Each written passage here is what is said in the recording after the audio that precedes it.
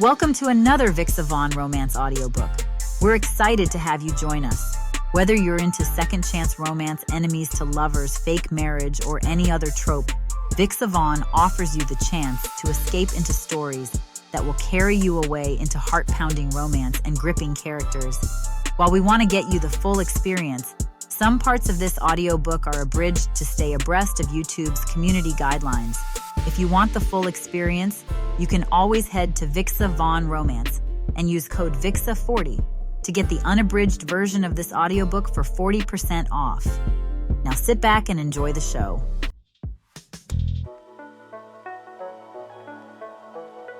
Chapter 1. Lucius. Welcome home, I mutter under my breath. It took some convincing to get me back to good old Essex Bay. After my 10-year hiatus, this momentous return should be more of an occasion. So far, it's flown under the radar. At least the weather has decided to bestow a sensible welcome on me, with clear morning skies and a snappy ocean breeze. I'm on the grounds of my family's resort, a great way to appreciate the weather and the view since we are right on the water's edge. I walk off a cement path towards the cliffs that drop to the oval cove below. I feel the ocean breeze whip at my face. One little boat bobs around at the water's edge.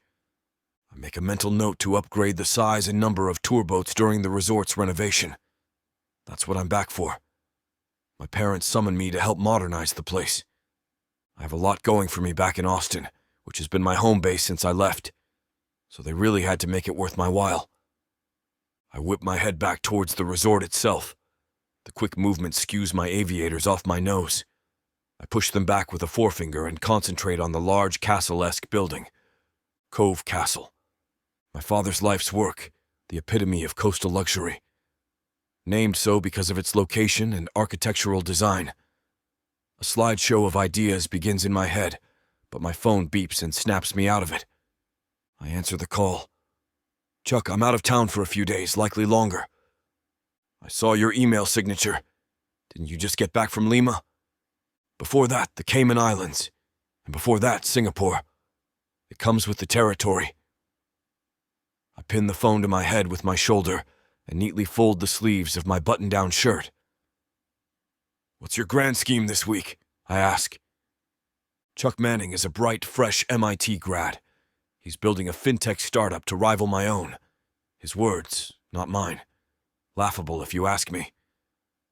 I met him through a mentorship program I work with back in Austin. I unwittingly offered to mentor him, and now he calls me once a week to convince me to partner with him before it's too late. I think you'll really want to hear this one. He pauses for dramatic effect. Integrating wool into agribusiness, specifically drones. I shake my head. Wool is the international money transfer service I founded 8 years ago. I've poured every part of me into it, and the rewards continue to be phenomenal. Our core business is to reduce the cost of money transfers for our end users. How does your new aspect fit into that mission? I promise you it does. Just give me one presentation. It'll all make sense, says Chuck. A nerve pulls at my temple, the beginnings of a headache. I admire your tenacity. You already know my answer is no, yet you keep at it. Never lose that trait, man. I feel like this is the big one. Don't let your pride get in the way. I'll talk to you next week. I cut him off and feel a gnawing sensation in my stomach. His words hit a nerve because I've heard them before. I slip my phone into my back pocket and head to the parking lot in front. Chuck has reminded me of Jenna, my lost love from 10 years ago.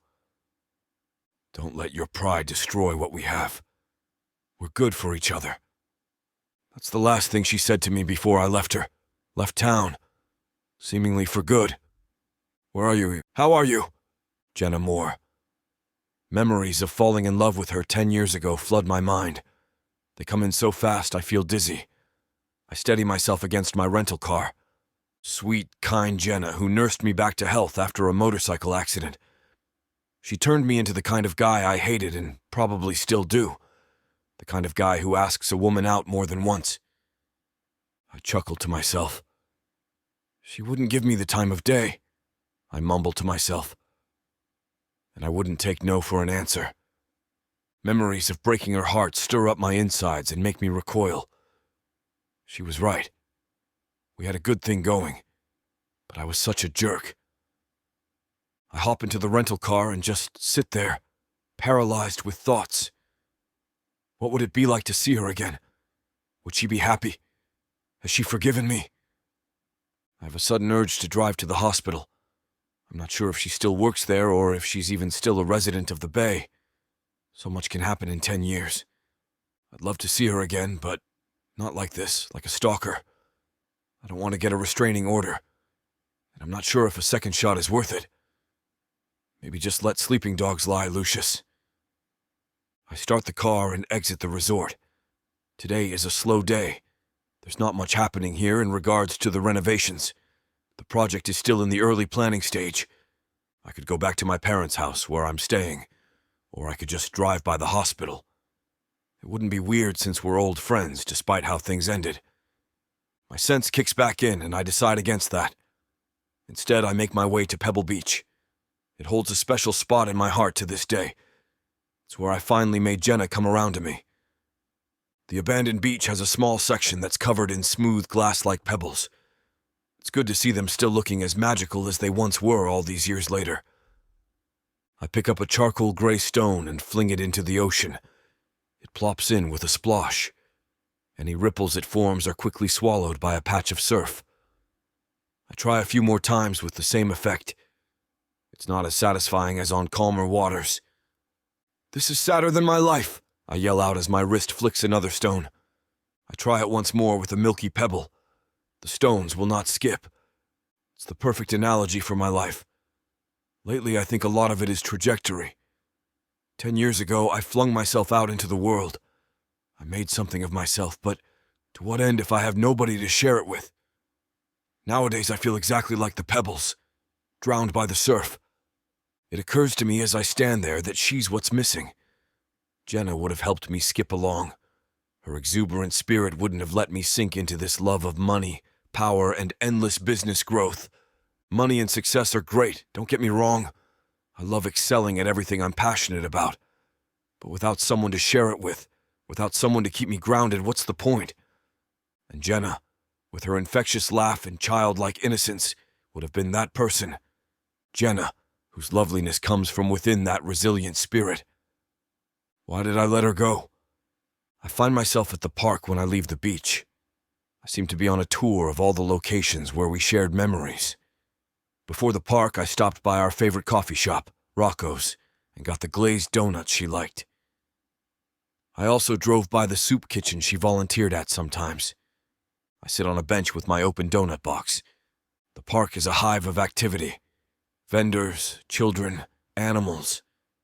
I can almost see her setting up a blanket for us to sit on like she used to way back when. I'm about to take my first bite when a familiar voice calls my name as if he isn't sure it's me. I look up and glance from left to right. It's my old high school friend Dave. I set the box aside and stand up to greet him. "I didn't expect a tech billionaire to still have a taste for our small-town eats," he says with a laugh. "You can take the man out of the small town. And I want to hear all about your fish-out-of-water adventures, though evidence suggests you've turned into a pretty big one yourself. We could talk over donuts." I shrug. "Let's do brunch instead. There's a great cafe not far from here." It's a walkable distance. I abandon the rental temporarily, and we trek the few blocks to the cafe. Dave fills me in on what I've missed. He asks a lot of questions about what I've been up to and why I'm back. He's merciful enough to swerve around the topic of Jenna for as long as humanly possible, until I bring it up. "Is Jenna still a nurse?" I ask as we approach the cafe. "Still a nurse, still in town, and still single." He says this so matter-of-factly. It almost feels like a dare. I keep my stride in check despite the sudden buckle in my knees. I'm glad we're finally at the cafe. We decide to sit outside and enjoy the fresh air. "That's great about Jenna," I say once we sit down and place our orders. "What else is going on?" "The Conservation Society is having a charity gala. Fundraiser. There's a lot of trash in the water and on the beach, and they want to clean it up. You should make an appearance." "When is it?" "Tomorrow night. It won't hurt to wear a pair of pants with real deep pockets. I laugh out loud. No soliciting. I text my accountant to make a donation. Then I sit back and hope Jenna is still the kind of person who attends charity events. Chapter 2. Jenna. I enter the hospital's cafeteria and plop down into a chair. My workmate Caitlin is already seated at the table. She looks just as drained as I feel, and her always pale white skin is pinched and lifeless. "How long have you been on your feet?" I ask her. 6 hours, you? Too long for it to be legal, but all hail compression socks. Here, she responds. Once again, I'm reminded how nursing is not for the weak. I wiggle my toes inside my Crocs and will the blood to rush into my feet. They feel numb. All my patients today have been extra demanding, but I still feel so fulfilled. How can a job be so hard yet still so good? I look down at the small 4-seater table. Caitlin has a plate, so I get up and waddle to the serving bay for some breakfast. When I'm back at the table, she turns on me immediately. "You know what will complement your meal?" she asks. "Donuts from Rocco's? You need to get over those greasy diabetes inducers." Someone's taking their profession seriously, I say, and kick her under the table. She giggles. Ouch. But seriously, I know something even better. If it's a sweet fix, I'm down. Great, then you'll love Daryl. He is the sweetest. No kids, but he loves them as much as you. Works in landscaping. I pause mid-chew. Not this again. She carries on. At least give him a chance. That look isn't very encouraging. Am I the last to know that you're branching out into matchmaking? Did I accidentally sign up for your services? This is, what, the 7th guy in 5 months? Please don't be mad. I just want you to be happy. You're so great and deserve so much. Her face is heartbroken, and I instantly feel bad about using such a harsh tone with her. I wish everyone, friends and co-workers alike, would respect the desire to guard my heart since I lost Lucius. I can never be mad at you. Sorry if it came off that way. I'm just tired, hungry, and in need of a hot shower. Plus, I'm cut off by the tray of food that lands harshly on top of the table. The perpetrator is Sam, a younger black nurse we're close with. She melts into a chair, ready to pout. "I want my mommy." "That bad?" I say sympathetically. "Help me get my mind off of it. What are y'all talking about?" Caitlin eyes me nervously. I give her a begrudgingly encouraging smile. That's all the encouragement Kate, the hopeless romantic, needs. I sigh, concentrate on my food, and listen to her harp. "So you know Daryl?" she asks Sam. "The gardening guy?" "He owns a landscaping business," says Caitlin, annoyed. "Anyway, wouldn't he and Jenna be great together?" Sam takes a sip of coffee and eyes me over the rim of her mug. Honestly, I ship it. Even our grammatically challenged friend thinks it might work. Please say yes. Sam throws her a dirty look as Caitlin pleads with me. I don't have anything against Daryl. He seems perfectly nice. But so did the previous blind dates she set me up with, and none of them led anywhere. A lot of that has to do with my lack of enthusiasm. It took years to heal after Lucius betrayed me and our relationship dissolved. Endless years of holding a candle, then grieving, then acceptance. I just can't do that again. My job has taken up all the space in my heart, and I don't need anyone else to fill in whatever holes are left. Even as I think this, I feel my heart constrict. The wave of pain feels like the beginning of cardiac arrest. It doesn't happen as much now, but every so often, I remember everything we shared and what could have been. I've trained myself in the art of selective memory, but that damn Lucius has a way of infiltrating my firewalls, like right now. I reel in the pain and turn to my friends. I appreciate your concern, but I can't do the blind dates anymore. I get awkward and scare the guys off. I lie. Is that what it is? Sam asks. What else could it be? Oh, I don't know, responds Caitlin. Maybe it's also you still living in the past and unable to move on from you-know-who. I avoid their faces but can feel both their eyes burn through me. These two are insistent, but I need to hold my ground. Who wants to go on a date with someone who isn't even half interested in what's going on? Definitely not me. And I for sure don't want to meet anyone new right now. Let me keep living in the past. Dwelling on the past doesn't get my heart broken. It can't be that bad, I finally managed to say. That's a terrible way to look at things. Sam shakes her head. It's a hard no from me, guys. That's my last say, and I'd appreciate it if you'd stop pushing me. No more Daryls or Carters or Matts. I finish my breakfast quietly and excuse myself. I walk out of the hospital and make my way to the bus stop. My car is in the shop and I miss it so much. The commute takes too long sometimes, and I need my bed right now. But the fundraiser is tomorrow. Oh, snap! I don't have an outfit. Why did I put it off for so long? This means I have to make a detour. I map out a course in my head that won't require too much effort. I decide to stop near Rocco's, look around the boutiques near there, and then grab a dozen when I'm done. The bus hisses to a stop, and I get off. It's actually a pretty nice morning. If I had a day off, I'd have gone to the park. So far, nothing in the stores strikes my fancy. I'm not too picky, but nothing seems to catch my eye. Finally, I find a helpful, much older white man who introduces himself as Ed. He welcomes me into his little space. It smells of cigarettes, lavender, and incense. We need something that accentuates this hourglass figure, says Ed. But not too much. I like a classic look that leans towards casual. He turns away to scan the rows of apparel. Then he returns with a long mustard dress. Try it on. There's no mirror in the dressing room. There's hardly any room for me to stretch my arms. I walk back out to use the one right outside. Ed gasps. You're a vision. I agree. There are bags under my eyes, but a vision nonetheless. I tighten the thin golden belt around my waist. The dress is simple but stunning. It'll work for the gala but can still be repurposed for a less formal function. I twirl around, checking all angles, making sure nothing is too tight or all up in anyone's face. I'll take it. It's perfect and will go with a pair of shoes I have at home. The great thing is you can wear it with your hair up or down.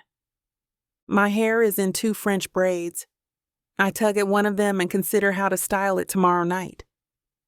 Ed rings me up and I leave with my purchase. I'm out on the sidewalk and don't feel so tired anymore. My legs are still heavy, but the air has invigorated me. Could be the retail therapy. I make my way to the donut place. By the time my treats are packed, my eyelids are halfway down again. I step out, not registering where I'm going. All I know is I need to get to the bus stop soon. Then I see him. Or is it a vision? Am I hallucinating? Jesus, I must be hallucinating. My skin prickles, but my feet carry on, timid step by timid step. There's no mistaking that white boy with the shock of wavy chestnut hair. He sits at a table outside a cafe across the street, a little way off from where I am. At least I think it's him. His back is towards me, but I know that head. I know it. I shake my head and blink a few times. What is he doing back here? Why now? A waiter steps up to the table.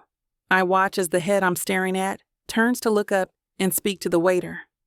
The sun highlights the specks of copper in his hair, and then I see his profile. Lucius? It's a silent prayer, a silent plea.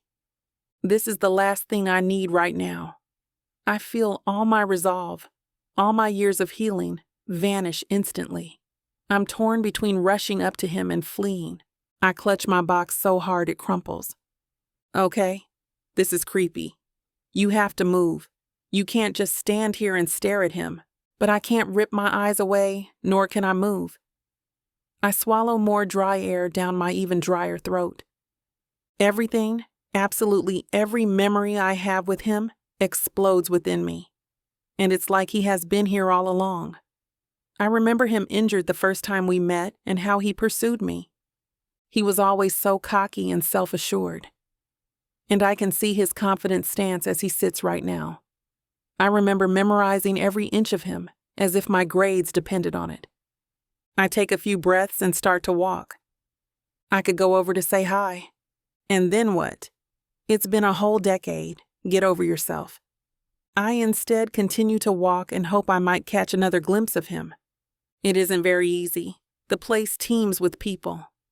My heart erupts as I pass by and hope he'll look up, glance across the street, and notice me. Chapter 3. Lucius. I'm not one for events. I might do a product launch, maybe even a few hours at a convention. But black tie events like this, they put me to sleep. We're in a glass conservatory that's attached to the side of a fancy hotel. It's lit to the rafters like a Christmas tree. The faces I see floating in the room are lit up just as bright. They're actually happy to be here. Go figure. Dave cackles beside me and punches my shoulder. What would you do in this case, man? How rude of me. I'm in a group of people. I should be paying attention to the conversation, not hatching an escape plan. I rack my brain for a response, even though I have no idea what he's talking about. I drop my head down to his ear and say the first thing that comes to mind. I had some bad leftovers for lunch. My stomach is protesting. He narrows his eyes and throws me a cautious glance. The bathrooms are on that end. He points me in the right direction. Then I excuse myself from the group. I have no intentions of coming back. I'll text Dave later to say it got worse. After a few strides, I make a turn away from the bathrooms and towards the main exit. I'm so focused on the door, I almost miss her. Jenna Moore. In the flesh, my arm hairs stand on end. What is she doing here? Actually, why wouldn't she be here? Hardly surprising since this is her hometown. It's not like I didn't hope she would be here, but I never thought. Her yellow dress captivates my eyes, and she is all I see for a few seconds. She wears her curly hair down, and it fans her face. She's surrounded by a small group of women, all laughing at something she says. Of course they are. Jenna was always funny. I halt, immediately retreat, and duck behind some people. What are you doing? Running away? You were on the verge of stalking her just a day ago. I'm a businessman. I jump on opportunities for a living, and one has just presented itself. I turn around to face her again. She is still oblivious to my presence. Lucky thing. My heart is racing a mile a minute as I approach her. 1,000 ways to start the conversation threaten to erupt if I dare open my mouth, but my stride doesn't reveal any of my hesitations. I straighten my back and step into the perimeter of her group, placing myself right next to her. Ladies, I say, and flash my most charming smile at all of them. With your permission, I'd like to borrow Jenna for a moment. I hear a gasp and see 2 pairs of eyes bulge in recognition. I turn to Jenna and put my hand near the small of her back, not quite on it. She visibly stiffens so I don't actually touch her, just hover near enough for her to know I'm there. Her face is too calm, and I question if she knew I was here. But her chocolate-colored eyes tell a different story. They search mine, questioning what I'm up to, what I'm doing here. Jenna, one moment, please. I jerk my head to the side and motion for her to step away with me. I half expect a slap from her. I'm pleasantly surprised when she smiles at her friends and follows me. We reach an unoccupied bench sheltered by plants and sit down. There's enough space for 2 people between us, but I can still smell her citrus scent. I inhale and look at her. Her eyes are on her hands, clasped together in her lap, and her ankles are crossed. I'm so glad you're here, I say. I was bored out of my mind and about to leave. She looks up at me, unsmiling. Were you now? Wrong choice of words. I was, but now that I've seen you, there's nothing I'd love more than to catch up with you over dinner. She shifts uncomfortably. I'm really busy. It's a crazy time at work right now. I look at her intently and nod. I might be free over the weekend. she says quietly and lowers her eyes. I beam internally. That'll work. It's a start. How is Saturday night? Sounds fine. I don't want an awkward silence to ruin things and drive her back to her friends. But I can't think of anything to say. Luckily, she rescues the situation from collapse. How long have you been around? She asks. 2 days. I flew in the night before last. So you were around yesterday? I was. I cock my head. Why? She bites her lip. I thought I saw you. Outside a cafe. She thought right. But why didn't she come up to greet me? Or slap me? I need to get over this slapping fetish. Is that why you didn't look surprised when I interrupted you? I ask. No. I had no idea you were here. But after I saw you yesterday, she eyes me sideways, then looks back to her hands. I went home and played out all the possible ways I'd run into you and what my response would be. She crunches her lips together. This pleases me immensely. She went home to think about me? I don't show it, but let out a low chuckle instead. And did this particular scenario come up? Where we meet at a charity gala. No, she says. But I did consider what I'd do if you showed up during my shift. Bones broken and head smashed in. Like the first time. Exactly. She shifts her body to face me and smiles. What brings you back to the bay? I'm spearheading renovations over at the castle. Is that what you branched into? Construction? She looks genuinely interested in my life, and I'm genuinely happy to be here with her. The awkwardness I feared hasn't descended on us. Emboldened, I come up with a ploy to keep her with me longer. I can tell you what I've been up to over a drink, and I'd love to know what's going on in the nursing world, I say. I'm registered now, plus I got my master's. I always knew you would. Her eyes light up and I smile back at her. I resist the urge to brush her hair away from her face. It's longer now, down to her mid-back. Still just as thick, dark, and beautiful. I stand up and motion for us to leave with my hand. So our drink? You mean here in the conservatory, right? Or are we leaving the hotel? She looks worried. There's an outdoor bar on the other side of the hotel I saw when coming in. Thought it would be a quiet place to speak. But we could stay here and grab a drink from the waiters if you want. Her eyes move from one side to the other. She weighs my words, then gets up to her feet. The dress sachets around her, and I catch my eyes before they fall down to her waist. She meets my eyes and takes a breath. Let's go. We pull out bar stools and sit down next to each other. I lean one elbow against the counter and turn to stare at her. She folds her arms on the counter and stares back at me. Did you come here alone? Pretty sure we came together. Not the bar, the gala. I exhale a laugh. Technically, yes. But on an invite from my friend Dave, you remember him. I still see him around. A bit of a big fish in our little pond now. The bartender interrupts and takes our order. A rusty nail for me, I say. Peachy keen, says Jenna. The bartender mixes the drinks right in front of us. We watch in silence as he hands them over, and we're alone again. I watch her take a sip from her drink and mirror her. You look amazing, I say after a gulp from my glass. Yellow is your color. Thank you. It's mustard, though. Shouldn't a contractor know the difference between different shades? Aren't clients super particular about that kind of thing? Her teasing catches me off guard, but I like it. I laugh it off. If I was a contractor, I'd hire experts to do all that color theory stuff. I'm actually in financial tech back in Austin. She eyes me and listens intently as I tell her what I do and why I'm back. I ask her more about her life, too. The conversation is smooth, balanced, and enjoyable. The casual ease between us returns as if no time has passed. When the night ends, I walk her out to wait for an Uber. We realize that everyone from the gala is long gone and laugh about it. I'm nervous but have a feeling she enjoyed the evening, too. Hopefully enough to not change her mind about our dinner. Though she does refuse my offer to drive her home, so I decide I better confirm. Is it still a definite yes for our date?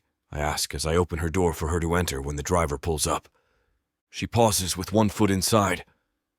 I'll confirm my precise schedule, but yes, definitely still on. She sits in her seat and leans forward to talk to the driver for a moment. I shut the door and bend down towards the open window. Without thinking, I place my lips on her cheek. It's so good to see you again.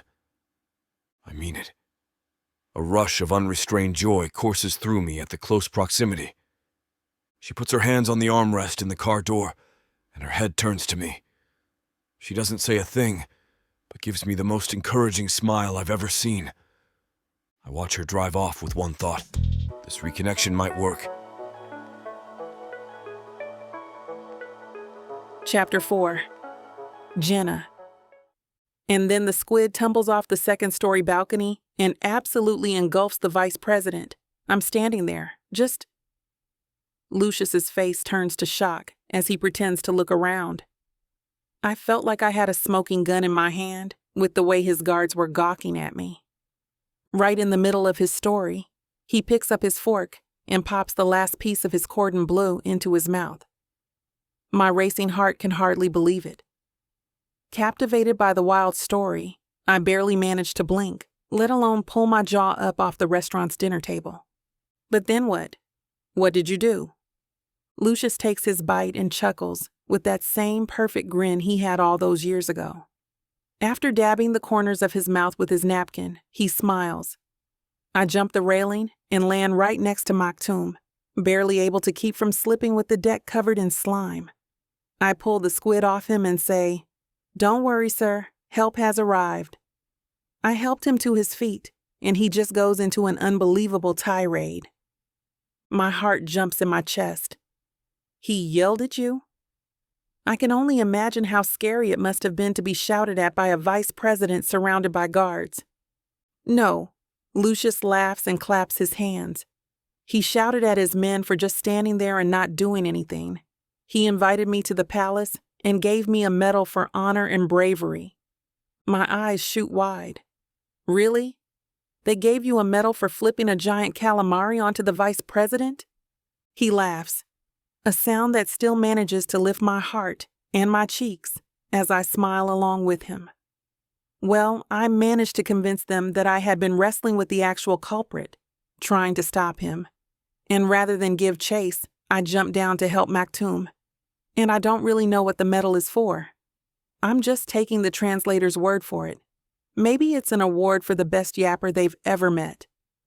I don't know. He chuckles before taking a drink of his wine. For a moment, I'm stunned. He's so nonchalant about it all.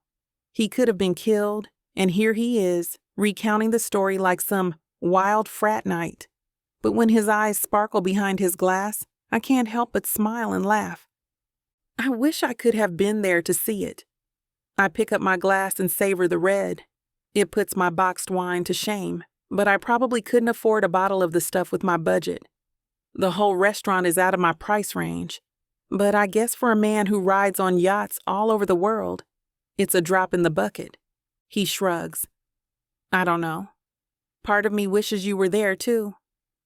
The words stab a bit, but his casual tone makes me think I'm missing something. Only part of you. Dubai's a beautiful place, and a very expensive place. His grin widens as he leans forward a touch. I wouldn't want to have to compete with all those other billionaires for your attention. Seeing an opening to tease him, I don't hold back. Oh? So you think I'm just after billionaires? His amber eyes are firm, peering into mine. Number I learned that lesson. My breath catches and I tear my eyes away from his. Emotions well in the back of my throat, crawling higher, and I'm not sure if I'm on the verge of crying or not. Memories of his parents and sister flood back over me like a tidal wave of depression. His mother Priscilla and sister Lottie wore such convincing smiles back then. They gave such warm hugs. It was his father Bart that couldn't put up a front. Back then, he scared me. A big, powerful man who didn't want me around. What's not to be afraid of? But he wasn't the one I should have been worried about. Priscilla and Lottie never wanted me around. And rather than tell me to my face like Bart had the balls to do, they decided to sabotage me. Lottie stole my phone and texted a burner that belonged to Priscilla, making it look like I was only after Lucius's money, and that I had some other guy on the side that I was going to fly off into the sunset with, just as soon as I cashed in. That turned out to be enough to get Lucius to leave me. Even after 10 long years, the pain of it all rebuilds the walls around my heart that Lucius had been tearing down all evening. Sorry, I shouldn't have brought that up. I used my napkin to dab under my eye, catching the lone tear. Sorry? You don't have anything to be sorry for, Jenna. Where'd that smile go? My squid story usually earns me at least a half hour of smiles. I glance up at him, beaming in all his glorious bravado and confidence. Maybe it's the wells of tears wavering at the bottom of my eyes, or perhaps it's his magnetism. But I could swear the light of the room bends around him to make him glow. My lips break apart, pulled up as my brown cheeks plump. You could be a model, you know. How could I ever compete with that smile? He gestures at me before shaking his head. Any photographer with an ounce of sense would be filling his memory card with shots of you instead of repugnant old me. Repugnant? I laugh, and the last bit of emotion breaks through as a half sob. I dab my eyes again and take in a deep breath of light, fresh air. Air that's only ever filled me up when I'm around Lucius. I'm sure the photographers would be willing to snap a few of us together. Lucius grins behind his wine glass. Now, that sounds like a plan. After waving down a waiter, he pays, not even looking at the bill, and escorts me out to his car. My heart races again, this time imagining all the things that could happen in the unknown future, rather than an unknown past. He opens my door like he always used to, and rather than make a move, he simply starts driving me home. When he pulls up in front of my house, he gets out to open my car door again. Then he leans against the back of the car, and neither of us moves to walk to my front door just yet. My squid story doesn't always get me a second date, but what do you think of seeing each other again? Saving a vice president doesn't get you a second date? Sounds like you've been hanging around some very hard-to-please women. He smiles, but it's not the same overly bold and self-confident smile he wore inside. It's reserved, understated, and bare. It's bereft of any showmanship he typically has when he's performing for the crowds. But it's no less him, no less true. It's naked, meant only for me. Runway models and international movie stars just don't understand how hard it was to stick the landing with all that slimy squid juice covering the deck. We stare at each other for a moment, a silent moment that says, the magic is still here. It says that what makes us special is worth fighting for, that it's worth a second chance. Not everything in life is worth a second chance, but we are. Our lips rise and rise and rise some more, till no matter how hard we try, we can't keep the smiles off our faces and burst into laughter. We laugh like a pair of stoners who just said the dumbest line in the history of the world. I laugh so hard I stumble into his chest, and even when his arms wrap around me, we just keep laughing. I gaze up at him as we begin to calm down, bursts of laughter forcing their way out here and there. Placing my hand on his wide chest, I pull back. His hands slip a little to allow me space, but they don't leave me. There's a need in those fingers of his, a need to touch. He could have any woman in his hands, but for some reason it's me. The urge to lean forward for a kiss sweeps through me, but I firm my spine and resist. If we kiss, it's going to be him kissing me first. Okay, you get a second date, but you better have another story for me, or else I might lose interest. Lucius moves to begin walking me to my door, just like in the old days. You want to hear a secret of the squid story I never tell anyone? He looks up and around as if to make sure no one will hear before grinning down at me. When I jumped off the balcony, I nearly slipped on all that squid goop. I managed to stay upright, but I split my pants right up the middle. I went the whole rest of the night with half my butt hanging out the back. My jaw drops. No. He snickers. Yeah? It was a good thing I had black underwear on, or else it wouldn't have matched the suit. We laugh again for a minute, but then he stops on the bottom step leading up to my front door, and the same disappointment that took me all those years ago swarms me. I know what's coming. I have the perfect date planned, so be ready for some fun on the water. I glance at him with a playful grin. You planned the date before you even asked if I was going? I know you, Jenna. Even after all this time, I knew you'd say yes. You can't get enough of me. Some would call that a mental disorder. I'll bring a straitjacket in case you get cold. Night, Jenna. He winks at me, setting my heart aflutter. Night, Lucius. When he steps back, I unlock my door and pull it open with a smile so big my cheeks hurt. Chapter 5. Lucius. What are the logistics involved in getting a yacht to Cali from Texas? Asks Jenna. The heels of our shoes tap against the wooden dock as we walk up to my yacht. It's anchored at the Essex Bay Marina and is the venue for today's date, a sunset cruise. The sun is still visible over the horizon, and the smell of the ocean embraces us like a welcoming hug. Absolutely insane. I'll bore you with the details after we set sail so you can't escape. Is it too late to make a run for... She stops and gawks at the mid-sized boat when we reach the ramp. Oh my God, this is beautiful. I turn to her, take in her beaming face, white dress, straw hat, and smile. I feel the same way. I love the sleek black and white exterior. It's very imposing. Reminds me of you. May I? She asks with a cautious glance from me to the steel boarding ramp and back. Of course, after you. The interior is softer. Marble, teak, and oak. I think you'll like it. I follow her on and begin with a short tour. She is fascinated by the chic, open-plan living room. The 5 cabins enchant her. I'm pleasantly surprised by how the staff stays out of sight. They deserve a bonus. She notices their absence, too. Are we alone? She whispers as we climb up the stairs to the flybridge deck after the tour. There's a small crew on board, I whisper back. I think they're respecting our privacy. Who'll steer the boat? She asks when we get to the open-air upper deck. I pick up the captain's cap on a chair next to the helm. I turn to her, snap off her straw hat, and put the cap on her head. Oh, didn't you get the memo? That's your job today. I smile at her raised eyebrows and pop her hat onto a nearby chair.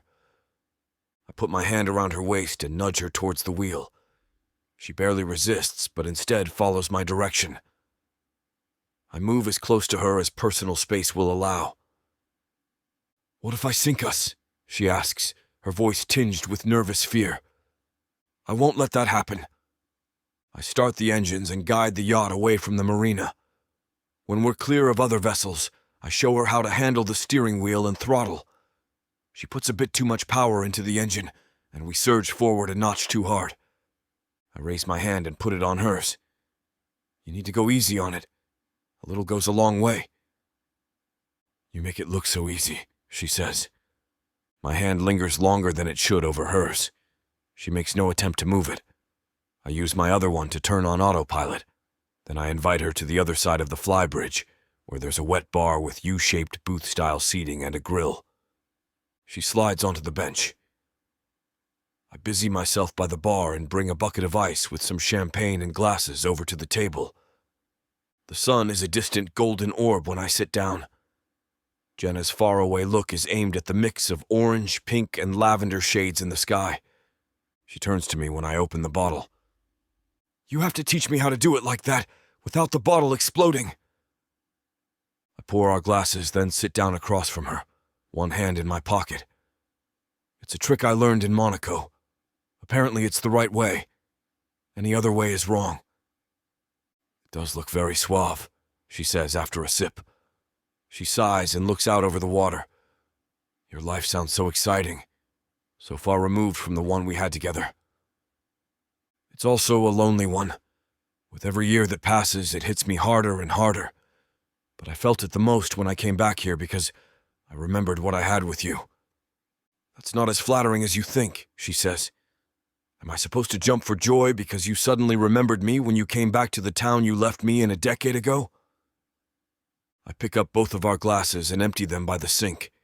My back stays turned to her for a minute as I think through everything I have to tell her. I clench and unclench my fists, then turn back to the table. She's put her feet up and is hugging her knees to her chest.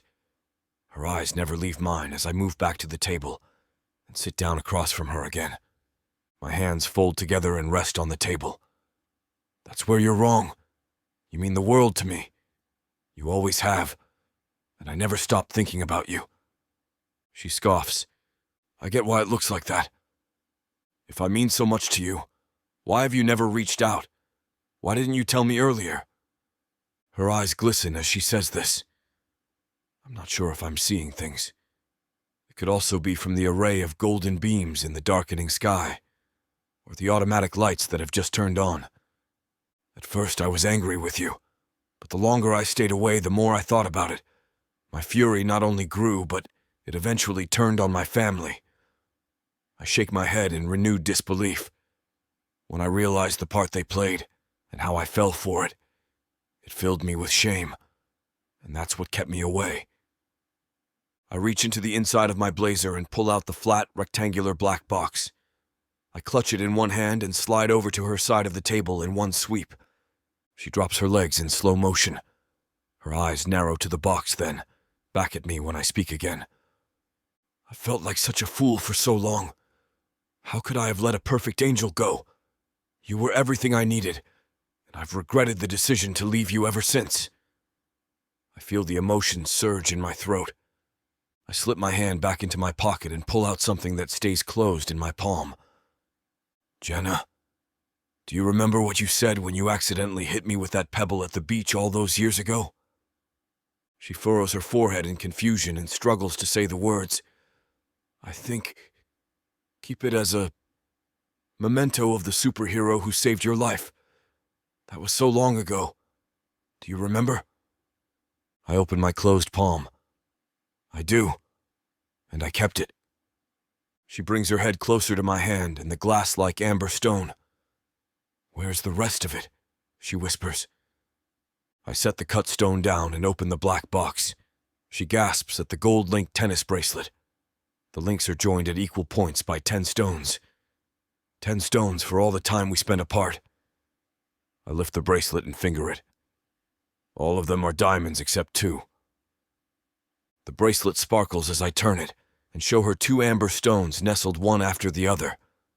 I explain that they represent us, together, as it was always meant to be. Tears stream down her face. I have no words. Thank you. I pick up her wrist and she nods. The bracelet fits perfectly. She strokes it and then touches my face with her fingers. I'm moved by her reaction.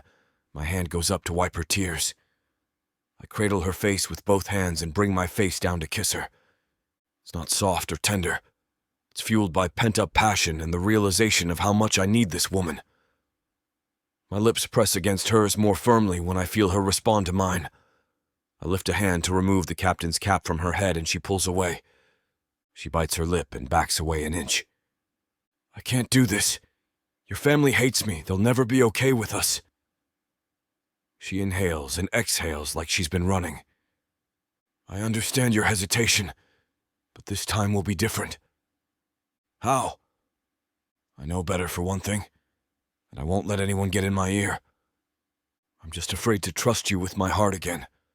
I couldn't go through it again. It would break me. She chokes on her words. I gather her in my arms and rock her back and forth until she calms down. Words can only go so far, but I promise you this time will be different. Just give me a chance to prove it. She leans back once more, and her almond-shaped eyes stare deep into mine. Everything in me mellows out. I trust you, she says. She shuts her eyes and exhales, then looks at me again. This gesture with the bracelet is so sweet. I still have no words. She picks up my hand and puts it on her heart. You mean the world to me, too. She smiles and I lift her chin and press my lips against hers again. The sun has completely set, and beyond the lights from the boat, the ocean is a dark abyss. There's one more thing I have to show you before dinner. Her stomach grumbles as soon as I mention food. Though I think we should eat first, I say with another kiss. She wraps her arms around my neck, and I feel her bracelet graze the skin there. Is it another sentimental tearjerker from deep within your pockets? Wrong on location, but I feel it'll release a floodgate. She pretends to think hard. One clue. It's attached to the boat. What is it? She asks and looks around. Get up, wash your hands. You'll find out after dinner. Chapter 6. Jenna. It sucks to be here right now, on the night shift in the ER, because I'm mentally floating far away on a soft cloud. I finish handing out the 10 p.m. scheduled medications and help a few patients to and from the bathroom. They are surprisingly easygoing today. That's one of my favorite songs, says a frail, elderly woman when I tuck her back into bed. What's that? I ask as I briskly pat the linen back into place. She lays a head of sparse gray hairs on her pillow and hums the song that has been repeating in my head all day. Then she snores off to sleep. Oh, wow. Was I humming that out loud? There's no way she read my mind, is there? I shake my head, smile, and turn off the light. I feel a spring in my step as I walk down the hallway to chart my assessments. Things at work have been pretty breezy as of late, and I wouldn't have it any other way. Much later, Sam finds me reading through doctor's reports from the day shift. She drags a chair across the tiles and sits in front of me. I look up to watch her disapproving face. Are you humming a love song? She spits out the question like it's the most offensive thing I could do. Am not. R2. I struggle to hold back the stupid grin that's spreading on my lips. She points an accusatory finger at me and says, I know what you've been up to. I have to find Caitlin because we bet on it. She scrambles to her feet, and I watch her disappear round a corner in search of our friend. They both return shortly and sit on either side of me in a very good cop, bad cop way. I hear you've been humming cheesy love songs and prancing around like a happy bunny, Caitlin says. She steeples her fingers like a mafia don. What gives? Spill, Jenna. I need Kate to pay up because she said at least 3 months. And I was adamant it would be less than 1. I can barely contain the burst of giggles. I let them out with a hand over my mouth. What are you two going on about? Don't play dumb with us. We heard you ditched the girls at the gala, and you've been acting weird ever since. You're back with him, aren't you? Sam folds her arms and raises her eyebrows. I shrug. Guilty. I knew it, they say in unison and exchange a high five. Oh my God, you guys. He's just so different now. The same connection, but still so new and tender and amazing and swoon-worthy and fun and charming and... We'd appreciate some actual details, says Caitlin. I exhale and bite back a smile. Okay. We had 1 date after the gala, but it was just friendly. Then we went on a sail and he laid his heart at my feet. It was just so heartfelt. I had to believe him. Then he gave me this tennis bracelet with a sweet sentiment. My heart tightens as I narrate this. He also named his yacht after me. During the sail date, asks Caitlin. Number. He's had it for 3 years. Take your cynical hats off. I roll my eyes. He showed me the paperwork and everything. I don't think you guys understand that a luxury boat has my name in big fat letters on its side. Wait. Sam is visibly impressed. But it's more than just the material stuff. We're more vulnerable with each other and he's more grown up. We went to Sonoma for a wine tour and got pretty stone-faced. The old Lucius would have driven us back drunk without a second thought. I sit back in wonderment at how he isn't as rogue as before. Ugh, I have to go check IVs, says Sam, wincing at her phone. Record everything you say to Kate. She leans forward and rubs my cheek. Are you happy? Very. That's all that matters. I'm happy for you too. Later, she gets up and leaves. I detail how Lucius and I sobered up late into the night to Caitlin. You just sat out there in the car, sipping water? She asks. Yeah, and telling bad jokes. By the roadside, though. The winery closed its gates at 6. At the end of the night, he mentioned that he had to go to Seattle for a quick business trip a few days later. I felt this crazy panic but didn't say anything. How did you feel when he went? He read my mind somehow and asked me to go with him. And we did. Her head cocks to the side.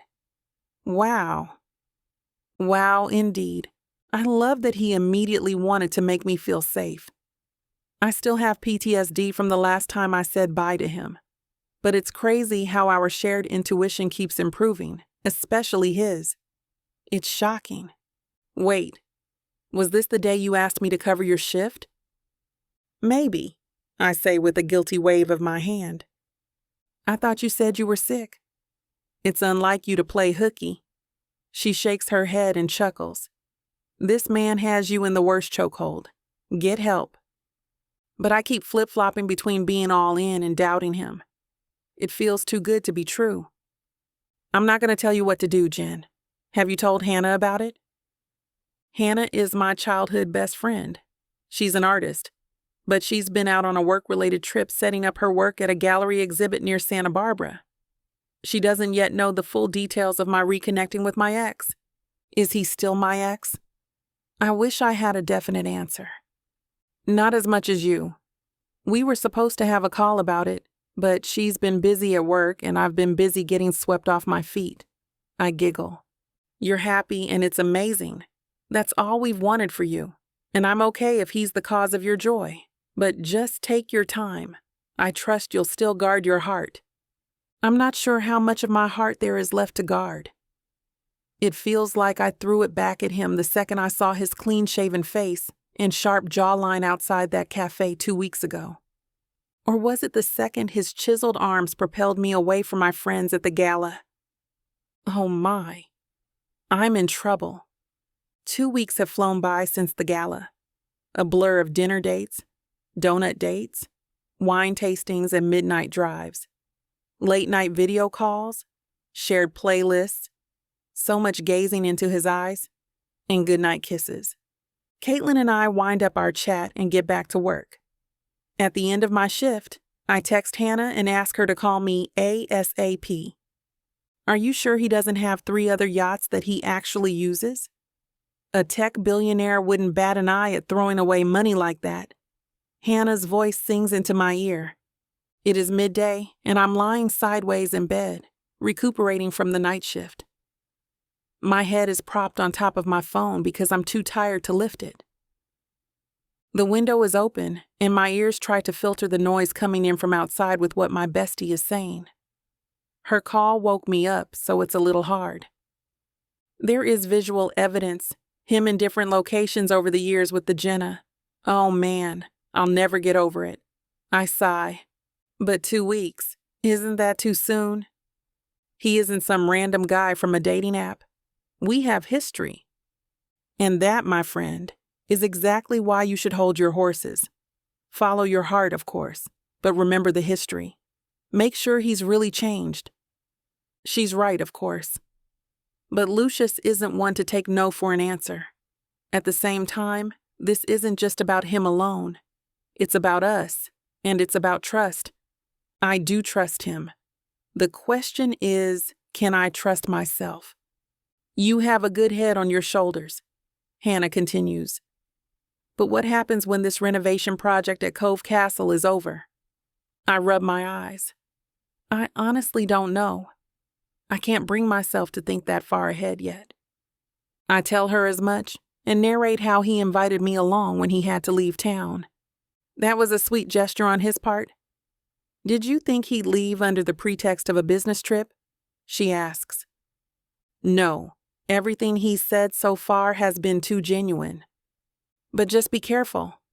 I know how much you loved him. I don't want to be a Debbie Downer, but promise me you'll take your time. I make the promise and cut the call. She's right. I can't silence the little voice in my head that has sprung to life. You're just a convenience. I stretch out my limbs against the bedding and shake my head. Of course, he isn't simply talking to me because of proximity. He has made it clear what kept him away. It makes sense when you consider how much of a manly guy he is. I find that part of him very attractive.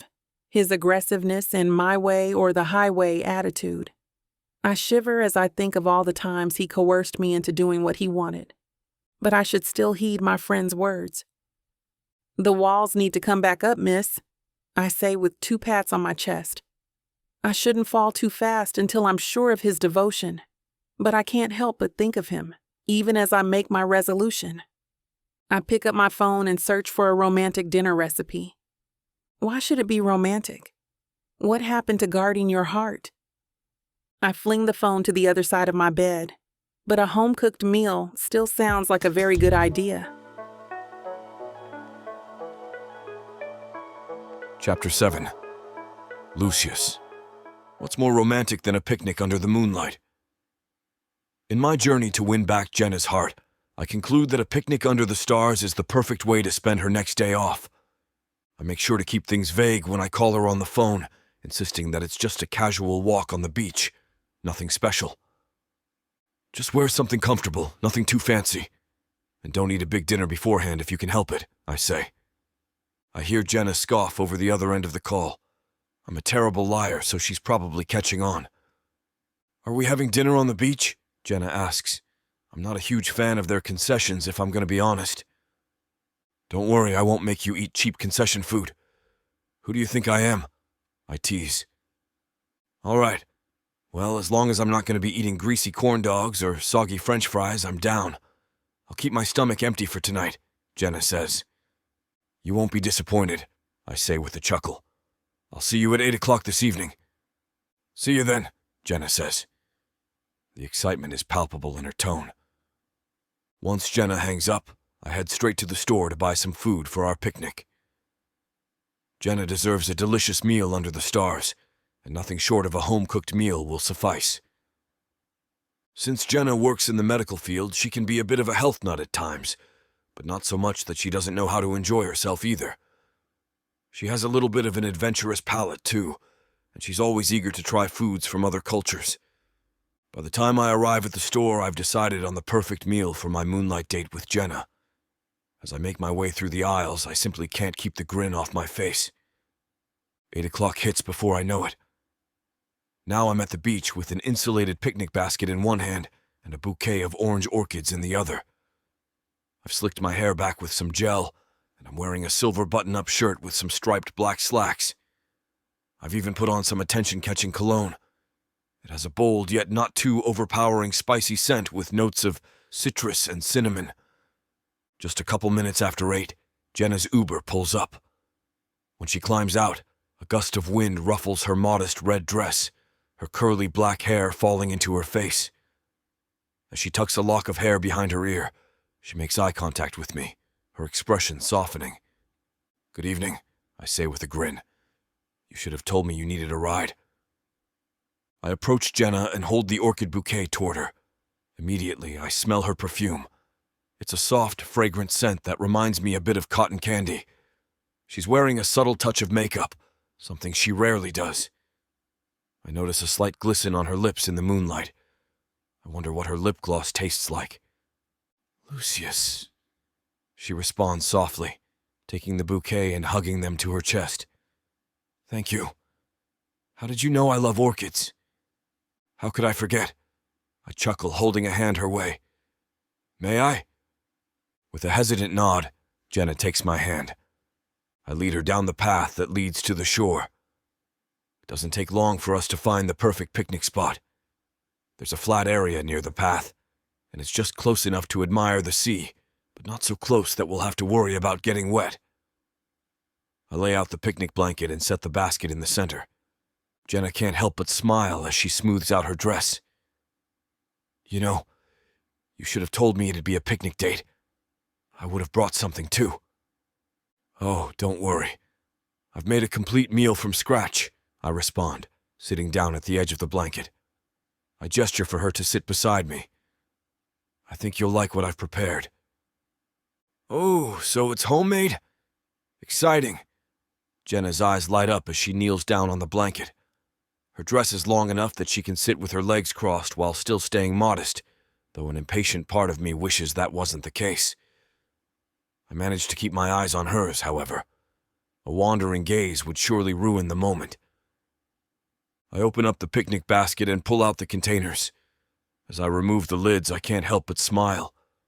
I'd been worried the food wouldn't survive the car trip, but everything looks as fresh as can be. The main course is a fresh udon noodle salad with bell peppers, snow peas, and a peanut sesame sauce. I've also prepared some crispy shrimp tempura, salmon sushi, and sesame seed mochi to eat on the side. I leave the dessert in the picnic basket for the time being, though.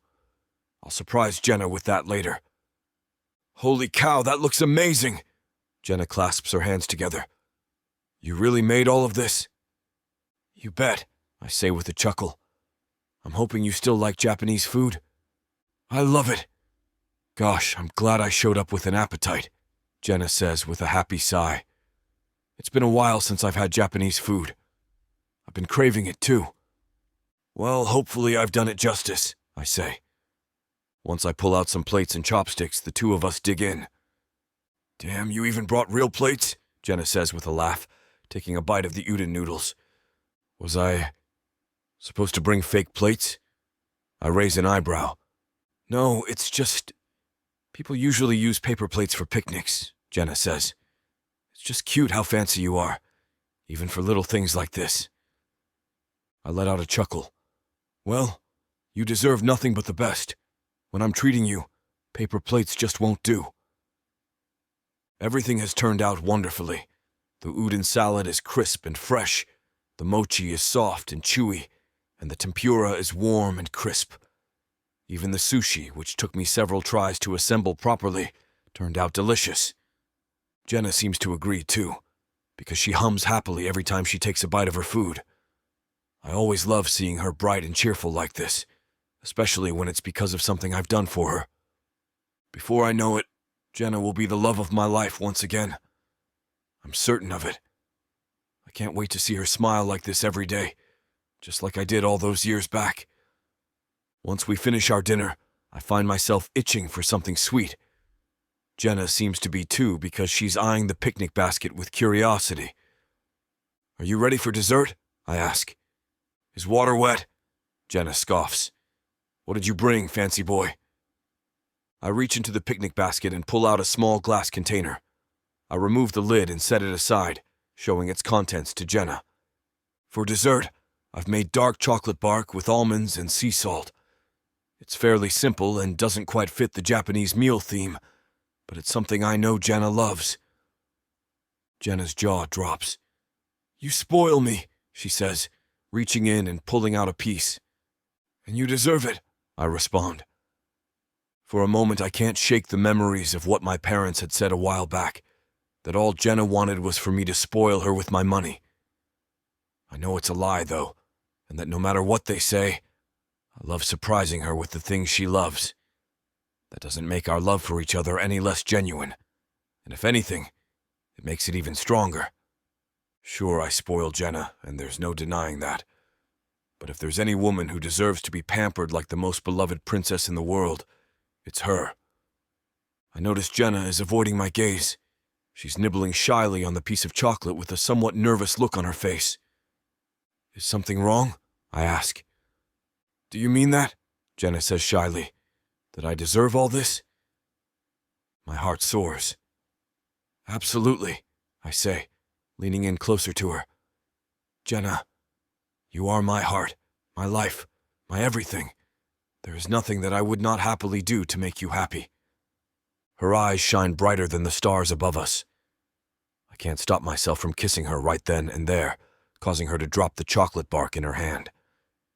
She doesn't mind, though, and instead grips my shoulders as her lips melt against mine. The taste of her cherry-flavored lip gloss and the chocolate bark mingle on her lips. When our lips part, Jenna's eyes are wide as saucers. Then she suddenly bursts into giggles. "What's so funny?" I say, unable to hold back my laughter as well. You make me so happy," Jenna says with a joyful sigh. "I'm so happy to have you in my life again, Lucius." She begins to giggle again and pulls me into a tight hug. God, I love her laugh. If everyone else could hear her adorably contagious giggles, they'd begin to understand why I love her so much. Everything about her is absolutely perfect. I pull Jenna into a tight hug, and she returns the embrace just as passionately. Her body is soft and warm, and her comforting scent washes over me as we hold each other. I could stay like this all night, under the stars with Jenna in my arms. In the past 10 years I've spent apart from Jenna, I've never felt this light and joyful. And now, more than ever, I'm certain that I'm never going to leave her again. Chapter 8. Jenna. Tapping on Lucius's name, I cannot help the smile that graces my lips as I wait for him to pick up. I hear the connection and a couple of muffled words on the other end. "Hey, I thought you were working today." "I did," I tell him. "I was wondering if you would like to come over for dinner." It will be the first time that Lucius will be in my home. The thought is a little unnerving. "I would love to." "Perfect. Say around 8. I'll text you the address in case you forgot it." I didn't. "Should I bring anything?" he asks. No. Our conversion ends shortly after that. Someone yells for Lucius, and he gives a short apology before hanging up. I send him a text with my address anyway, just in case he does forget it, and finish getting ready to go home. There are still a handful of hours left between now and when I told him to come over, which is good. The roast smells delicious. The anxious feeling in my stomach at the thought of Lucius eating my cooking starts to ease out. I turn on a playlist and get back to cleaning. I am just putting the broom away when there is a light knock on the door. I open it to see Lucius standing there in a suit, minus the jacket, with a bottle of wine in his hands. "I know you said I didn't have to, but I wanted to." He holds the bottle out toward me. I take it with a soft chuckle. It will pair well with dinner. After dinner, I give him a short tour of my home, becoming nervous all over again. We stop in the kitchen, and I retrieve the bottle of wine and our glasses before going to the living room. "How long have you been living here?" "A handful of years now. I started out renting it, but I own it now." Sitting on the couch together with a glass of wine between us. 10 years is a lot of time to cover. I'd love to hear more about what you've been up to in that time." Lucius starts, reaching forward to fill both our glasses. "I think we've said it all," I say. "It's been 10 years, Jenna. You can't say that nothing has happened." I could. There hasn't really been much. I'm still a nurse, as you know. I still love my job, still involved with the community. And in between all of that, there's been no one. Lucius takes a drink of his wine. I laugh, realizing the true intention of his question now. "No, not really. I've gone on a few blind dates over the years to humor my friends, but nothing has ever worked out or gone past the first date." "I can't understand why not," he says. I look over to see his eyes roaming over my figure. "What about you? You never managed to find anyone your family approves of?" It comes out a little harsher than intended, especially after all he said under the moon and the stars. "Not even close." He lifts my hand and presses his lips to the back of my knuckles. "They never even made it to the stage where I cared if my parents approved of them. I didn't approve of them, I guess." "Well, look at us, just 2 peas in a sad little pod. None of them were you, and now you're here. So there's nothing sad about it, is there?" Lucius. The sincerity in his voice makes me think that he might be telling the truth, just like he was the other night. He has no reason to lie. We are both adults. It has been a decade. If he's still here, saying these things, maybe it's time to just believe him. But look where we both are. Successful, healthy, doing well for ourselves. He pushes through the conversation as fast as I down the rest of the wine in my glass. The song changes, and soft piano sounds float through the home speakers. Lucius raises an eyebrow. Isn't this? It takes a moment before the lyrics start, and my cheeks warm at the song. It is. He stands and holds a hand out for me to take. This song, a soft and slow number, was the one that we had jokingly called our song. Lucius places his hand on my lower back. I wrap my arms under his and grip the back of his shirt. We sway softly around the living room as the light baritone of the vocalist fills the small space. His heart beats fast beneath my ear. My own pounds in my chest. I have no doubt that he can feel it too. Jenna? He tilts my head up. I meant it. Everything that I said the other night. About how I feel, you and me. Lucius? The man holding me now? Maybe he is not the same young man that held me all those years ago. This man is here behind his parents' backs. He has built his own life, separate from theirs, and says that he still loves me. He is not the cocky and arrogant young man that let his parents' wants come before our own, so eager to save the face of his family rather than our relationship. Reaching up, I cup his cheek. He turns his head to kiss the palm of my hand. The tenderness here is a warm blanket, a comforting promise of the truth. The fact that he is here in my living room, dancing to slow songs after a delicious meal, is enough. The crack in my defenses grows, and the walls crumble around us. The evidence that this time will be different is currently in my arms. I am sure of it. There is no way anything could get between us this time. Well, things are heating up here. You know what to do. Go to vixavonromance.com to get the dirty details that this platform won't put on the air. I know it sucks, but at least you can get a 40% discount with code VIXA40 to make up for it. Use it while it lasts, and apply it to every digital product in your cart. Back to the story. Chapter 9. Lucius. I can still taste Jenna on my tongue. My fingers twitch with the memory of her soft skin underneath me. Holding her to my chest as we lay together afterward felt better than anticipated. I knew we were both satiated and in blissful contentment. The doubt that clouded Jenna's eyes after dinner was gone when I left this morning. Her smile was bright and genuine. I think she finally understands that I mean what I say now. Jenna is the only one for me. The house appears to be quiet as I pull up the long driveway. It is not late in the morning, though I did spend a few extra hours with Jenna before leaving. However, it is also not so early that I expect anyone to still be around. There is still a lot that needs to be done at the resort, and the contractors start first thing in the morning. I am sure that both of my parents have already been up and gone for a couple of hours at least. It will be nice to avoid any unwanted questions. Imagine being a fully grown adult and still having to sneak in and out of my parents' home. It is not as though I am going out and causing mischief or doing anything that might harm their image, or the image of the resort. Glancing at the time on my phone, I see it is barely 10 o'clock. That gives me plenty of time to have a shower and change before going down to see if my help is needed with anything today. Jenna has to work today. Maybe I will manipulate my own day so that I can go and pick her up after her shift and take her out to dinner. What are you smiling about? My sister Charlotte's voice comes down the stairs before she does. She's dressed like she's going to go to a spin class, but we both know she's not. Am I not allowed to smile? I shoot back, eyebrows raised as I turn to hang up my jacket. I suppose it all depends on what the answer is. She follows me into the kitchen.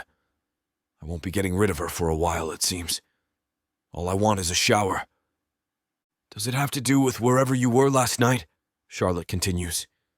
Why are you so concerned with my whereabouts? Stop answering my questions with a question and just tell me why you never came home last night. Part of me simply enjoys riling my little sister up. Charlotte is notorious for reporting back to our parents most of whatever she hears me say. She has our entire lives.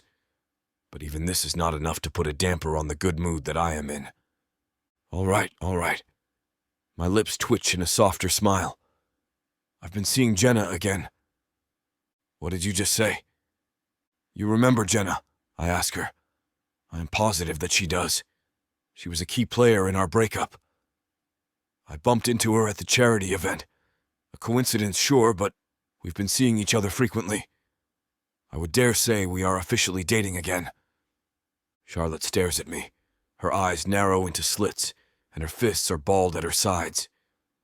I did not think that anyone in my family was going to take the news well, but it is not up to them anymore. You can't, she finally says after a moment. The tension in the air is so thick it could be cut with a knife. Why not? I fold my arms over my chest, leaning against the counter. If I want to start seeing Jenna again, and she wants to see me, then that's what we'll do. Do you not remember all the trouble she caused for us the last time you decided to play with her? I wasn't playing with anyone, Charlotte. I stand up straight. My sister has grown up some. She does not back down when I take a step forward. Besides, that is all in the past. Let go of it and give her a second chance. You're insane if you think that Gold Digger deserves a second chance. Face it, Lucius. All she has ever wanted is our money.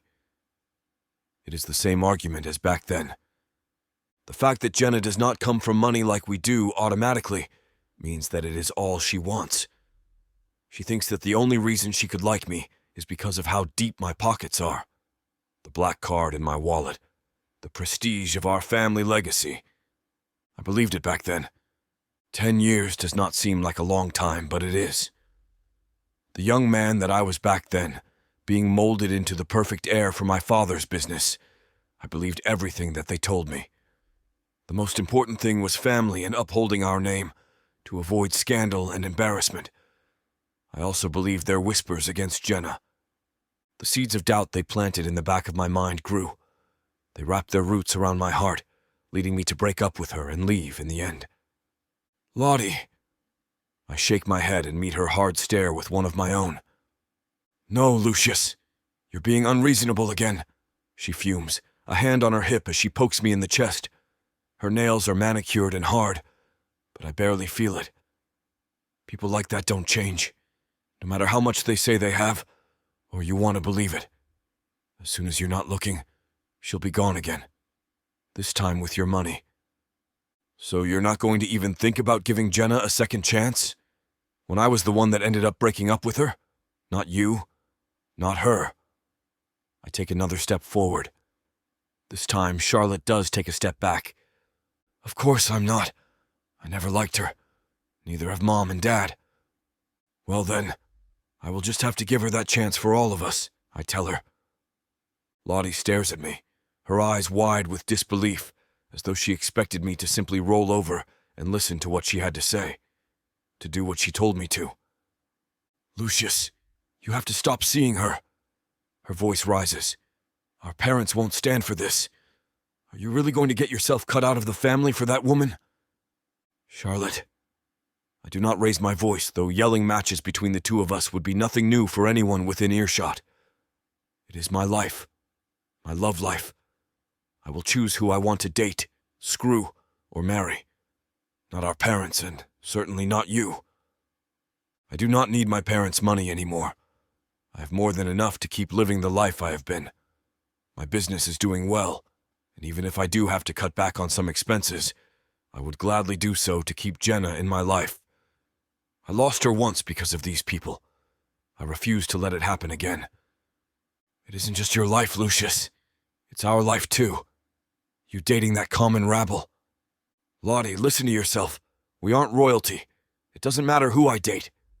If it doesn't matter, then find someone else, she screams, stamping her foot. Sighing, I pinch the bridge of my nose. I can feel the headache starting, and I have not even been able to have a shower yet. I should have had one at Jenna's before I left. Or better yet, I should have just stayed there all day. I could have driven Jenna to work and then picked her up directly afterward. Spending the day in her home, soaking in every part of the life she built for herself, would have felt perfect. Getting to know the woman I loved all over again, learning who the woman I love now truly is. Who wouldn't want that? The kind-hearted, hard-working, and admirable woman from my memory still exists. I can't believe how easy it was for my family to convince me she was a monster. I don't want anyone else, Lottie. I want Jenna. Wake up, Lucius. You can't have her. Lottie regains a bit of herself and flips her hair over her shoulder. If you're not going to break up with her, then I will do it for you. I close the distance between us, crowding her against the counter. She maintains eye contact, and why would she not? Lottie knows that no matter how she tries to push my buttons, I would never do anything to her. You won't do anything, I tell her. My voice is firm, with no room for argument. The look on her face shows me that she wants to try. You're not listening to reason. You're not being reasonable. I shake my head. Lucius, Charlotte, for the last time. I place my hand on her shoulder. Jenna is going to be in my future. She is my future. There is nothing that you can do or say that is going to change that. I'm going to keep seeing her, and if you don't like that, I lean in, a grin on my lips. I don't care. Brother. She frowns, not at all pleased. I pat her shoulder and turn to leave. That's the end of the conversation, Lottie. Bye. Chapter 10. Jenna. She's back. I screech as I enter the wide-open auto repair shop. I'm so happy to see my car again. I forget I'm in public. I prance around it like a happy child, prodding, peeking, and checking. Not even the rancid smell of motor oil can dampen my mood. Satisfied with everything, I pay up and leave. I think everyone I know is tired of borrowing me theirs for emergencies. And I'm low-key sick of public transport and walking. Well, that chapter of my life is over, for now. Plus, I have better things to look forward to. Hannah is back in town for a few days, and I can't wait to see her again. I make my way over to her family's suburban home with the windows in my car down. The wind blows through the half of my hair that's combed down, and it makes me feel like a video vixen. I crank up the speakers and rap out loud all the way to Hannah's. She's back, I repeat at the top of my lungs a short while later. This time, the recipient of my message is an actual human being, not a hunk of metal. My best friend with a radiant smile opens the front door wide. I rush in and throw my arms around her. You look amazing, I say. I love the hair in this tan. Her bone-straight blonde hair is slicked back into a long ponytail. The Southern California sun has kissed her skin with a healthy golden glow. What? No, you're the stunner. This half-up, half-down do is everything. She runs her fingers through the back of my hair. And I need these shorts. They'd never fit over your amazing curves, are you kidding? She giggles. We stand in the foyer and scream like teenagers, each of us trying to get a word of compliments and gossip in. You'll break all my windows with that noise, her mom says as she comes in from the kitchen. She gives each of us a light, playful whack on the back with a wooden spoon. Hi, Mrs. Wilson, I say, and blow an air kiss toward her cheeks. She smells like freshly baked cookies. I missed you at the fundraiser the other week, she responds. Wait, didn't you go? You sent me pictures in that gorgeous mustard dress. Hannah looks confused. I grab my friend's hand, mumble a made-up excuse, then we dash out of the house. I can't believe you spent the whole night with him. You were so amped about that Conservation Society gala. We're back at my apartment now, seated on the floor surrounded by boxes of takeout. My back is against the couch, and hers is propped against the wall with a pillow. You make it sound less innocent than it was. A ripple of pleasure tickles my sides as I remember the actual night we did spend together. You tell me, was it? Hannah teases. Your eyes are giving you away. I've just given her most of the lowdown and nitty-gritty of everything that's gone on since Lucius and his fine self came back to town. We've discussed it, but it feels like I only have had time to give her the abridged version up till now. Besides, it feels so much better to do it in person than over texts and calls. That first night totally wasn't anything more than friendly, but I still can't believe I've given him a second chance after everything he put me through. I really thought I was well and truly over him. Her jaw drops. Are you serious? Girl, everyone could see you fiercely protecting the candle you still held for him. I knew the second you got sucked into his orbit again, that would be it. That's the only reason I warned you to take it slow from the start. Was it that obvious? I ask sheepishly, sort of knowing the answer already. Hannah raises her eyebrows and shakes her head. Let's just say that it was the worst-kept secret in town. Damn. I can't believe I've been so transparent.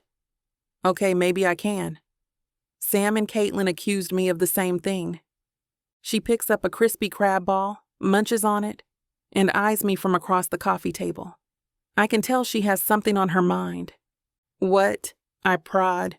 You're just oozing with joy. I don't know how to tell you this. Tell me, what is it? Look, I'm happy for you. Really? I know I warned you off, but you're happy. And that's good enough for me. But word around town is that Charlotte or Lottie or whatever she goes by now is up to her old tricks. My heart drops out of my chest and bounces off the face of the earth. Not again, I whisper. Hannah's gaze is sympathetic. Again. She's determined to come between you guys at any cost, and we both know she's crazy. I place the carton in my hand on the floor and fiddle with my hair. What did I ever do to those people for them to hate me so much? But you just got here. How do you know? Lottie is a loudmouth, and it doesn't take long for words to get around. You know this. I actually heard about it before I even arrived, she says. I wince. I don't want this revelation to be true. Things have been going so well. Jen? I look up at her. I know you've been focused on protecting your heart on this new journey with Lucius, but I think you need to take extra precautions against this new threat. We don't know if she'll use a vicious rumor or actually cause you physical harm. My eyes widen and my pulse quickens. She wouldn't actually hurt me, could she? Her brother loves me. It would kill him. I really hope she doesn't, but she seems to have taken it personally. I look down again, my appetite gone. Hannah starts to pick up the mostly empty takeout boxes and I join her. We clear up in silence, then get some wine and decide to watch an old Western. The movie is probably entertaining. Intrusive thoughts in my head block out most of it, though. Did Lottie find out because Lucius proudly told his family about us? Are his parents on board this time around? Does Lucius know about her plans? Why hasn't he warned me if he does? I remember the movie, but my thoughts win the battle for my attention, and I delve back into my own mind. Could he live without his family for me? Could I live with myself if he had to? Can Lottie actually influence him enough to change his mind about me? I start to feel my temples pull. I blink once, then a slow second time to ease the pain. A voice calls my name from somewhere far away. It takes a minute for me to realize that it's just Hannah trying to get my attention. I turn to the screen, which is paused, then to her. She looks irritated.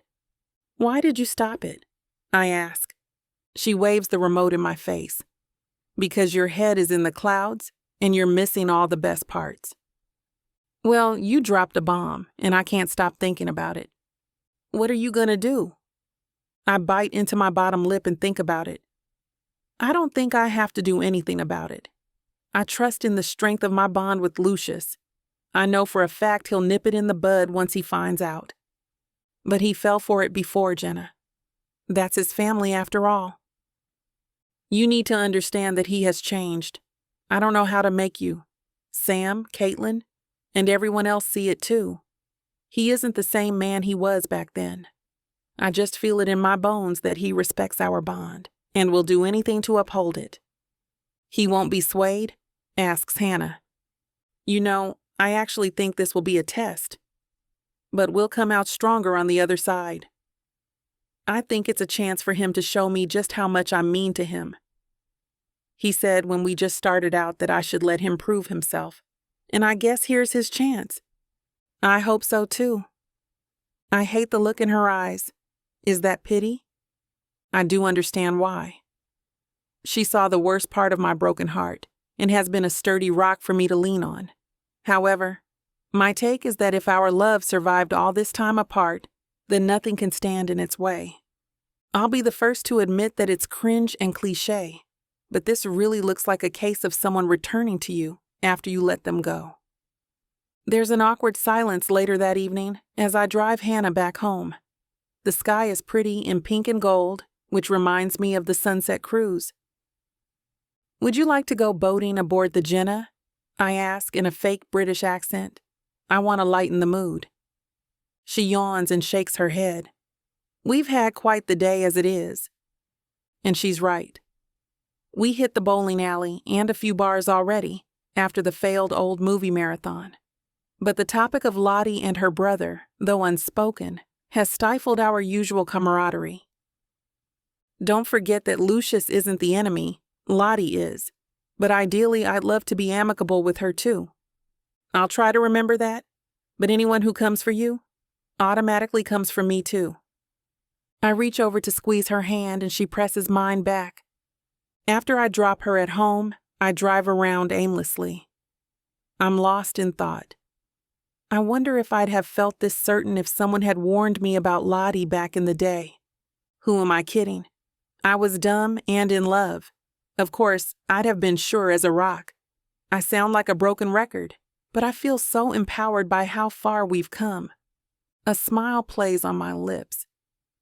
I think of how lucky we are to get another chance. I decide now, in the dark of my car, that nothing will break us again. We found each other, baby, and I'll be damned if I let you go again. Not for anyone or for anything, I say, speaking the words out loud, hoping that somehow they reach Lucius and he can feel my resolve too. Chapter 11. Lucius. Thanks to several passive-aggressive emphasis on aggressive text messages and voicemails, I head over to my parents' resort for a brunch they apparently can't have without me at the table. I come out onto the back terrace, which faces the ocean. Mom and Dad sit at a table with 3 servers plating food from another table filled with all sorts of dishes. Why does it take 3 to serve 2? When 2 of the servers place their plates in front of Dad, I'm given my answer. Lucius! Dad smiles wide as he places his napkin in his lap. He sweeps his white hair back. Good to see you, son. What brings you out here? You know we're not working today, right? We're giving them space to set up for the gala tomorrow. Mom was kind enough to invite me. I give her a smile, even if the word invite should have been twisted my arm. Well, I wanted you here because we haven't seen hide or hair of you for a while. Mom takes a sip of her orange drink from a champagne flute, so I can only guess it's a mimosa. You really need to come around the house more often. That's why I had brunch here. I didn't think you'd come if it was at the house. And we wanted you to have a chance to see all the changes. We thought you'd be more involved in the construction, and here it is, nearly done. I bend over at her chair to give her a hug, and she kisses my cheek with ruby red lips. Her short bob would be white like Dad's, but she dyes it the same rich black from when she was young. Well, I'm busy. I'm handling my own business, even while I'm out here to help you with the resort. But I'm glad everything has come together in time for the gala, just like you planned. You should forget those silly tech things. Mom waves a flippant hand as I sit. You have a family business to inherit, and land will always be worth more since you can touch it. I glance at Dad, and he grins with a mouthful of sausage. He rolls his eyes before patting his greased lips with his napkin. Maybe forget is a strong word. Just put them on the back burner, son. But she is right about the resort. This is going to be yours one day. He waves a hand up at the Skyrise Resort. Forgetting the fact that I already make 4 or 5 times what the resort makes before expenses, I do understand the importance of passing on a legacy, giving your children something that doesn't just make free money for them, but is something they have to actively take care of. It's noble in a way. Yes, it disregards whether or not the child wants the burden of that legacy, but in reality, just like I didn't ask to be born, I didn't ask for my parents to build a resort or hand it off to me. There are just some things that are out of our control in life. Besides, I'll probably just hire a manager to deal with it anyway. Not if he's with that cheating nurse, Jenna, Lottie says as she steps out onto the terrace, covering her eyes with a pair of massive sunglasses. Mom gasps. No! You're not back with that harlot, are you? She places her hand on mine and gives me a firm squeeze. Please, Lucius, tell me you know better than that. And the clouds part, revealing the reason I'm here. To piss off Dad, but it will take a bit more work to get him there. He glances at his wife and daughter as she takes her seat before turning back to me. Who is Jenna? And why is she a cheating nurse? Did she have someone take her exams for her? Oh my God, Dad, Lottie sighs. No, it's the girl that cheated on Lucius 10 years ago. Don't you remember, hun? Mom leans over the table with her hand still over mine, pleading with Dad. All those nights we worried he'd get her pregnant because we just knew she was only with him for our money. And then we found those text messages. Ah, yes, those text messages. How fortunate that Lottie and Mom figured it all out. How lucky was I that they made me believe Jenna would have cheated on me with some other guy, and that she'd only been interested in my wealth. With family like them, I'm lucky I don't have enemies. Then I'd be surrounded. God, I was so stupid to trust them. It was only after I'd left Essex Bay that I realized just how impossible it would have been for them to find those messages without having already known they were there. Dad takes a deep breath, his wide chest expanding under his fine suit. Son, I forbade it then. I still forbid it now. You will not be with that girl. She's no good for you. She cheated on you once. She'll do it again. I could refute that, but I won't. As much as Dad thinks he's the head honcho, Mom has his strings tied around her fingers. Nothing I say will ever supersede her in his mind. If she says 1 and 1 make 3, then to hell with everyone saying it's 2. I'm not getting into this argument. I snatch my hand away from Mom and give her a hard glare. I don't have the slightest idea of what Jenna was thinking all those years ago, but I know for a fact she'll never do something like that. Mom's pleading eyes sharpen as she sits back in her chair. Good. She gets the message. Unfortunately, Lottie doesn't. But she did once. Who's to say she won't again? Not to mention she's a dirty nurse always dealing with sick people. She probably has a disease or 2 by now. Yes, that's right, Mom says, an imperious tone ringing through her words. She's beneath you, Lucius. She doesn't belong in our world. You need to find a woman of good taste and stature. She smiles and her words soften. I just heard that the Keller's daughter broke things off with her boyfriend. She's a good catch. Tall and thin with gorgeous blonde hair, and she's great at tennis. You know what? I'll text Maggie and set up a date with the 2 of you. She picks up her phone and types away. Glad that's settled. Dad chuckles and picks his fork back up. I'm not leaving, Jenna. And if you make a date for me and Talia, you're going to set the poor girl up to be left waiting since I won't be showing up. Mom's typing doesn't even slow as she smiles. See, you already know her name. I'm serious, Lucius. I don't want to hear another word about that riffraff. Dad's hard glare softens into a smile. Best to be like your old man and forget her name. My glare doesn't soften in the least. But even though my blood is boiling, I keep my words calm and respectful. As respectful as I can manage, anyway. She's going to be the mother of your grandchildren. You'd best start remembering it. Dad chokes on his food for a moment before drinking some water. He wipes his mouth and turns in his chair to face me fully. She will most certainly not be the mother of my grandchildren. You will get this insane idea out of your head right now, or by God, I'll cut you from my will so fast, your head will spin. Mom and Lottie both gasp, But while Lottie grins like the Cheshire Cat, Mom's face pales. Bart, we shouldn't say things like that. It's uncivilized. Mom slaps a fake smile on and glances at me. Tell your father you're sorry, dear, and we can get back to our meal. This is supposed to be family time. We hardly ever have any time with the both of you. She reaches her hands out to her children on both sides of her, and while Lottie takes her hand, I leave her hanging. I'm not going to apologize for what I said. I turn to Dad, facing him the way he's facing me, like two bulls about to charge one another and lock horns. I'm not leaving Jenna. I love her, and that's what matters. I don't care what anyone has told you about her.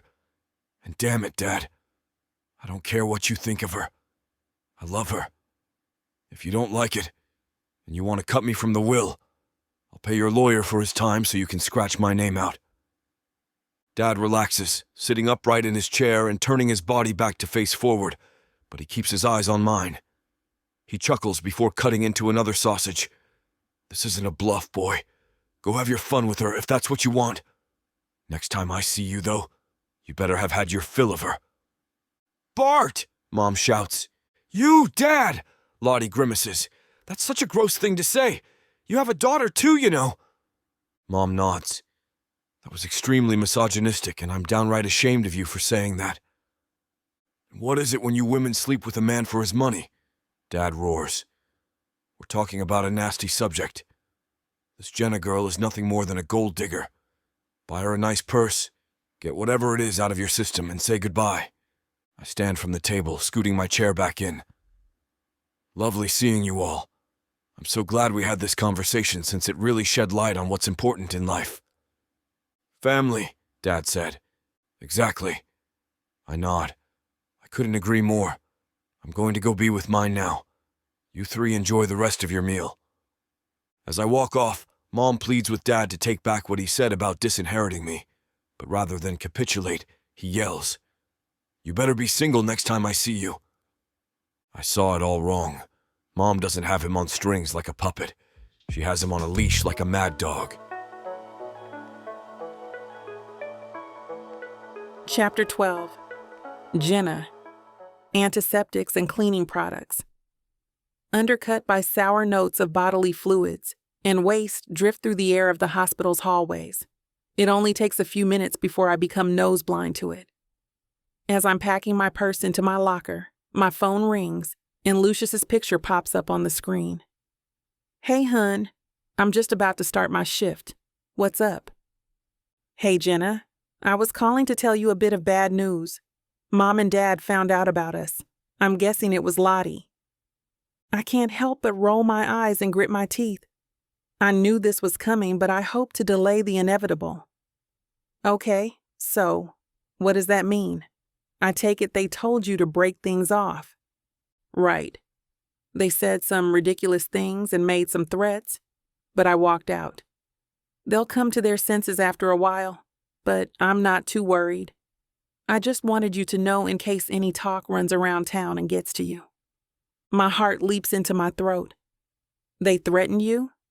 With what? It's no big deal. I don't want you to worry about that. I just wanted to give you a heads up, that's all. I have an investors meeting I have to get on. I'm already a bit late, but I just wanted to reach out before you heard anything else. That's all. I gotta go, though. Have a good shift, hun. I'll see you when you're off. Yeah, have a good meeting. We hang up, and I can't understand how being threatened by his parents is no big deal. What would they threaten him with? What could they threaten him with? It isn't like he needs their money. What if they really threaten me? The Weatherlys have a lot of pull around town. They could probably pull a few strings and get me fired. Would they really? Who am I kidding? Of course they would. A patient alarm pulls me back to the moment, and I head out to start my shift. The day goes by almost like any other. I check on patients, take blood, give medications, and update medical charts, but it's ruled by the unshakable questions that pick at my spine. It's an itch settling between my shoulder blades. My gut sinks deeper and deeper as the day wears on, with the idea of Lucius's parents getting me fired. Wouldn't he put up more of a fight if that was the case? He'd said that he walked out. Did they insult me and he just walked away without putting up a fight? Or maybe he had put up a fight. The resort staff always shared juicy stories about family, but their private staff were very tight-lipped. So why would he be worried about me hearing something? What was the purpose of the heads up if all it's really going to do is make me worry all day? Something on your mind? Alex asks. I turn to her as she wraps her long brown hair into a bun and takes a seat next to me. The nurses' station is situated in the middle of the corridor, connected to the north and south hallways. With Kimberly and Jared with patients, it leaves the two of us alone at the collection of desks. I'm dating Lucius again. Alex's vibrant green eyes widen as a smile creeps across her face. Are you serious? Doesn't he think you cheated or something? While Alex wasn't present all those years ago, she's lived in Essex Bay her whole life and nearly jumped out of her socks when I told her I used to date Lucius. She suggested I get movie rights after hearing the whole story back when we first met on the job. Yeah, something. Much worse than cheating, really. His sister Charlotte is a vicious brat, and she got it from her mom. He came on to me back at the fundraiser, and we haven't really rehashed that terrible time too much. He either knows it was BS or he doesn't care. Either way, we're back together. Yeah? So why are you sitting here with the face of someone who's about to have their catheter removed? I can't help but laugh. Was it that bad? Alex giggles. Maybe a little worse. So, what's up? A sigh breaks through, bringing me back down to my slump. He called me right before my shift started and said his parents found out about us, and they're pissed. Didn't you start at 12? That was like 8 hours ago. Yeah, I've been thinking about it all freaking day. God, if Mark did that to me, I'd put my foot in his buttocks when I got home. I can't imagine being left in the dark all day. Well, he said that they threatened him, but he didn't say how. Just that it wasn't a big deal and not to worry about it. Alex gasps, her jaw dropping. He did not. He said to not worry about it? That's like the most surefire way to make you worry about it. What the hell is he thinking? And he didn't say what they threatened him with? Like, not even a hint? I shake my head. No, nothing. He said he was calling just in case I heard anything about it through the grapevine.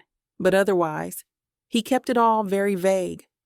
I'm worried that they didn't threaten him and really threatened me. Someone threatened you? Kim rounds the corner with a folder in hand and grabs a pen to mark a few sections and add some notes to a patient's chart. Her long blonde hair cascades over her round shoulder. It's official. She's dating Lucius Weatherly again and his parents aren't having it. After Alex quickly brings Kim up to speed, she deepens her gaze, burrowing into my eyes. Why do you think they threatened you and not him? Because I can't think of anything they could threaten him with. He's very wealthy, and it's not from his parents. So I'm worried they might use their connections to get me fired. But Lucius wouldn't let them do that. But the only way he can stop them is if he gives in to their demands. Jesus, Kim whistles. They're like terrorists. Is being rich really worth that level of crazy? Alex scoffs. Yes. But seriously, girl, if Lucius doesn't stand up to that nonsense, he doesn't deserve you. He can't let his family get in the way of his love life. What kind of man lets his parents dictate who he can love? That's stupid. She leans forward and places a hand on my knee. I can see this is really troubling you, hurting you. That's not okay. You need to tell Lucius to man up. Mommy and Daddy can't rule over him, because if they do, they'll rule over you too. Sounds like they don't even want her around. Kim frowns but then grimaces. Sorry, that came out wrong. You're not wrong. They hate me. His sister and mom pulled some years ago, and I don't doubt they're going to be at it again. Any room to get his dad on your side? Alex laughs along with me. Kim is still fairly new in town and doesn't understand the Weatherlys or just how much pull they have around town. No. The seasons are more likely to go in reverse than King Weatherly changing his mind on me. A shiver runs down my spine as I imagine that look of disdain Lucius's father always used when glaring at me. He never wanted me and he never hid it. Mr. Weatherly is an elitist in the extreme, Alex says. His birthday would be a national holiday if he had his way. Kim shrugs. I'll take another day at double-and-a-half pay. But why are you dating someone like that? Lucius is nothing like his father, I say. You sure? The only Lucius I've ever heard of was a bad guy with house elves and a son named Draco. Alex and I laugh. No, it's nothing like that. Lucius is a really good man. He's kind, he's intentional, thoughtful. Handsome, Alex adds. My smile spreads. And handsome, yes. Alex smiles with me, her soft brown eyes holding me like a warm hug. But he's also a coward if he doesn't stand up to his parents. If he doesn't set them straight, he doesn't deserve you at all. You're an amazing woman. And if he can't convince his parents of that, or at least make it clear that talking things about you is not acceptable, then you should find someone who can. A patient's alarm registers, and Alex stands. That's Mrs. Hammond. I'll be back in a bit. Think about what I said. She turns and hustles down the North Hall. She's right, Kim says. I know. He said not to worry about it, so maybe he already handled it. Or maybe he just wants to ignore it like most men. Guys don't have the same relationship with their parents that women do. They just weather storms and go on as if nothing ever happened. But Alex is right. They can't talk bad about you. I don't exactly get along with my mother-in-law, but she doesn't talk badly about me to my husband. And if she did, he wouldn't stand for it. I nod as the weight of what has to happen settles over me. Lucius and I are going to have a serious talk about his parents, and it has to end with him agreeing to stay on my side if this is going to work. Chapter 13. Lucius. I get the feeling I'm on her hit list as soon as she sits down on the bench next to me at the pier. The squawking seagulls flying above mask her approaching footsteps. But her scent is impossible to miss. I pick it up as soon as she sits down. Morning. You're earlier than expected, I say as I shut down my laptop, pack it into its bag, and turn to face her. I was anxious to get this talk over with. I bend down to kiss her cheek and lift an arm to place on her shoulders. Her reception is frosty. She goes as still as a statue and retreats. She probably moves back 1/10 of an inch, but I sense it. These pleasantries won't solve our problems, Lucius. She sighs, puts her hands into her sweatshirt pockets and crosses her legs. Just give it to me straight. What exactly happened? I shake my head from side to side and lean my elbows back against the bench. My stiff collar grazes my neck and reminds me that I'm probably overdressed for a small-town pier. I scan the area. It's still early enough that the place is empty and we can have a private conversation without eavesdroppers. It fills me with dread to say this to her, so I keep my tone businesslike. They expect me to completely cut it off with you. They also suggested someone who they deemed to be more suitable for me, which I declined. Her eyes are downcast as I speak, and I hear her gulp. My dad and mom, if I'm honest, threatened to disinherit me and pretty much let me know they'll never accept you into the family. It's either them and our money, or you. It's like they can't get over the fact that you cheated on me. Her face is aghast. I've never cheated on you. I'd never do that. I know that now, Jen. I put a hand on her thigh and keep it there when she doesn't shrug me off. Lottie insists it happened, and whatever proof she gave them is stuck in their heads. I hate that I ever believed that lie.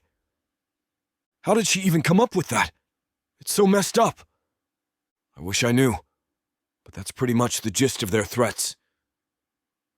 The funny thing is that I wanted to add Cove Castle Resort to my portfolio to help me unlock some funding for Wool's Middle East expansion. Dad was all in. We had countless meetings about it. In retrospect, I now regret even mentioning it, because I feel that's what made him think he had any power over me. Like I'm not already earning more than his stupid resort. My jaw tenses. I abhor and still respect this side of my father, mostly because it's what makes him such an excellent businessman and negotiator. You're exactly like him, I realize. I always try to get my way, but I keep my shrewd nature away from family matters. I wouldn't use it against them if their happiness was at stake. Jenna moves, interrupting my thoughts. She gets up to lean against the railing and stare at the lazy, lapping waves. I rise up and stand next to her with my hands in my pockets. The water is hypnotic. I watch it, my face stoic as I wait for her to respond. I can't go through this again, she says without looking at me. Her voice is heavy. What's your choice? Between the money and me? What do you think? I ask, a bit irritated by the question. Why does she think I'm here right now with her? I see that my sharp tone startles her, but she regains her composure and turns her body to face me. Geez, I don't know. I guess I missed the part where you said you stood up for yourself, corrected their misconceptions about me, and told them exactly where you stand. I told you I declined the date they suggested. This time, what happens when they suggest someone you actually like? I feel the veins in my arms and neck pop, but she continues, albeit more calmly. I know you love me, but it sounds like you haven't outright declined the carrot they've dangled in front of you. I'm putting my foot down, though. This thing between us can't continue until you confront them. I furrow my eyebrows slightly. Inside my pockets, my fists clench and unclench. But they do know how I feel since I didn't take their bait. I don't have to spell it out for them. They're old enough to add 1 and 2 together. She hugs herself and looks up at me. Her voice is so soft, it's almost blown away by the wind. I can't stay with you unless you do it. I survived losing you once. I'm strong enough and can do it again if it comes to that. Damn it. Why are Lottie and my parents trying to mess up my love life? I feel my mouth set into a straight line. I hate the ultimatum and being told what to do, but she's absolutely right. I won't survive losing her again. I was pretty cavalier about how it affected me before, and I could mask it again. But I'll be crushed. This is my chance to prove my love, just as I promised her. I fold my arms up on the railing. My eyes shift from the water to her face. You're right. I shouldn't take any more trash from them, especially not about you. I'm not a small boy they can manipulate, and it's insulting they'd even try, especially Lottie. Who do they think I am? I watch the confidence flood back into her face as she listens to me. She even manages a slight smile. That makes me so happy, she says. I casually splay my hand across the small of her back as we stand there, heads turned to each other talking. This time there's no resistance. My mellow Jenna is back. We're going to the gala together tonight, I announce. I feel her buckle and hold onto her even tighter so she doesn't spill over. The annual Weatherly Gala? She nibbles on her bottom lip, nervous all over again. They'll absolutely hate that. Why don't you go sit them down? Then we'll deal with the repercussions later. That's exactly why we're going together. No questions asked, Jen. It's the only way to show them that I'm serious about us and we're together whether they like it or not. I pull her closer and cradle her face in my hands. Plus, how could they resist this face? She rests the side of her head against my chest and wraps her arms around me. Oh, Lucius. For our sake, I really hope this works. I don't want us to be at odds with them. My chin nestles into her soft curls. So what if it doesn't? Don't you care about family ties and all that? I care more about you. To hell with them if they can't see how good you are for me. I see a future with you, and anyone who can't doesn't deserve a spot in our lives. I don't want you to think I forced you to ditch them. I'm surprised by how mirthless my laugh is. This is my decision, baby. I chose to get you back. I've made the decision to stick with you despite my family's opposition. Me. She pulls back and beams at me. How can anyone resist that smile? It's impossible, I realize, and I feel my heart jump. And right now I've decided that I want to buy you a new dress for the gala, I say with a wink. Something for you to steal the show. No arguments, I warn her sternly. She smiles coyly and slips her hand in mine. I pick up my laptop bag and we leave. Later that evening, I pick her up for the most anticipated event of the year. The Weatherly Annual Gala, a fancy charity ball my dad throws at his resort each year. Insiders know it's just a way to remind the town of just how much money and pull he has. Typical. Jenna is a bundle of nerves by the time we step out and hand the keys to the valet. I pull her aside to a dim corner before we enter. I rub her back to ease her shivers. I'm calm now, she says, but I need a shot ASAP. Your wish is my command, madam. I slip a small flask out of my tux's jetted pocket and hand it to her. Somebody is prepared, she says with a chortle. She takes a small sip and hands it back to me. We make our way to the front door of the banquet hall. A few familiar faces smile at me, but my concentration is solely on Jenna. I offer her my arm and she tucks her hand into it. The doors inside will open out onto the grounds. Where do you want us to sit? In or out? I ask. You lead. I'll follow. And so I do. I straighten my back and we stroll into the glittery lights with confidence. My adrenaline is pumping in anticipation of what will happen when my parents see us together. I try not to think of what I'll say to them. I just want it to be in the moment. I lead Jenna to a table that is as close to Mom and Dad's high table as possible. I pull out a chair for her to sit. I take my own seat, take her hand in mine, and bow my head to kiss it. When I raise my head, my eyes lock with my father's. He shoots daggers at me, and I have to hold back a satisfied smile. He jerks his head away from our direction, and I turn back to Jenna. This night just got interesting. Chapter 14. Jenna. As the glittering gala wears on, Jenna and I get furtive glances from the A-list guests. Whispers and pointing fingers can be seen as well. I know all this is pointed at me.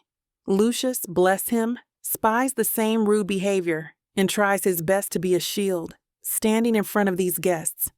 I love him for it. But no shield, human or otherwise, can protect me from snotty white blue bloods who see me as less than them because I'm not wealthy. I'm just a nurse. And, let's be honest, because I'm black. We've made an appearance for my folks. I've already cut a charity check. We can get out of here if you want. Lucius finds me at the cliff railing and puts an arm around my waist. I turn to him, flashing as genuine a smile as I can muster. What? And miss this awesome sunset? Look, Lucius. Just look at the splendor of it all. Have you seen such a more vibrant orange from the sun and those cloud formations? They're spectacular. Essex Bay is a majesty, Lucius. It can't be this nice in Austin, can it? Aren't you glad to be home? If we ruin things with your parents, there might not be any undoing it. I watch as Lucius grabs onto the railing with both hands. His knuckles are as pale as the beach sand below. Home. That's a funny word. House. Yes. Mansion even. But a home? Never, Jenna. Not even once. Not in all my born years. I don't think the Weatherly family knows the definition of home. It's my turn to put my arm around his waist. He needs protection more than me. Lucius, I know what you're saying, but it can't be as bad as all that, surely. I mean, yes. Back in the day when we first met, and I came to your parents' mansion, everything was perfect. And I know they have issues with me, but you're their son. And some people are just built like that. I see it every day in the hospital. Some can show outward signs of affection, some can't. Can't there be some hope? I don't want it all ruined because of me. Lucius laughs. Good one. Hey, if your nursing career goes belly up, apply at the United Nations. Your diplomatic skills are unmatched. I chuckle. Lucius wraps his arms around me, and we watch the big orange ball slowly sink behind the languid Pacific Ocean waves. Suddenly, a sound system crackles to life. A tap-tap to a microphone, and a familiar booming voice ring out. Lucius and I turn around and watch Bart Weatherly at his best. Tuxedo festooned over his barrel chest, promoting the family's good name under the guise of giving. Ladies and gentlemen, thank you. Thank you all for being here at the Weatherly Annual Charity Gala. Your attendance and generous donations to this worthy cause will not be forgotten, not for one moment by the benefactors. I assure you. Lucius turns to me and rolls his eyes. I side hug him and smile. Let me also say, the Weatherly brand has always stood for love and truth. Love for your fellow neighbor, and truth above all else. Without those hallmarks, my family would not be what it is today. Vigorous head nods and clapping from the onlooking guests erupts. It's more than Lucius can take. He shouts, "Oh, really? So the pointing of fingers and the whispers from all your beloved guests here today have nothing to do with you and the so-called Weatherly love of your neighbor then? Dad, I know you live to spend, but what a crock of trash." Guests put their hands to their mouths, covering gasps and whispers. This time they're pointed at Lucius. Bart, appalled at his son's behavior, waves those hitting words away. Now, all of you, please enjoy the rest of the evening. The old man quickly shuts off the mic and beckons a servant. I can't hear what Bart is saying, but the jumping eyebrows and the pointing at his son say it all. I grab Lucius's coat sleeve. "Lucius, why on earth did you say that?" With a furrowed brow and pursed lips, he replies, "The old man is a hypocrite, Jenna. He and my mother and my dearest little sis have done nothing but try to kick you out of my life. Simply because you don't come from rich enough stock and have chosen a worthy career, they think beneath the Weatherly name. I had enough of their nonsense. Love of a neighbor? Truth?" Just then, the same servant who Bart had beckoned jogs up to us. "Mr. Weatherly, your father has asked for you to meet him at the head table right away, sir, if you will." The servant waves a hand for Lucius to take the lead. "Fine. But Jenna, you're coming with me. I don't trust these social sharks swimming around you." I shrug and take his hand, and we make our way to the expansive veranda, where the tables are set amid the catered food and drinks bars. I stand back away as I watch Lucius go head-to-head with his father. Mrs. Weatherly and Lottie stay seated, choosing to keep their ears active, but physically well away from the manly fray. Bart's expression is pure simmering rage. His flushed cheeks match the anger. He moves into Lucius's personal space, and although a foot shorter than his son, his intimidating presence is felt by all. Bart hisses, "What in blazes was that outburst? You have embarrassed us all. Are you drunk? High on something? My God, I should kick you out now if you weren't my son." "Kick me out for misbehaving? Dad, that's a laugh. What about all those lies you just said up there? Truth above all else? Like I pointed out once, what a crock. You and Mom only had this charity to give yourself brownie points with the A-list set. How dare you? Your mother and I have been holding this gala since before you were born." "Maybe so. But it's a lie and you know it. If it weren't, you would have welcomed Jenna into the fold 10 years ago. Instead, you try to kick her out of my life for a second time, all because of her station in life. How about you get on that mic and tell our guests that?" The men's voices rise enough that all the seated guests easily overhear the ruckus. Any light-hearted chatter stops. Even the tinkling sound of crystal champagne flutes dies. Bart points a finger at his son's chest and answers in a guttural whisper, "I and your mother allowed you to bring that girl only to not make a scene. But a scene is what you want. Fine. She does not belong here, Lucius. Please show her the door. And after, you go around to each and every one of our dear guests and apologize for your outburst." Lucius laughs.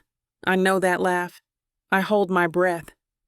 "Father, not only am I not doing any of that..." Lucius strides over to the podium mic, switches it on, and taps it 3 times. Now hear this, you two-faced bunch. All your pointing and whispers won't affect me or my lovely girlfriend. None of you hold a candle to Jenna Moore, who has given her life to helping others. My father here has ordered me to kick her out of this pathetic soiree, refusing to have anything to do with her, refusing to try and love like he says we all should love our neighbors. He laughs, and it is a harsh, grating sound. Love and truth, people. All lies from Bart Weatherly. What I and Jenna will do is get the hell out of here. It's obvious we are too good for the likes of your kind. I hope you all choke on the jumbo shrimp. Hands cover gasps in the crowd once again. I feel like I'm going to faint from shock, embarrassment, or both. Bart grabs the mic with one hand and Lucius's coat sleeve with the other. You step 1 foot off this property without apologizing to everyone here, and you are summarily disowned. You hear that, son? Disowned. Lucius rips his arm away from Bart, walks over, grabs my hand, and tugs me towards the back path leading to the front drive. As we head up the hill, Lucius shouts, "Disown me? No, Dad. You've got it all wrong. I'm disowning you. I am done with the Weatherly snobbery and lies." I work hard to keep up with Lucius's marching strides. Lucius, are you crazy? Why did you do that? Make such a scene. We were managing. You didn't need to erupt like that, not on my account. I know I told him to take my side, but I suddenly regret it. Somehow, this isn't quite what I had pictured. Lucius stops in his tracks and reels around on his heels. Oh no, Jenna. This is where you're all wrong. My mistake is not having that shouting match with my father 10 years ago when I was lucky enough to find you in my life. I'm not about to let my family's conniving ways ruin my second chance with you. Weatherly love and truth, huh? Okay then, I'll show them what that means. It means defending you at all costs. Defending us. Lucius tugs on my hand once more, and we make our way to the valet stand. Lucius orders up his car, and before I know it, he's wheeling us up and over the swirling asphalt path. The top is down on the convertible. All I hear is the purring engine and the roaring waves. I smell salt and bougainvillea and wild bird of paradise lining the immaculate drive. I look over at Lucius. His eyes are laser-focused, his expression severe, determined, and resolute. I give no expression back. I look forward as well. Forward is our present and future, and no longer does it hold mind games or lies. It holds what Bart Weatherly said, love and truth, but not from the former, from us, the love of my life and me. The car's speed picks up and the wind whips my hair. I undo my updo and let my curls fall. I want every part of me to feel as free as my heart does at this very moment. I have never been more in love or more proud of anyone in my life than I am right now, here with Lucius Weatherly by my side. Chapter 15. Lucius. For days after the gala, I get calls and texts from Mom and Dad. The pair are determined to make me see sense. Their idea of sense anyway. I'm not exactly looking for advice from a couple whose marriage was transactional, sealed at the altar of the god of money. Please see reason, Lucius. You're letting your heart rule your head. Mother, no. You're the one who needs to see reason. What do you and Dad know about love anyhow? Separate bedroom suites in the mansion. Awkward kisses on the cheeks when social mores demand. I could fill the Grand Canyon with what you two don't know about love. There is silence on the other end of the line. I know she's still there. I think I hear a tissue being pulled from a box. I feel like a jerk now for saying these things to my mom, but how else do I get through to my folks, who are determined to keep me held hostage in the family without the chance at love? Mom, are you there?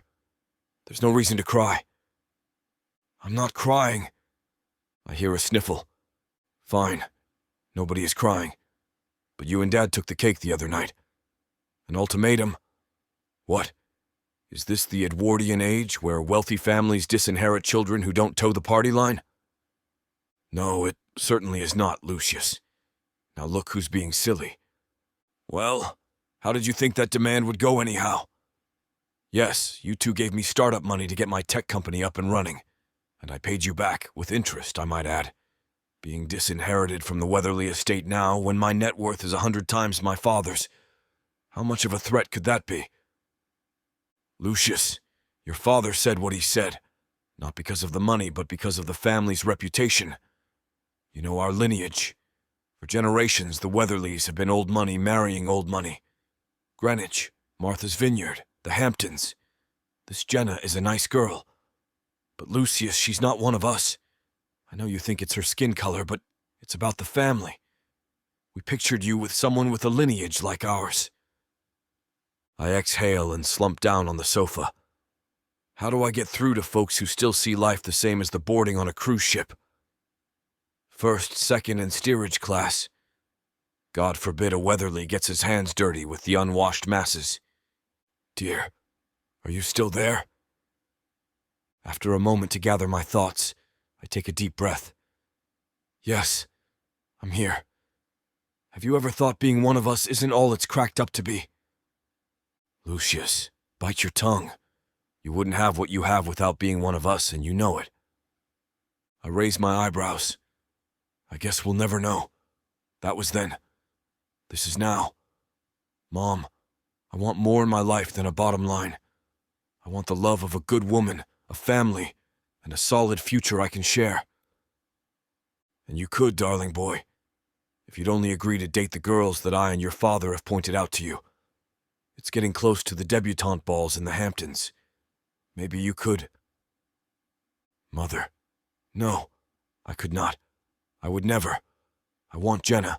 That's who I want. You and Dad need to get a grip. I hang up. Shame washes over me for hanging up on my mom. But I don't know of another way to get through to her but be the confident man she raised and stand my ground. I shake off the disturbing call, shower at Jenna's place, and head into town. I need to stay busy so this family rift will leave my head. All the way driving downtown, I stare out the windshield and don't think. I'm so tired of thinking and questioning and wondering. I stare at myself in the rearview mirror. Most normal parents love when their only son falls in love, so why don't they? I avert my eyes and watch the traffic. I'm afraid of how I might answer myself in that mirror. I find myself with another dozen donuts, sitting on the same park bench that I was on my first day back in town. Despite what's happening with my family, I feel somehow more settled, more grounded than I did then. No matter what else happens, I have Jenna now. And she's all I need, whether my family can understand that or not. I munch on a donut as I sit, figuring I can drop the rest of the box off for Jenna at work later. Then I scan through my emails and messages on my phone, trying to focus on work-related problems rather than worry about how to make my parents see reason. My almost peaceful state is interrupted when I see my sister's name flashing across my phone with an incoming call. With a frustrated sigh, I decide to answer it. She managed to stay completely out of our squabble at the gala. I'm sure she's about to give me a reason to be angry with her, too. But I want to at least give her the benefit of screwing this up all for herself. What is it now, sis? Dad forget to deposit your trust fund money this month? I smirk at myself. I know that'll tick her off. With a deadpan voice, Lottie answers. You're a funny, funny guy, Luke. Don't quit your day job. Well, if you aren't in the mood for my humor, what do you want? Well, after the way you made that scene at the gala the other night, maybe I'd better call you more often. Oh God, Lot, please don't tell me they have you doing their dirty work now. Bringing me back into the fold, too. Back into the fold? Lucius, you aren't thinking clearly.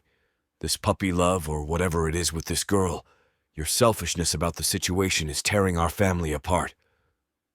My selfishness? Oh, that's a good one, sis. Well, are you having heart palpitations like Daddy, too? Because any more of your games and you might put our father into an early grave. The news of my dad's heart upsets me, and Lottie says it to upset me. That angers me more than being upset. Lottie, what you said to guilt trip me. That's below the belt and you know it. The only people who are making a situation here are our parents, not me. I beg to differ, bro. You're the one who's going rogue here. If I'm going rogue, as you say, it's because of their backward ways. They are forcing me to choose between family honor, which to them means keeping old money where it belongs, and love. Lottie, you and I have grown up in a distant home. You know just as well as me how cold and lonely that can be. What makes you think I'd not choose love every time? Silence. Like my mom, I know my sister is still on the line. This time, no tissue and no sniffles. She takes after our dad. I hear a sigh. Fine. Okay. Whatever, Lucius. I know you're choosing wrong. Family is forever. Crushes are not. But have it your way. Can't say I didn't try. No, Lottie. Love is forever. Not reputations and not wealth. If you're to report back to the folks, tell them this for me. Nothing means anything on this earth unless you have someone to share it with. I love you, Lucius, but you've lost your way. This time, it's Lottie who hangs up the phone. Just as well. I'm not sure talking any longer would help. My sister isn't better than any of them, and I'm further ahead washing my hands of it all. As I pick up where I left off scanning my emails, I'm seeing the words, but their meaning isn't registering in my brain. Lottie upset me with that call. Guilt tripping me about Dad and telling me it's me who has lost his way. I drop the phone in my lap and gaze across the green lawn of the park, looking up toward the skyline. The sky is a clear blue, unlike my thoughts. I wonder if my family will ever see what's important in life. It's always about what affair you're seen at and what society pages your photo lands, and about your latest multi-million-dollar deal. I'm so tired of their world. You dress up, playing make-believe. You smile, you shake hands, and for what? You leave, go back home, and feel as empty as when you arrived. I shake my head. It's hell. I've lived this way for far too long. I want something more, something real. Loving Jenna will give me so much more.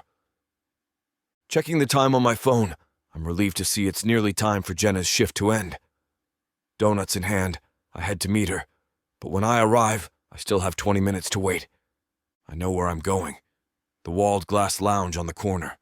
Air conditioning, people chattering, and a drink or two to settle my mind. I shoot Jenna a text, letting her know where to find me. Then I take a cushioned chair in the corner and sip away at my ice-cold gin and tonic. Refreshing. I keep sipping until I can feel the booze dull my senses enough that I can breathe without worry. I look out the window and who faces me but Jenna? She's still in her scrubs. Off shift, by the looks of it. I rap on the glass. Jenna jumps, swings around, and sees me. I wave her in. I pull out a chair for Jenna and wave at the server for another G&T. So how has your day been?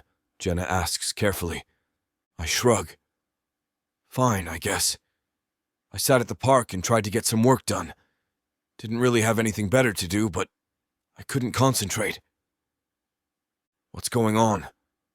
She sounds nervous, as if I'm going to have worse news than I've already been dumping on her the last few days. My folks and Lottie, they've been on my tail all day. Jenna smiles at the server, takes her drink, leans back and sighs. About the scene the other night. Gosh, Lucius, all this is my fault. If we didn't try this again, none of this family drama would exist. What are you saying? I'm saying I've always been the problem in your family. If I really love you, I should let you go. I lean forward and grab Jenna's hand. Family? You're my family now. They tried to come between us a decade ago. They're not doing it again. I can promise you that. 15. Oh, so you think you're ready for some hockey romance, huh? Baby, you don't even know what you're about to step into. This is not your grandma's romance collection. No, sir. We're talking muscles on the ice, dirty talking men who can handle a stick. And I do mean every kind of stick. 8 full-length audiobooks, over 30 hours of heat, sass, and love stories that'll melt more than just the ice. And honey, these aren't just some regular old stories.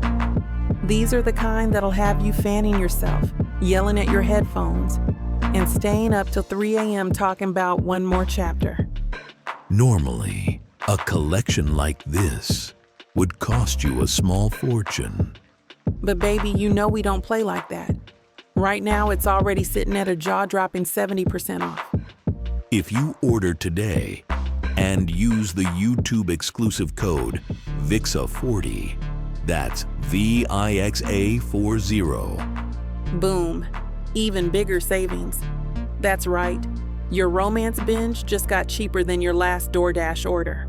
One click, endless passion. Vixa Vaughn Romance. Chapter 16. Jenna, it's about time you got here. Hannah waves at me from a table she's nabbed under a massive oak. The Lenoir restaurant is a buzz of activity, mostly office people out for lunch and a few drinks. That's what I love about Essex Bay, life outside. It's our favorite go-to eatery when our days off coincide. I'm looking forward to hearing about Hannah's world for a change, to get my mind off the Weatherlys, Lucius, and what I'm doing to them. Hey, girlfriend. It's been too long, huh? I smile and give her a quick hug before I pull out one of Lenoir's iconic white chairs. I'm grateful she managed to get a table in the shade. It's sweltering today. Even my flowing sundress isn't cooling enough. Way too long. I am so glad you could meet for a late lunch. I have an installment scheduled for the rest of the week, but I wanted to connect with you. The server comes by. Ah, yes, 2 wine spritzers, please. We'll look at the menu later. I nod, agreeing with Hannah. We're both too hot yet to eat. The server smiles, nods, and walks away. You have my curiosity piqued. I missed you tons, but why the rush to meet? Have you met Mr. Right or won the lottery? I smirk. Hannah laughs. No such luck. The men I meet in the art business belong on a canvas, not in my bed. And the gallery bottom line? Well, when it's in the black, I know something's gone horribly wrong. We both laugh.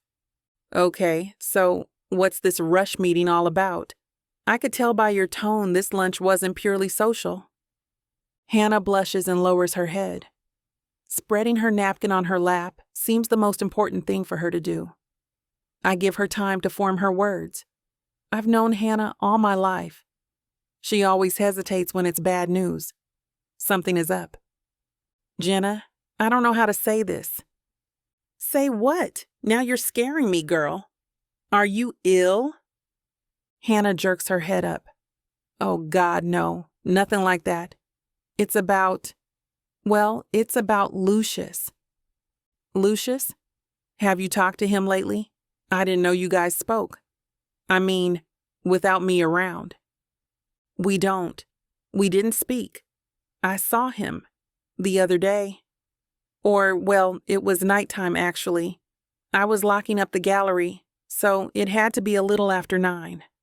I went to my car, and you know how the parking lot I'm in faces the back parking lot of that fancy restaurant with the name I can't remember? Noel's? That's the one. Well, he didn't see me because I was under a massive tree, but I saw him. Who, Lucius? Oh, Hannah. He's a workaholic. I've told you that. The guy burns the late-night oil like no one I know. Maybe he was schmoozing someone out here in Essex Bay. Hannah lowers her head again and takes time to rearrange her napkin, even though all we are having now are drinks. Hannah, spit it out, girl. I know you're hiding something. Gosh, it could be nothing. But he was coming out of the building and there was a woman with him. He had his arm around her waist. Jenna, they seemed awfully cozy. It didn't seem like a client.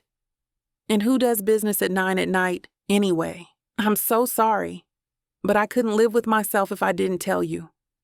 I lean back in my chair, taking it all in. But I know there's a logical reason. Hannah, girl, that could be anyone. Maybe.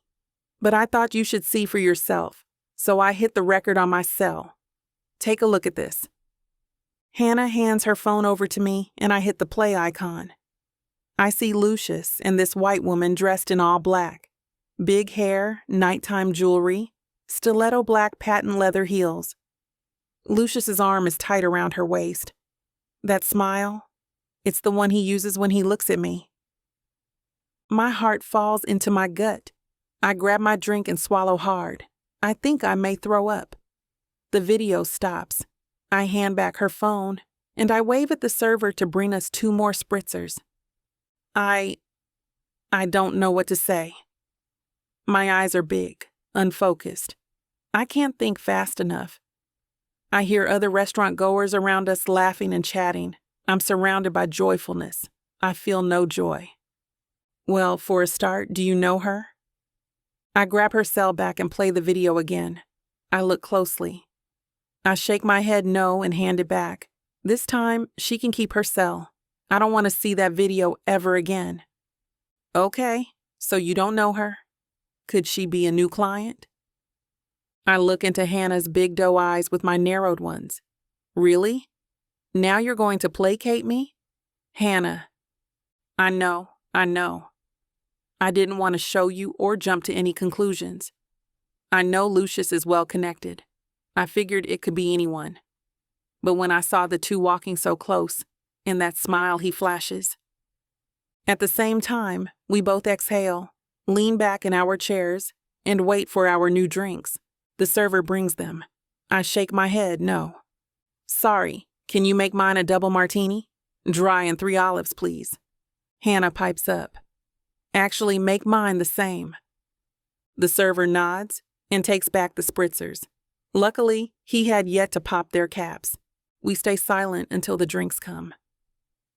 Lenoir has always been one of our favorite haunts. Being here under the massive oaks makes you feel like you're having the best food in town, but doing it in a treehouse of your very own. Now, the make-believe place and the constant joy it brings is void of all happiness for me. Here you go, ladies. Please enjoy. The server places the cocktails on the white linen tablecloth, and we both grab the stems before the glasses have time to grow condensation. What do? Lucius has never lied to me before, not even about small things. And this? There's no way. Not after that display of affection at the gala last week. He basically outed himself, declaring he had fallen for a woman who wasn't born with a silver spoon in her mouth. It makes no sense. Right. You told me. What a scene. Yeah, so why do all that? Get society tongues wagging, then do this? Be seen with some rich white lady just like your parents wanted for you all along? I probably have it all wrong. Right or wrong, Hannah? I'm grateful you told me and got proof. If he and I are going to make it on this second go-around, there has to be truth. Better I know now, before. I take a big swig of the stiff martini and cough. It sears the back of my throat and opens up my airways like it's liquid jalapeno peppers. Hey now, maybe throttle back a bit. How about you call him and ask him? You and I may be getting drunk here, drowning our sorrows together for no good reason, but he has a perfectly good reason for us to not. I inhale. My eyes pop wide. Yeah, you're right. I'll do it now while you're here with me. I'll need moral support and a bucket of these drinks if his response is bad. Hannah nods and waves at the server to get 2 more from where those bad boy drinks came from. I pick up my cell and dial. I hear it ring. I get up and leave the table. I walk to the entrance to take the call. After I tell him what Hannah has shown me, Lucius takes no time to reply. Jenna, that's no one. I mean, not who you think it means. I would never betray you like that. With another woman, after all the fighting we've been through, to have another chance. You have it all wrong. I get why your thoughts would go there, but truly, you have it all wrong. I notice how Lucius doesn't tell me who the woman was, or why they seemed so close, when Hannah caught them on camera. And I'm so upset I don't even ask. Maybe I don't want to ask. Maybe Lucius has shattered what's left of the trust we had, and I don't want to know the facts. Whatever that was, I don't want to know. I know something is going on. Something you're excusing away but offering no details. How can this not look bad? No, Jenna, honestly, you have this all backward. Lucius, I don't want to hear about it. I can tell by your voice alone that something is off. Or you tell me exactly what it really was. I have no more energy to play games with you. It was so hard the last time. I am not going through this again. What are you doing? Seeing people to make your parents happy while seeing me on the side. I'm not putting you through anything, Jenna. Why would I? After everything we've been through. I viciously shake my head at the cell. $64,000 question, I'm sure. But I don't care to know the answer.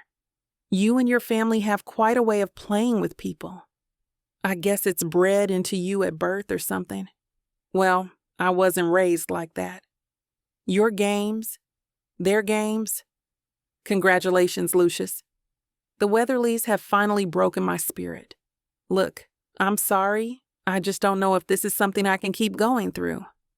This is always going to be a problem for your folks, and that's why it just can't work. No, Jenna, please, don't let my parents and my spiteful sister win. I hit the end icon with my finger and turn off my phone. I walk back to the bar and find our server. Another round and keep them coming. The server smiles and walks away. I head back to our table. I need time to think. The only truth which exists to me now can only be found at the bottom of a martini glass. Chapter 17. Lucius. I hear the click. Jenna hung up on me. Damn! I pound the desk in my hotel room so hard that I figure I've left a dent. I don't care. I know when I'm being played, and I know who's playing me. I bolt from my chair and stare outside at the parking lot below. The one which holds my car. The one which I escorted that woman to the other night. I drop everything and race to my car. This has to be an in-person confrontation. The time for games is over. They are playing with my life here, my future, my happiness. The hotel elevator takes forever. At the dinging sound to the ground floor, I help push the doors open and race out to the car. The midday heat is suffocating. I turn on the air conditioning the moment I punch the start button. Before I head out, I make a phone call. Stay there, don't move a muscle, I mean it. I bark and end the call before I hear a reply. I'm in no mood for replies. Burning rubber, I squeal out of the lot, taking left and right turns until I hit the freeway. Then I throw the beast into high gear and hit the throttle. I zigzag between cars and vans and semi-trucks, not giving a damn. I should, but I don't. There's only one thing I want now, and it's the truth. For once in my sorry life, I want the truth. It feels like a lifetime, but I'm sure it's only a half hour until I reach the resort. I know where she'll be. Sunning herself by the pool. I march through the foyer, wave at the staff, and hightail it to the back veranda. Sure enough, there she is, sprawled out on a chaise lounge with not a care in the world. I walk up and kick her leg. She jumps and throws down her sunglasses. What's up with you today, Lucius? Wake up on the wrong side of your billionaire bed? What's wrong with me? What's wrong with you? You set me up. Lottie inches up into a sitting position and calmly replaces her shades. She grabs her wraparound pool skirt and saunters off to the drink cart for another cool one. She offers a beer to me. I grab it with no thanks. Now, how in the world did I set you up? Aren't you the genius of the family? Lottie returns to her lounge and twists open the cap on a blackberry vodka spritzer. Lottie, stop lying. Stop playing games. You know exactly what I'm talking about. The other day, that harried call you made to me. This woman you knew who had buckets of money and was eager to invest. You set me up with her. I take a big swig of my beer. It's my favorite brand. But today it tastes like trash. Oh, that's what you have your tighty-whities in a knot about? Wow. So what? She didn't invest in your tech and now you're pissed at me? Bro, you gotta get a grip. You're already in the Forbes 100. Take it down a notch. I lean forward. My face is red, and not just from the heat. Lottie, listen, and you listen well. That lady, it wasn't about an investment. You set me up on a date. And you did it when you knew Jenna's friend's gallery would close, and when I'd be taking this client out on the town to wine and dine her. Lottie laughs. Wow, I'm quite the clairvoyant, aren't I? How am I supposed to know all that? Oh, come on now, kid. You do nothing but laze in the sun all day, counting your trust fund. You snooped, used a hired private investor. Who the hell knows? Okay, so what if I did? Well, your ruse worked. Hannah locked up just in time to see me with that woman. Jenna thinks I was all cozied up to her. Hannah must have taken photos or something. But that woman, Miss Farnsworth, if that's her real name, cracked the heel of her shoe, and all I was doing was guiding her to the car with my hand, so she wouldn't trip and fall. Well, that is coincidental, I must admit. Lottie tries to hide her smirk by taking a drink of her cocktail. It doesn't work. Coincidence, my bud. Now, thanks to you, Jenna thinks I'm having some sort of affair when hurting her is the last thing I'd ever want to do. It was your evil plan to play matchmaker and simultaneously thumb your nose at Jenna. You knew Hannah would go to her bestie right away with this so-called breaking news. Well, you may have it half right. And yes, her name is Farnsworth. But she truly did want to invest. But not in your company, silly. In this resort. If Jenna's friend happened to see you two together, well, that is too bad. I glare at Lottie's face. Regret or shame is not on it. I sit back in the patio chair and wonder now if the woman even cracked her heel at all. Was it just an act to get me to be close to her? The possibility enrages me more. I'm carrying enough regret and shame for both of us. Lottie, stop the nonsense! What are you trying to do? Lottie whips off her sunglasses, springs off the chaise, and stares down at me with the look of a viper ready to strike. I'm trying to save your damn life, Lucius. That's what I'm trying to do. Our parents are heartbroken over your recent actions, dredging up the same loser chick from before. I'm done with you damaging our family reputation. Me damaging? Are you for real? Yes, I'm for real. It's about time to have you feel some of the hurt and betrayal you've made us feel.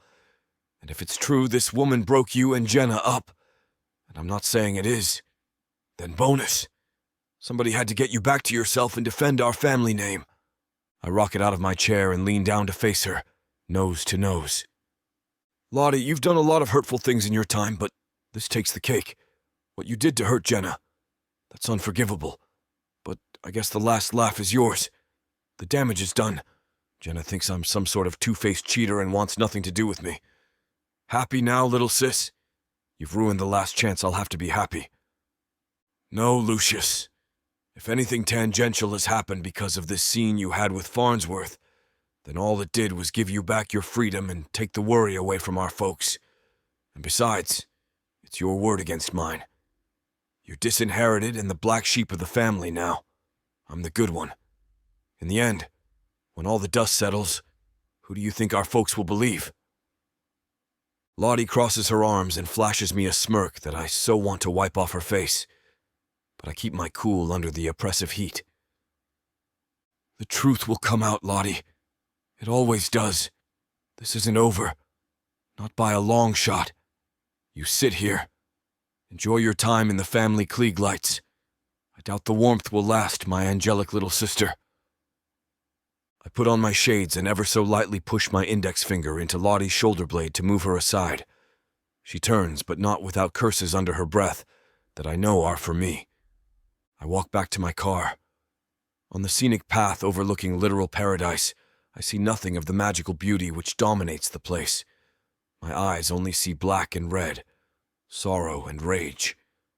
I rev the car and wheel it up the curving drive. I see my reflection in the side mirror, and I talk to it, for right now no one else will listen. This isn't over. Nope, not by a long shot. Lottie wants a family war. Fine, she's got one. Two can play this hide-and-seek game, and I'm way better at it than her. Before I swing onto the freeway, I call up my dashboard Alexis. Alexis, look in my contacts list and get a hold of Mark Malone, the PI guy I know. Dial his number right away. Yes, Mr. Weatherly. Yep, 2 can play this game. Pointers from my PI, and I'll soon have the proof I need to show Lottie for the conniving woman she is. This Farnsworth chick may be a legit investor, or maybe she's being paid to play Lottie's games. Either way it shakes out, I'll know damn soon. If it's the former, it's an honest mistake, and I can tell Jenna that. If it's the latter, Lottie is out for blood, and the proof I can take to Jenna too. The cell rings. The call comes in on the loudspeaker. Hey Lucius, long time no hear, man. What can I do you for? Hi, Mark. I need to be schooled on how to find dirt on my little sister. Wow, dude. Are you sure about that? Digging around the family china, things can permanently break. Yeah, I know. Maybe that's been the problem all along. Towing the party line to keep things from breaking. Well, I'm fed up with her games. Let the pieces fall where they may. Are you up for teaching me a thing or two about snooping? I'll double your fee. I hear laughter on the other end. Okay, man, when do we start? Chapter 18. Jenna. It's a beautiful morning. The sun is out. I hear birds chirp when I leave the house, and I feel bad. I catch a glimpse of my reflection in the rearview mirror. You look terrible. Like you got slammed into a wall, I say to myself. Puffy eyes, a long face. I feel 8 times worse than I look. That's what you get. Everyone warned you about this. But no, you just had to hop on the first express bus to Luciusville, I mutter. It's unfair to self-criticize this much, even if it's the only thing that keeps me from whipping my phone out and sending a baby come-back text. I swerve off the road and seek out an empty spot in the hospital's parking lot. I'm on the morning shift for the first time in quite a while, and my internal clock is confused. I kill the engine and exit the car. The nurse's station is still empty. I sit down to get my bearings right. I tap on some eye cream, inhale deeply, and tell myself that I can live without him. To hell with him, I croak with little conviction. I blink back the tears which prickle the corners of my eyes and get up to start my shift. A little while later, I'm going around reading glucose levels. I enter a semi-private room with 2 patients in it. I give insulin to the first one without any incident, but when I turn to the second one, her whiskey-colored eyes are like a punch in the gut. They're just like his, but are missing the irresistibly sexy arrogance. Get yourself together, damn it. This isn't him. I gulp hard and take her reading. My hands fumble and shake the entire time. I walk to the window when I'm done to fiddle with the blinds and let in some sunlight, then leave the room. Alex finds me in the bathroom, splashing cold water on my face. You okay? She asks when I look up at her. I close the tap. My hands run over my face before I respond. Yeah, what is it? Were you giving insulin in room 11? I did that whole wing. Why? She folds her arms and tilts her head. You left an opened vial on the windowsill. I gasp. Oh, God. You look kinda low. You sure you're fine? I nod and suck in a breath through my clenched teeth. Does anyone else know? She flashes a small smile. Just me. What's going on, Jen? It's unlike you to misplace anything. I'm too ashamed to tell the truth. But what if I mess up again during my shift? Clearly my head isn't in the right place. I fill her in briefly on the Lottie situation. Sam bursts into the bathroom halfway through my sad monologue and listens intently. They both insist I guard myself until the truth comes to light. It might all be a messed up coincidence. Stay open-minded, but protect your heart and mind, says Alex. Sam raises both eyebrows in agreement. I'm about to take my first break. I think you should take one too, Jen. I could use a cup of coffee, I say. A message comes in on Alex's Voctera badge, worn by the hospital staff almost like a pager. I'd have loved to join y'all, but duty calls, she says. We exit the bathroom together. and Alex takes off in the opposite direction. Sam and I make our way to the break room and sit down to eat. My phone rings and Lucius's name glares at me when I pull it out. My stomach drops and my appetite evaporates. I don't think I can talk to him. I haven't yet sorted through all my feelings on this whole thing. I put the phone face down on the table and watch it like it might sprout a pair of legs any second. And you don't have to. Do what's best for your mental health. I swallow air down my dry throat when my phone rings again. I'll just tell him I'm at work. I stand up and drag my feet to a corner. I can't summon the strength needed to hear his voice.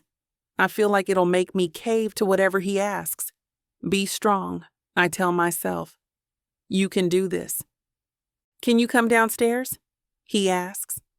I don't think it's in your best interest to be so demanding. You could try asking me nicely instead of being so pushy given the circumstances, I say into my phone. I didn't track you down at work for fun and games, Jenna. I want to explain everything. His voice softens. Please come down. I'm standing by your car. A flame of hope leaps within me. Explain? Are we about to reach a pot of gold at the end of this colorless rainbow? God, I sure hope so. I hate it here without him. But yet he was with another woman.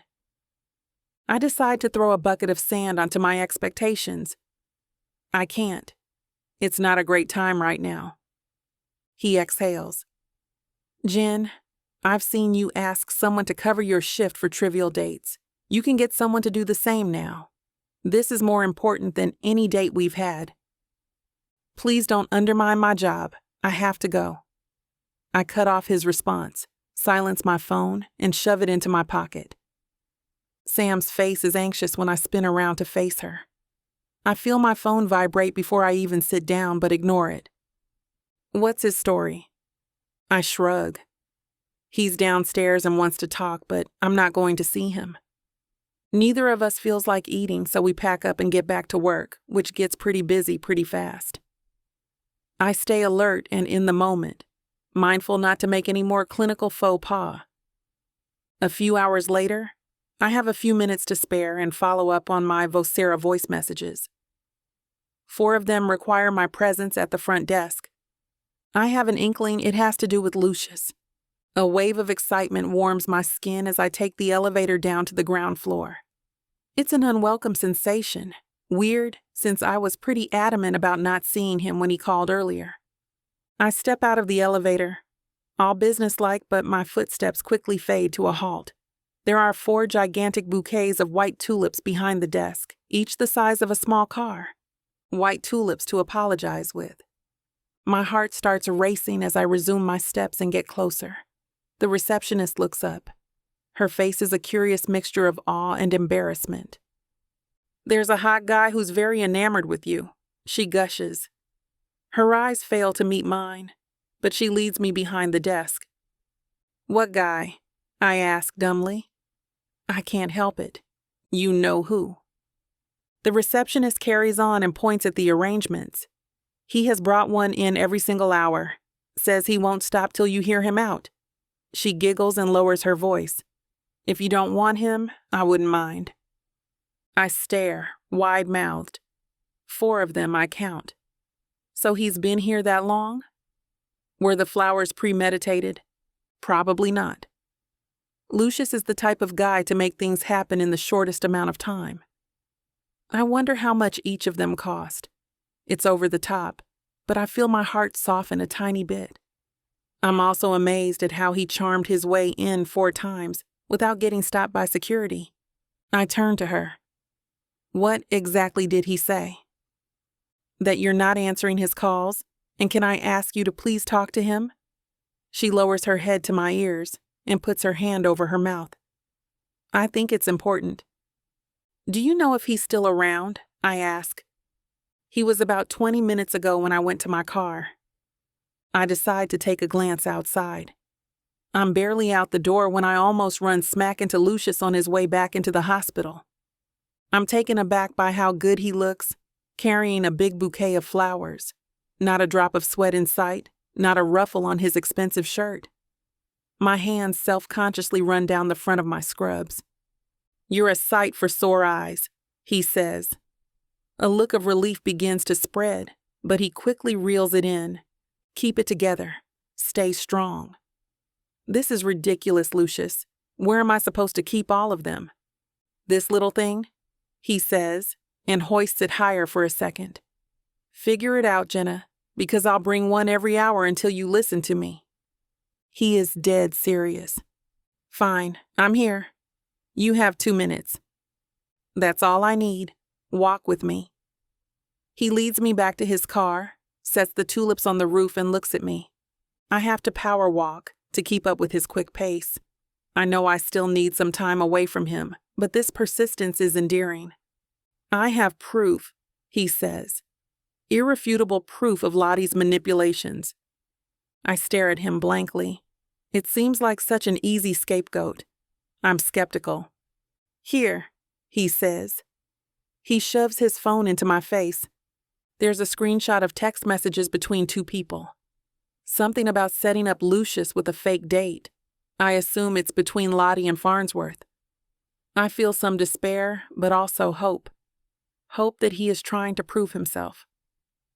"This doesn't prove anything," I say when I hand him back his phone. "Okay, so it doesn't. But I have more proof. I can show you over dinner." "Why can't you just let it be? She'll just try again, even if your proof is legit." "You know damn well that I won't give you up." I rub my temples, slightly annoyed. Fine, I'll pick you up tonight?" "Yes, I have to go back now." I usually hug him goodbye, but I walk away from him without another word. To be honest, I'm not sure if I actually want to see him again. Chapter 19. Lucius. The drive to dinner is silent. Jenna is in her car tailing me. Meanwhile, I have the radio off and half expect her to simply turn down another street and head home. Then again, that is not the kind of woman she is. I know she is hurt. I was there, I saw the look on her face. Even if she managed to school her expression, it was in her eyes. Windows to the soul used to sound so cheesy and cliché, like something from a romance novel. I believe it now. When I look into Jenna's eyes, I can almost read her mind. Almost. If I really could, then we would not be heading to a dinner that will either make or break this fragile relationship. Then again, it is not much of one if this is all it takes. No, that is not fair either. Jenna has already been through so much because of my family, because of me. At the very least, I owe her an explanation and a chance to sort everything out. There is no turning back from here. Parking, I grab the envelope off of the passenger seat and get out to wait. Jenna pulls into the space beside me and gets out before I have the chance to walk around. "I'm not exactly dressed for fine dining," she snaps, crossing her arms over her chest. "You look beautiful, Jenna," I tell her. I hold my arm out for her to take. "Let's just get this over with." She does not look at me.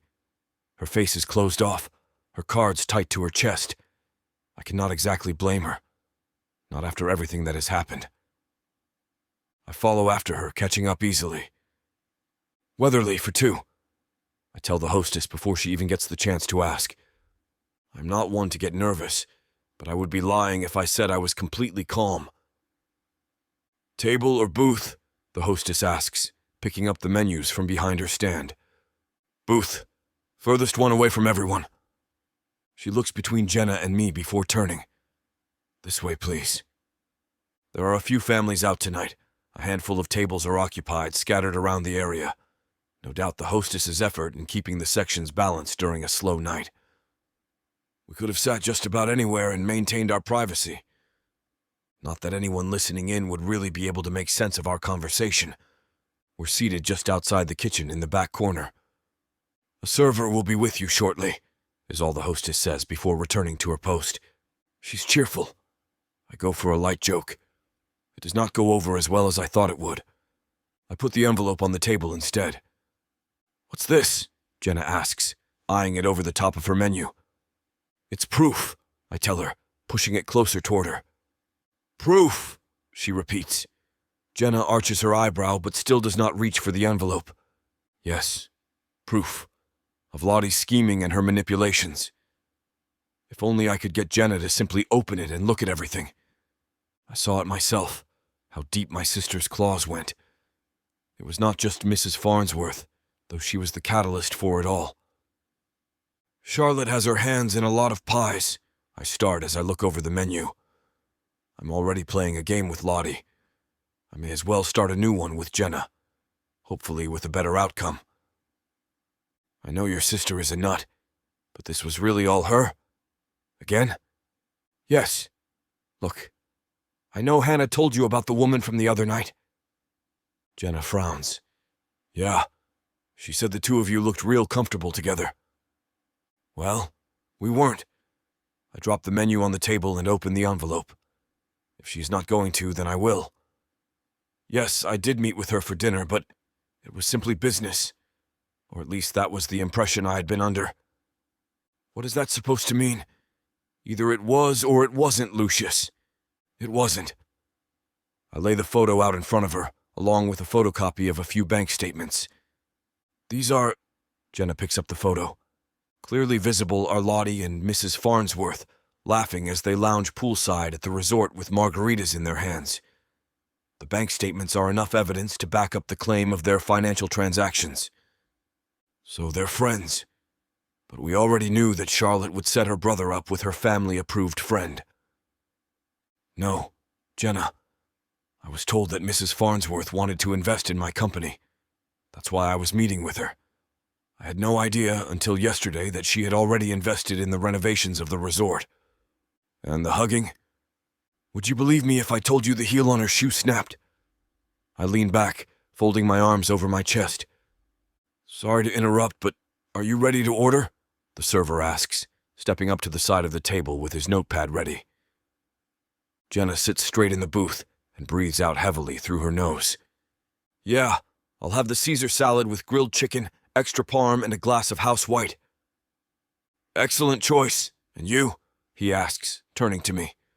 Steak, rare, with fries, not mash, and whatever IPA you have on tap. I'll go put this through and be back with your drinks. He takes our menus and leaves. Jenna runs a hand through her hair. Look, Lucius. When Hannah saw us, I was helping Farnsworth to her car. Let's say I believe you. It's the truth, Jenna. What else do you have then? She leans back again, fingers tapping on the table. What do you mean? I'm showing you all the reasons it wasn't me. Or at least, that it wasn't what you think it was. That I was set up. Lucius. It has always been Charlotte, Jenna, behind every curtain and around every corner. I regret not realizing sooner, for not putting an end to it. This is great, Lucius. I understand that. Considering our history, it's not exactly shocking. She's tried this before, and she's trying it again. But now what? Is this our life? Your family is always going to be coming between us. You see that, right? The waiter comes back with our drinks and our meals. We stop the conversation as he sets the plates on the table.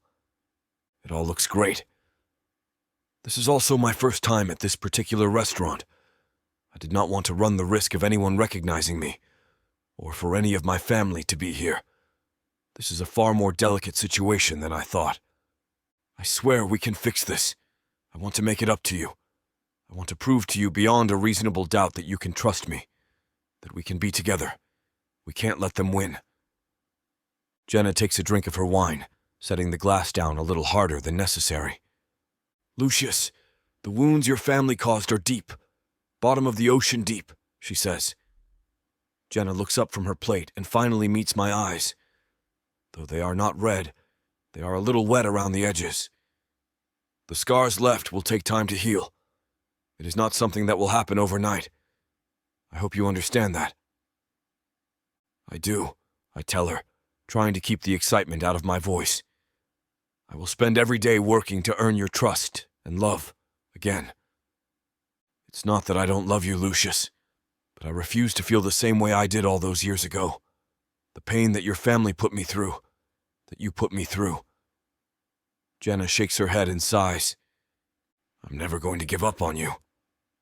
I reach across the table and take her hand. She does not pull back, not right away. And I'm going to keep a close guard over my heart. We both start eating, a tense silence falling over us. It feels like she has finally come over to my side. Even if it was only a step, I'm closer than before to having her back.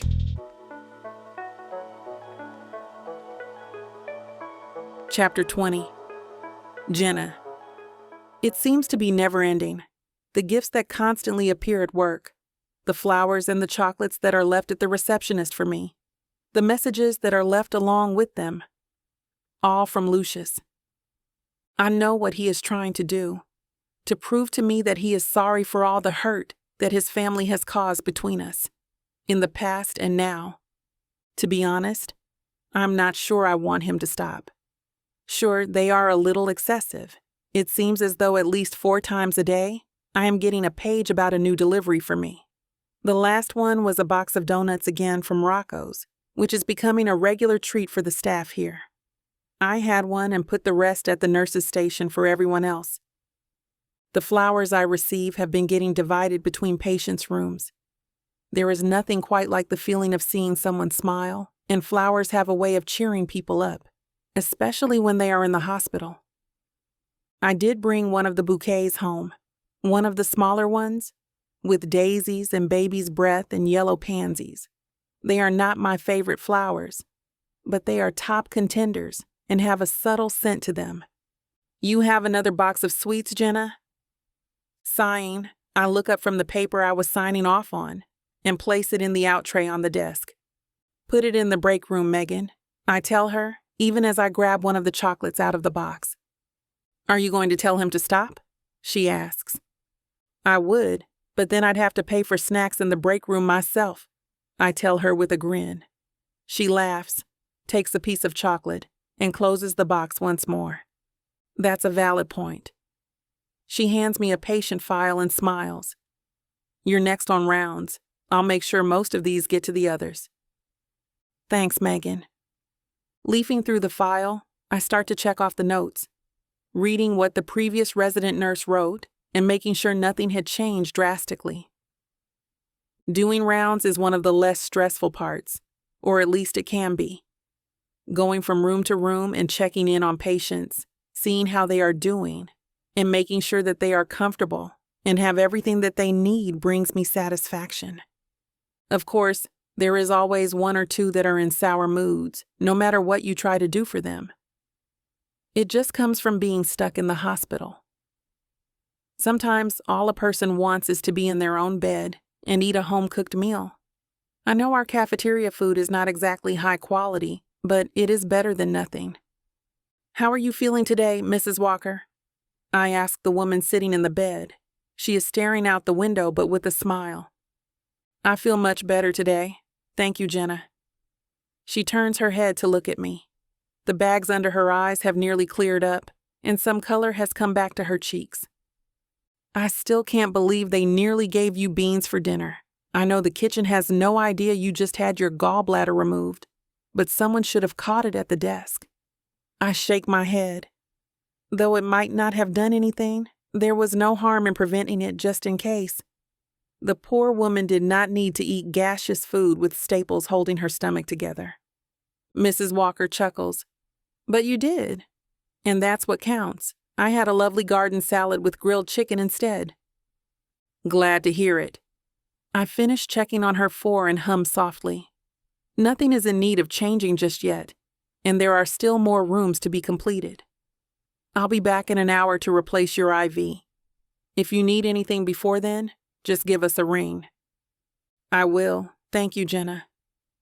Leaving Mrs. Walker's room, I make the note on the chart to return for her IV in an hour. I also make a note to bring her some flowers, if more arrive by the time I return to the nurse's station. Right now, everything is quiet in our wing. A rare afternoon, but no one wishes for a busy day. Of course, that could change at any moment.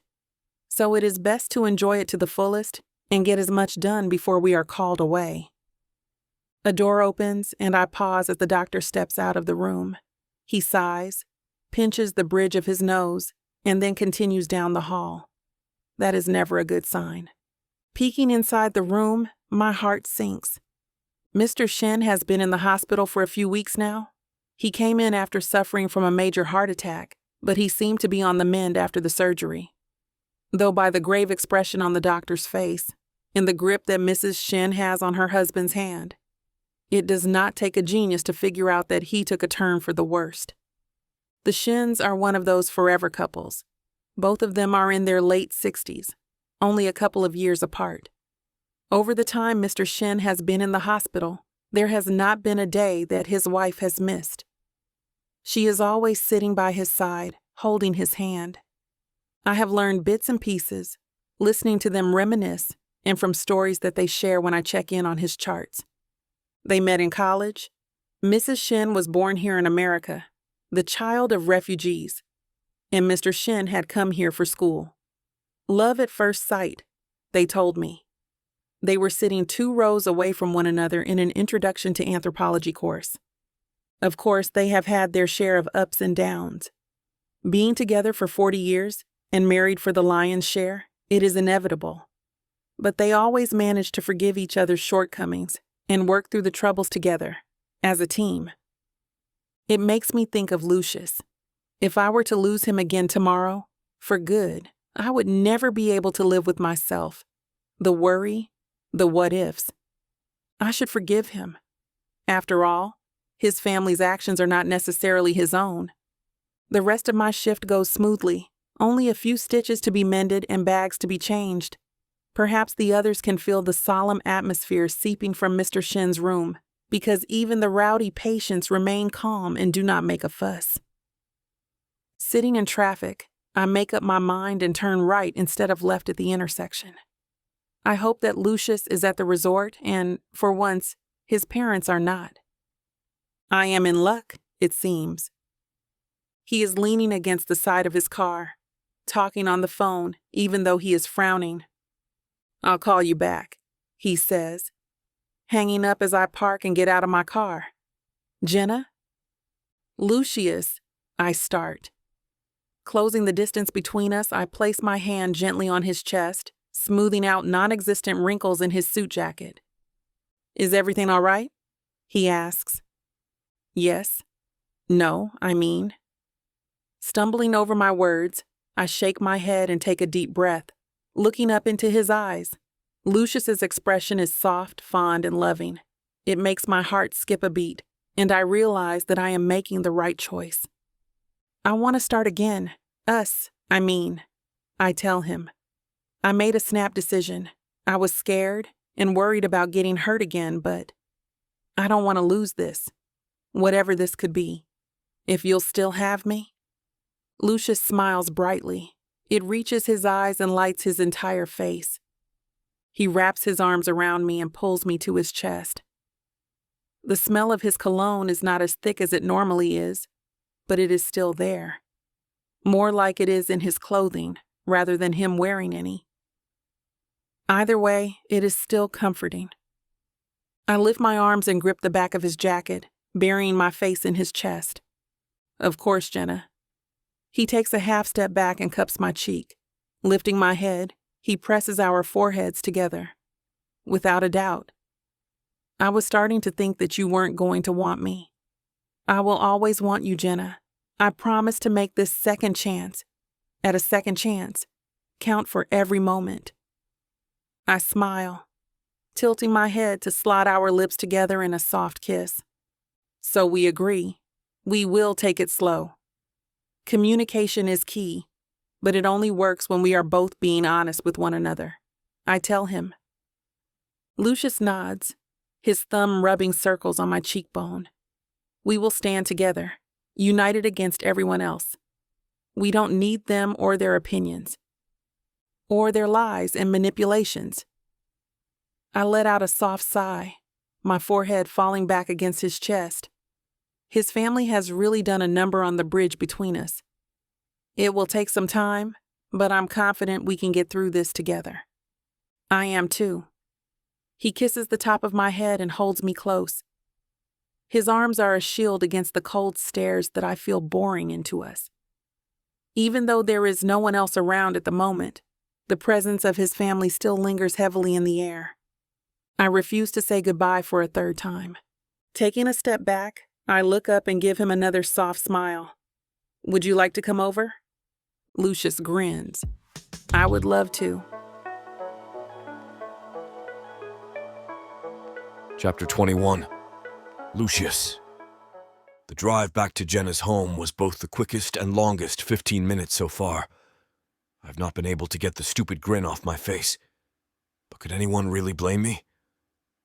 Jenna all but confessed to me outside of my parents' resort. Of course, I want this new chance with her. I was starting to get worried that I was never going to. I was starting to think that maybe the flowers and gifts were too much. I was afraid I was starting to put her off instead of pulling her back in. But we've bridged the gap between us, and I won't let her go again. Jenna is waiting outside as I park, twirling her keys on her finger. Took you long enough, she says, her voice light and teasing. Traffic, you know how it is, I reply, a grin still on my face. Jenna laughs, pushing herself up, and turns to unlock the door. As soon as I reach her, I set my hands on her hips and press against her back. She lets out a soft breath, leaning back into my chest. Can't wait until we get inside, HM. I can't wait to get inside you, I tell her. When she shudders, the movement ripples against my chest. I nip gently at the tip of her ear, sliding my tongue along the seam. Lucius. She makes such a beautiful sound, sighing out my name as she fumbles with her keys. I grin, pressing my lips to the side of her head. The soft hairs at her temple, loose from her ponytail, tickle my nose. Wait a minute. Should I start a stopwatch? Jenna laughs, finally getting her key in the lock, and I hear it click as she turns it. She pushes the door open, kicking off her shoes and dropping her keys in the decorative bowl just inside the entry. I slid my hands down her sides and hook my thumbs in the band of her scrubs. The cotton material gives way easily enough, though I wonder if she would let me have sex with her with them on. Wrapped around her ankles, her shirt tucked around her wrists. That is a conversation we will have to have later. I do not want to scare her off now. If you want to know where this naughty scene is headed, you'll have to get it from billionaire.com. This platform has rules and guidelines that we have to follow in order to keep these free stories coming. Find any Vixa audiobook on her website and use code VIXA40 for a 40% discount to make up for these interruptions. Let's return to the story. Chapter 22. Jenna, I do not want to get out of bed. There is a solid wall of heat against my back, and I cannot help the smile on my lips. Keeping my eyes closed and my breathing even, I lay there and take in the comfort of Lucius, wrapped around me. Our legs are intertwined beneath the sheets. His right arm is draped over my side. His left is nestled underneath my pillow. I can feel the outline of it. My heart beats faster as his breath tickles the back of my neck. Lucius's fingers dance across my stomach, and I let out a soft sigh. Good morning, he whispers, his lips brushing against my skin. Good morning, I reply. A smile on my lips as I roll over. I'm careful not to break his hold. His lips capture mine in a slow, sweet morning kiss. He does not try to go any further, and I am a little grateful for that. My hips ache slightly from the night before, though part of me wishes that I could have stayed awake a little longer. Maybe we will go another round later. Feeling hungry? I ask, lifting a hand and sliding it through his hair. Lucius closes his eyes and hums. His grip on my hip is tightening as his fingers dig into my skin. It stings a little. There are most likely marks from the night before, but it is not an unpleasant feeling. I like having Lucius's fingerprints on me. I could eat. His lips twitch into a grin as he leans in for another kiss. I let out a light laugh as he rolls us over. I end up on my back again, with him perched over top of me, his elbows on either side of my head. Pancakes? I ask, sliding my hands down his back. I could take you out for breakfast, or a nice brunch, Lucius pauses and drops his head to my shoulder. The what? I coax gently, twirling his hair around in my fingers.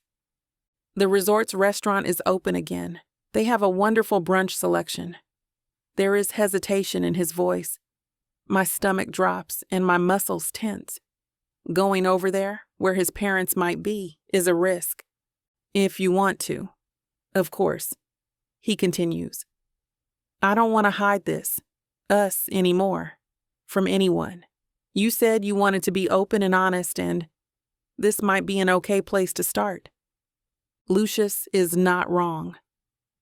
The two of us being seen together at the resort would be a surefire way to let everyone know that we are working on our relationship, and this is not a fleeting fancy. I was never after their money. All right, I tell him. He lifts his head and I kiss his nose. But we both need to shower first. Do you want to conserve water? He asks. I laugh and push on his shoulders until he rolls off of me. Not this time.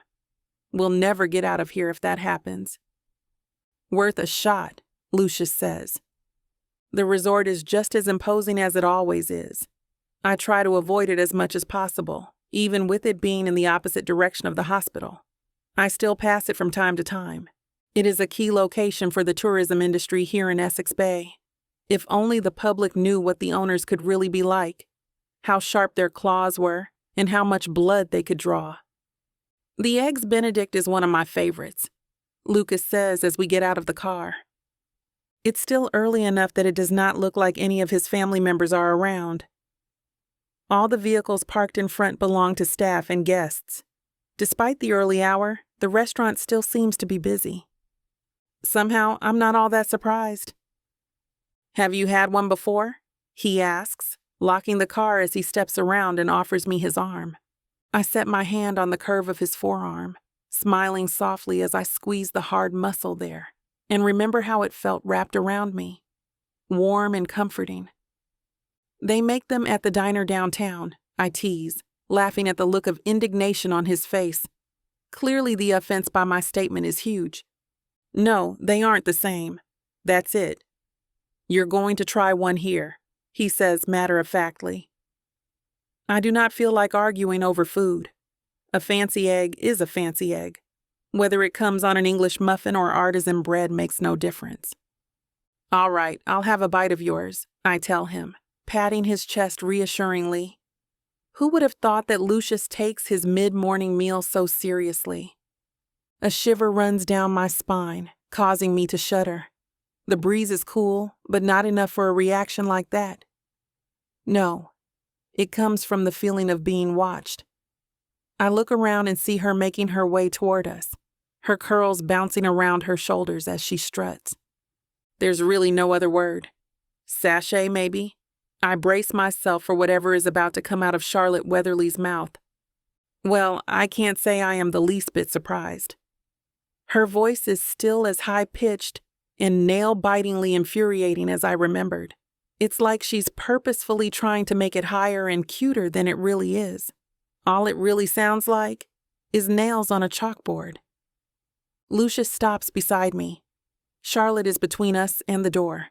If we had waited even a few minutes longer to leave the house, we would not have seen her at all. Lottie, he warns, voice low.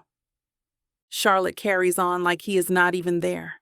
Her eyes lock onto me, her bright red lips pressed into a smug smile. I always knew you couldn't keep away from our fortune. That was never true, I say, tightening my grip on Lucius's arm. Is it not, though? You were oh so sad when Lucius broke up with you. Played the role of the heartbroken victim so well. One of her thin eyebrows arches, her smirk growing. Then the second Lucius comes back into town, you're all over him. Wrapped him in your sticky little web. It's not like that at all, Charlotte. I was never interested in his money or your parents' money. Honestly, I'm more surprised that you waited so long, instead of just trying to get up my skirt instead. Lottie, Lucius raises his voice. It makes Charlotte laugh, and other passers-by turn and look at us. My vision blurs between the tears and the anger. I want nothing from your family, Charlotte. Even if our roles were reversed, I would still want Lucius. I drop his arm and turn to leave. The sound of her laughter only makes my skin crawl and my blood burn. My face is hot as I try to hold back the tears.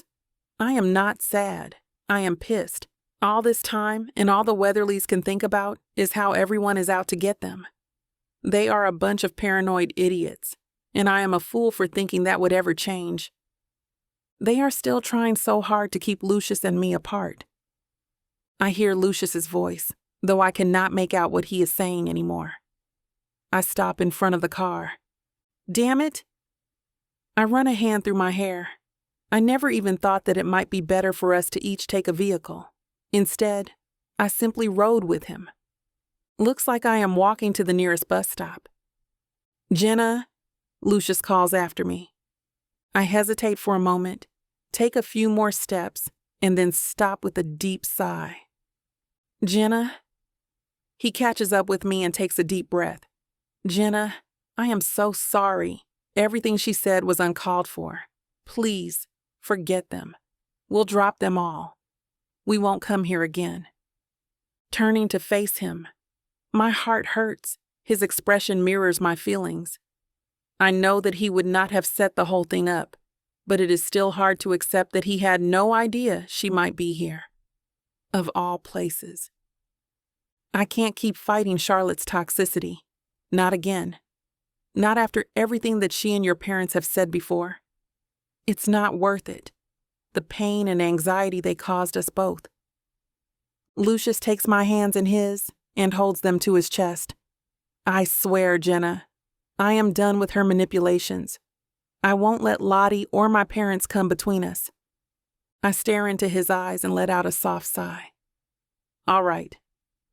But I won't tolerate anything that she tries to do or say, so just know that your sister has let the dog off leash. I promise, Jenna, I'm on your side. Whatever you have to do. Whatever you want me to do. He smiles. Then Lucius wraps his arms around me and kisses me softly.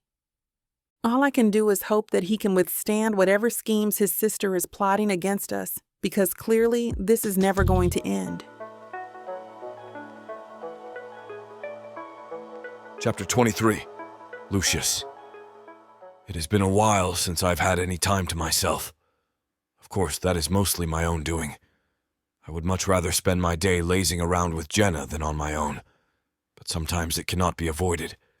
I still have a company to look after, emails to write and phone calls to make, meetings to sit in and partake in, even if virtually.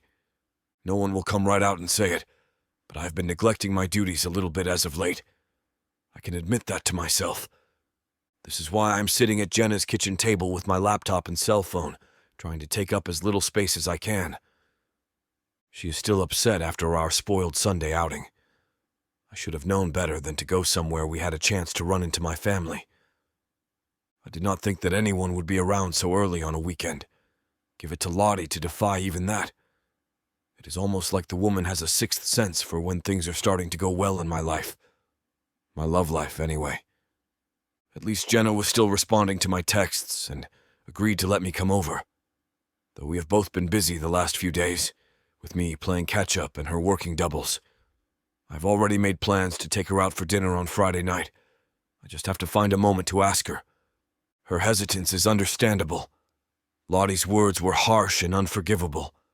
It has been a decade, and Charlotte is still convinced that all Jenna wants is our money. I feel sorry for any man that Lottie falls in love with. What sort of scrutiny will he fall under? Disconnecting from the second call of my morning, I stand and stretch. My back is stiff from sitting for the last 4 hours.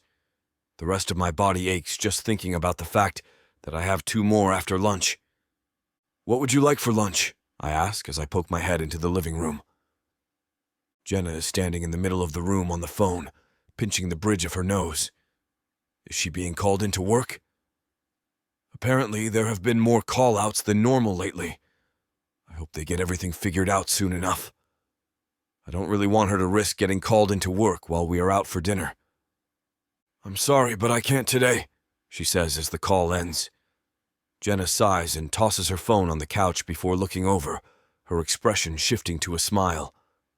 Lunch? The chime of the doorbell startles us both. Jenna gives a little jump, and if she noticed I did the same, she does not mention it. I peek through the curtains. What? I cannot believe what I am seeing. Lottie is standing on Jenna's doorstep. She has her arms wrapped around herself and a suitcase at her feet. If this is some kind of ploy, they're getting more elaborate and weirder. The longer we take to get to the door, the more agitated she gets. She shifts her weight back and forth, then runs a hand through disheveled hair before she finally pounds on the front door. What do you want? I say as I open the door. I know she is there for something. Lucius. Her voice cracks. I blink, confused, as she throws herself at me. Instantly, whatever she was holding back breaks, and she starts sobbing. Instinctively, I wrap my arms around her. A little devil or not, she's still my baby sister and something terrible has happened. I have never seen her like this. Leading her inside into the couch, I see Jenna get the bag off the front step and close the door, watching us both from the living room doorway. Lottie, I try again, keeping my voice soft. What happened? Charlotte sniffles, wiping her eyes with the tissue I offer. She hiccups. Shh, it's okay, I tell her. I hold her close and rub circles on her back. She clings to me as a fresh wave of tears rolls down her face. Her makeup is a mess. I always told her she did not need to wear it so heavy, but she always insisted it looked better. They kicked me out, she manages. Jenna sets a cup of tea down on the coffee table. The scent of chamomile and honey whiffs up from the steam. It will be a nice, relaxing drink once Charlotte has calmed down enough to drink it. Your parents? Why? Jenna prompts, sitting in the armchair. Lottie takes another deep breath, trying to steady herself. She dabs at her eyes and holds the tissue to her nose for a moment. The other day I went home upset. Lucius. I was still reeling from the dressing down you gave me, and on top of being embarrassed and angry, I was hurt and scared, Lottie starts, pausing often to catch her breath or hiccup. The tears are still falling and her voice wavers. I hold her hand and give it a soft, reassuring squeeze. Lottie wipes away a stray tear. So I confronted our parents, blamed them for always favoring you, making sure that everything always turned up Lucius. I accused them of never wanting a daughter, that I'm sure they hoped I had been the second son. I could tell her that that last part was not true. Mother had been so excited when Charlotte had been born. She was the princess of the family, doted on and spoiled. While it was true that I was heir to the name, like we were some 18th century nobility, it was not like I was going to let Charlotte be forgotten, or married off to the oldest bidder. Anyway, Charlotte sighs. I told them they were only threatening to disown you because they were worried about saving their own face, that they were choosing their reputations over your happiness, and that they never really cared about either of us, not as people, just assets. Oh, Lottie! I cannot believe this. I hold her tighter. She grips the front of my shirt again and shakes her head. I'm so sorry, Lucius. I never thought they would pick money over both of us. It'll be all right, Lottie, I reassure her. I do not know how, but I am sure it will be. I will make sure that it is all right, though at the moment I am a little lost for ideas. I regret it, you know, Lottie says as she sits back up, lifting the cup of tea to her lips. I can see her trying to hide the wrinkling of her nose at the grocery store brand tea. It might be a start. I glance over to where Jenna is sitting. Her knuckles whiten around the hem of her shirt. Her own face is reddening, and the outlines of her eyes are wet. It's hard to tell if she is sad or angry. Maybe both. Regret what? I ask, prompting Lottie to explain herself a little better. Even if I do have a feeling that I know which direction this conversation just turned. All of it, really. Being tossed aside so easily, I realized on my way over here that I was just a pawn to them, a means to an end, and that end was getting between you and Jenna. Charlotte clears her throat. The wavering has stopped along with her tears. I am glad that my sister has had the wool removed from her eyes. Sadly, she is not wrong about our parents using her to fuel their own agenda. If it hadn't been for Lottie's meddling and lies in the first place, I might not have broken up with Jenna all those years ago. I know it's a lot to ask, especially after everything that I've put you through. But I would like the chance to make things right. Lottie clings to my arm. She looks up at me with wide eyes. She has cried so much that even the streaks of her mascara have washed away. Her eyes are so puffy that I'm surprised she can keep them open. Lottie, I start, keeping my voice calm and soft as I brush my hand through her hair. I want to so readily tell her yes, of course. This is something we can work through together, and I will make sure she is taken care of until she can get her feet back underneath herself. I know it won't happen overnight.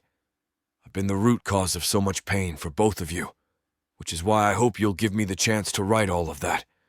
You're the only family I have left, Lucius. You and Jenna. I take a deep breath. Hearing her say this weakens my resolve just a little bit more. That she is ready to accept Jenna as a part of this, as a part of me. I'm pleased. What we have is not going to go away no matter what sort of storm heads in our direction. I'm not the one you need to ask forgiveness from, I tell her. I kiss the top of her head and rub her back. Of course, I forgive my baby sister. I know firsthand what our parents are like, and I'm not surprised by how they treated her. Looking over at Jenna, I give her a smile. The choice is up to you. Jenna stares at us both, my arms wrapped protectively around Lottie, who turns her head just enough to return Jenna's gaze. After a few painfully long moments, Jenna nods. Everyone deserves forgiveness and a second chance, she says, voice firm yet cautious. I will accept your apology and agree that we should start working together to fix our relationship. Thank you, Jenna. Lottie smiles. Like you said, it won't happen overnight. It's going to take time. There was never any trust between us in the first place, so it will be hard work for it to build up, Jenna continues. The speech she gives Lottie is eerily similar to the one that she gave me, but it is understandable. Lottie schemed against Jenna from the start. I'm also a little weary that this might be another ploy. I promise, Jenna. I'll work hard to earn your trust and make up for everything that I have put you through. Chapter 24. Jenna. I have only been to the Weatherly Manor a few times before. Ironically enough, even the first time I stepped foot on the grounds, I knew I did not belong there. I felt small then, as well, walking along the manicured paths. Every flower, every rock, was strategically placed. Dozens of gardeners work around the clock to keep everything vibrant and colorful. It's unnerving, the postcard perfect picture facade, because that is all it is. A mask, and a cracked one at that. Now that the strings of both their puppets have been cut, and by them no less, everything is starting to crumble for Lucius's parents.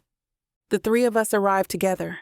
Lucius and Charlotte had said that I did not have to come, that they could face their parents alone, and honestly, I almost let them. But we need to stand as a solid wall, a team. Does it help that Lottie still looks like she won the crying competition? Yes.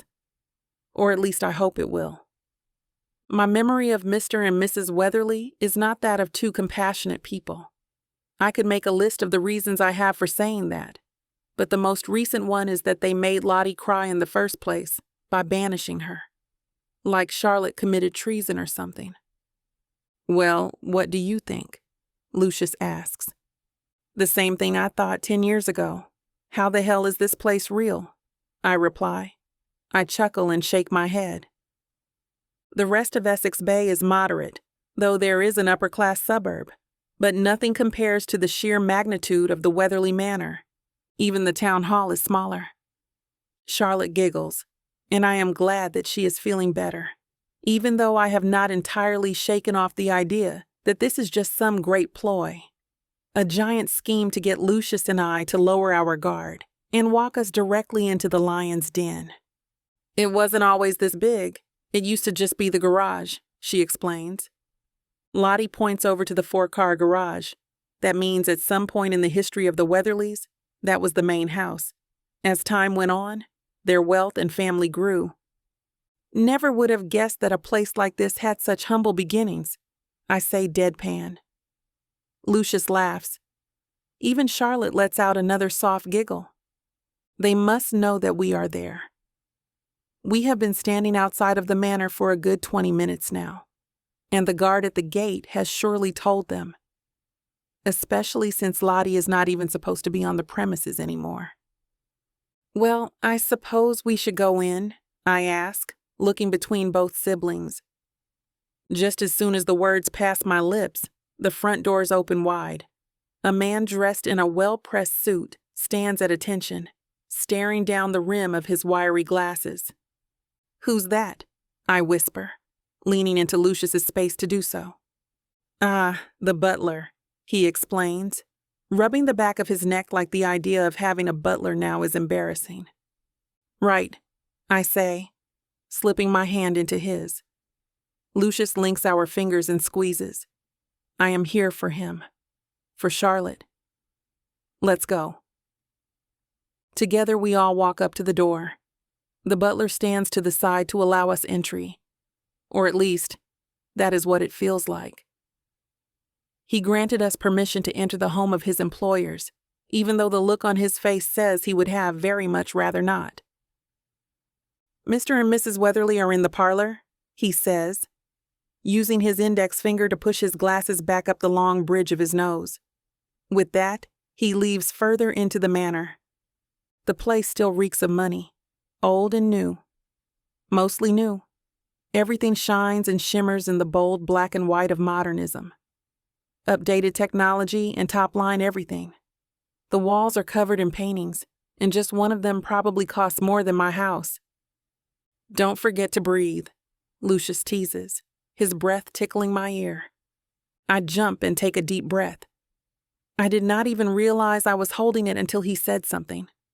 "Should we take off our shoes?" I ask, though there does not seem to be a place to put them. Wearing our dirty shoes to walk over the clean white marble or step on the plush carpet in the other room seems wrong. Don't bother, no one ever does. Lottie smiles, patting my arm as she walks by and heads toward the parlor. I suppose she does make a point, as another woman in uniform walks by wearing shoes. "We told you never to return." The deep baritone of Mr. Weatherly echoes through the empty halls. Lucius and I turn into the parlor, where Lottie is standing just inside the door. Their parents sit on the plush velvet sofa. The sun shines in through the curtains, and the whole room smells of the potted lilacs. Charlotte shrugs her shoulders. "I vaguely remember you saying something like that, yes." "Lucius," his mother smiles, seeing him walk into the room. The expression hardens and drops just as quickly when she notices me. "What is she doing here?" "She is here because this whole ordeal is over, Mother," Lucius tells her. His grip increases on my hand, and I give his hand another squeeze in return. Her glare relaxes. Oh, good. Though that doesn't explain why she is in my home. Send her away. We have much to discuss. Lucius sighs and shakes his head. "You seem to misunderstand, Mom. Jenna is not going anywhere. That's what we're here to say." "Preposterous," his father shouts. "Nothing good will come of being with someone like that. You had your fun. Now leave her, and let us introduce you to someone worthwhile." "No, I'm done with letting you control my life. I never should have listened to you all those years ago." Lucius stands his ground. I place my hand on the small of his back, a comforting and supporting gesture. Lottie does the same on his other side. "I love Jenna. I will marry her, whether or not you approve, even without my inheritance. None of that matters." "You're being unreasonable, Lucius." His mother laughs. I am not sure what it is that she finds so funny, or if it is a response to the anxiety building up inside of her. Maybe she sees by the set of his shoulders and the tone of his voice that Lucius is serious. You are really going to give up your family for this woman? This woman who wants nothing more than the coffers you are abandoning. Mr. Weatherly snorts. I honestly have no idea how Charlotte and Lucius turned out as well adjusted as they did. And even that bar is very low, given what their parents are like. I am sure there is a nanny somewhere that I owe a lot of thanks for keeping Lucius grounded, even just a little bit. Despite the golden spoon lodged in his throat. Jenna is my family. Dad. You will accept that as fact, or you will have lost both your son and daughter on the same day. Lucius and his father have a stare down. Neither one is giving up space or showing any signs of backing down from the argument. They seem to be communicating with their eyes. Lucius's eyebrows furrow, and his father drops his gaze. Even Mrs. Weatherly gives out a noise like a damsel as she leans into the back of the sofa, her hand delicately over the bottom half of her face. Really, what era do these people live in? I am surprised that Mrs. Weatherly is wearing a pantsuit and not 17 layers of tulle under a skirt. Fine, you can date this woman, but there will be some conditions. For example, Dash. No. Lucius cuts his father off, his tone even sterner than before, as he takes another step into the room. No conditions. You will either accept us, accept Jenna, as equals, or this conversation is over. When neither one of them answer right away, instead sharing a look between themselves, Lucius shakes his head. He turns around and takes my hand. We're leaving. All right, I tell him, keeping my voice soft. I do not want to draw any more unnecessary attention to myself, though this is going smoother than I thought it would. Even if they are not agreeable and Lucius is about to walk out on his parents and their fortune, there is a lot less yelling involved than I expected. No one has thrown a vase, either. Maybe we are not in a Victorian drama after all.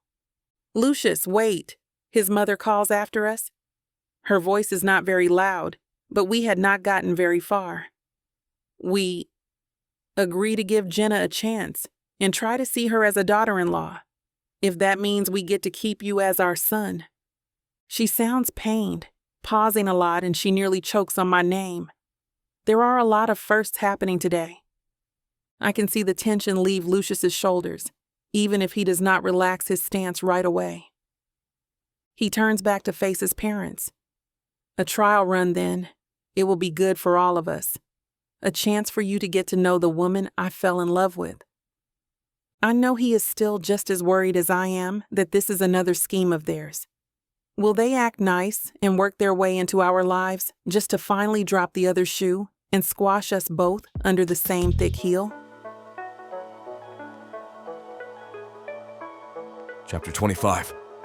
Lucius. I'm still nervous about my parents. Lottie has been allowed back on the property. Her room had been untouched as the maids had not gotten around to putting anything in boxes yet.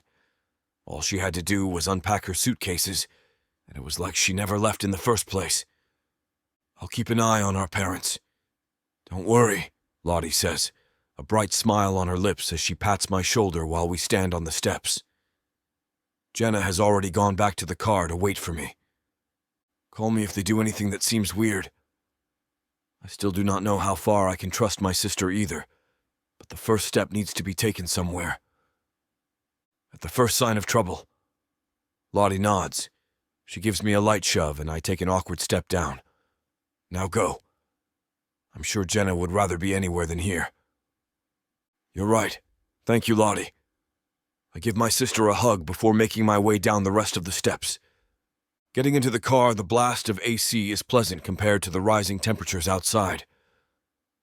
I have an idea, I tell her.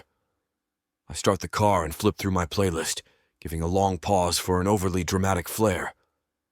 Well, are you going to tell me, or do I have to guess? Jenna asks. She has an elbow pressed against the window, her head propped in her hand. Her gaze is outside as we drive back down the winding road from my parents' house. It's mostly a surprise, I think. Honestly, the plan is only half formed in my head. I hear her snort. I grin. Hey now. Dinner, I'm going to take you out for dinner. But I have some preparations to take care of first, so I'm going to drop you off at your place. Uh-huh. She shifts her gaze to look at me without really turning her head. What if I told you I was working tonight? Are you? No, but I could have been. She smirks. She reaches over the middle console and takes my hand. I turn my hand over and she laces our fingers together. We should really go for more drives. No destination. Stop for lunch when we start to feel hungry and keep on driving till dawn. I'll pick you up around 4, I tell her as I pull up in front of her house. Have a lot to do between now and then? Jenna asks, opening the car door but not getting out just yet. She's still holding my hand. So much, I say as I lean over. She meets me halfway with a gentle kiss. What are you thinking? Jenna asks. No doubt she noticed as I started to grin. You. It is the honest truth. I have not been able to stop thinking about her once since seeing her across the room that night. I still remember her dress and the way her hair was twirled above her head. Okay, you're getting sappy, she teases. With another quick kiss and a squeeze of my hand, she lets go and gets out of the car. I'll see you at 4. Waiting until Jenna is inside is more for my eyes than for her. I love the way her hips shake. I have to wonder if she is exaggerating the movement just a bit, knowing that I am watching her. I laugh as I pull back out into traffic. There is more than enough time for what little preparations I really have to do. Mostly it is just going grocery shopping for Jenna's favorite things. Fresh vegetables and fruits, washed and sliced in their own little compartments, with dips for both. Soft bread for little tea sandwiches. Cucumber and smoked salmon with cream cheese for one and tomato, mozzarella and basil for the other. Dessert is a lemon shortcake, and all of it is brought in with 2 bottles of her favorite red and white wines. This is a celebration. We are a full step ahead of where we once were.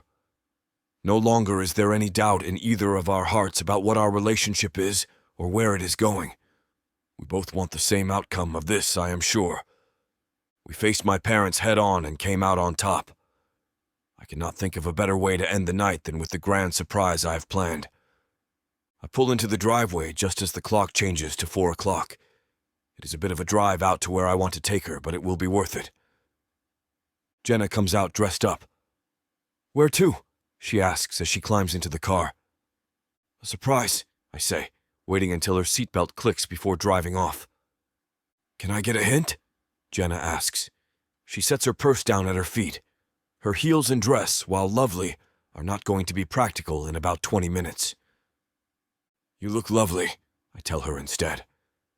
Jenna rolls her eyes and folds her arms over her chest.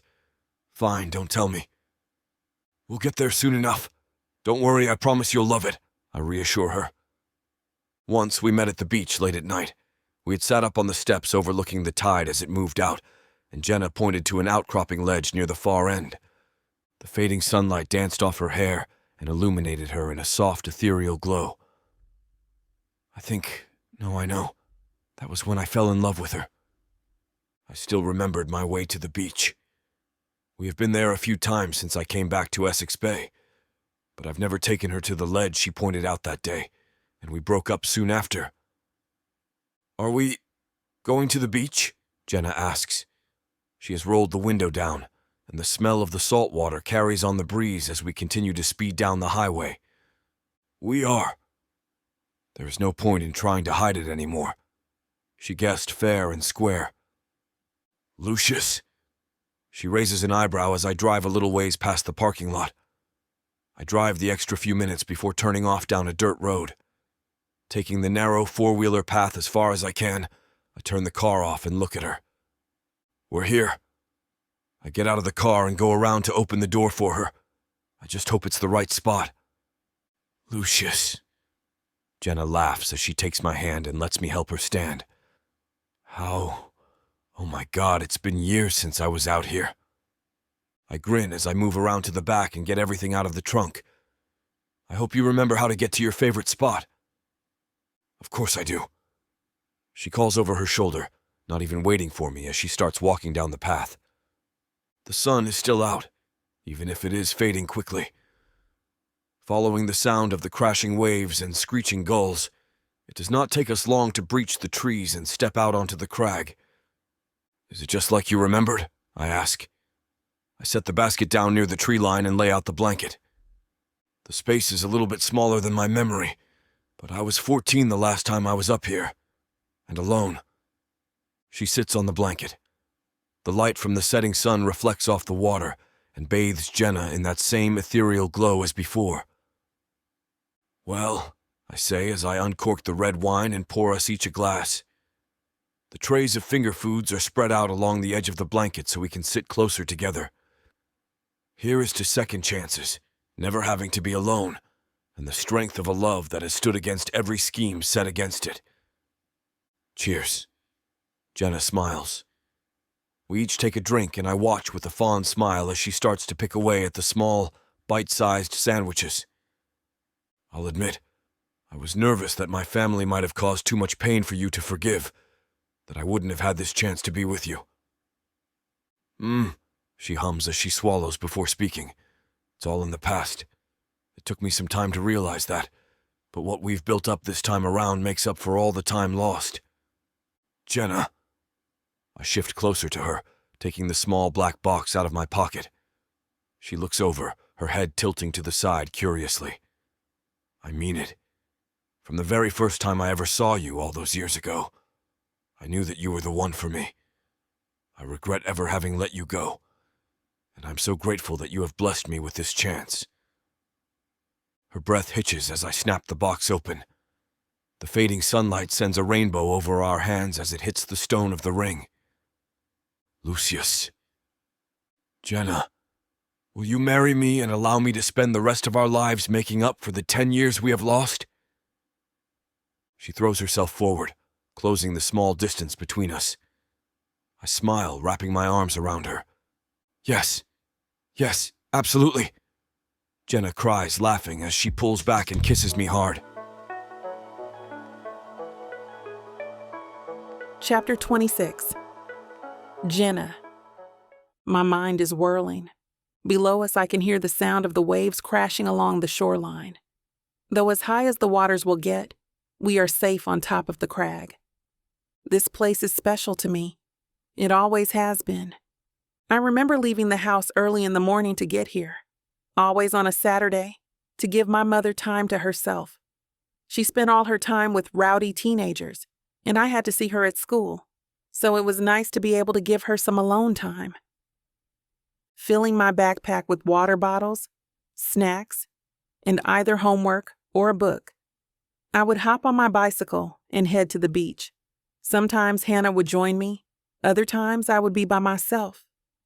I found the crag by accident. One weekend, the beach had been flooded with people by the time I reached it. The afternoon sun beat down relentlessly. We had been under a heat warning, and nothing was a better cure than a dip in the ocean.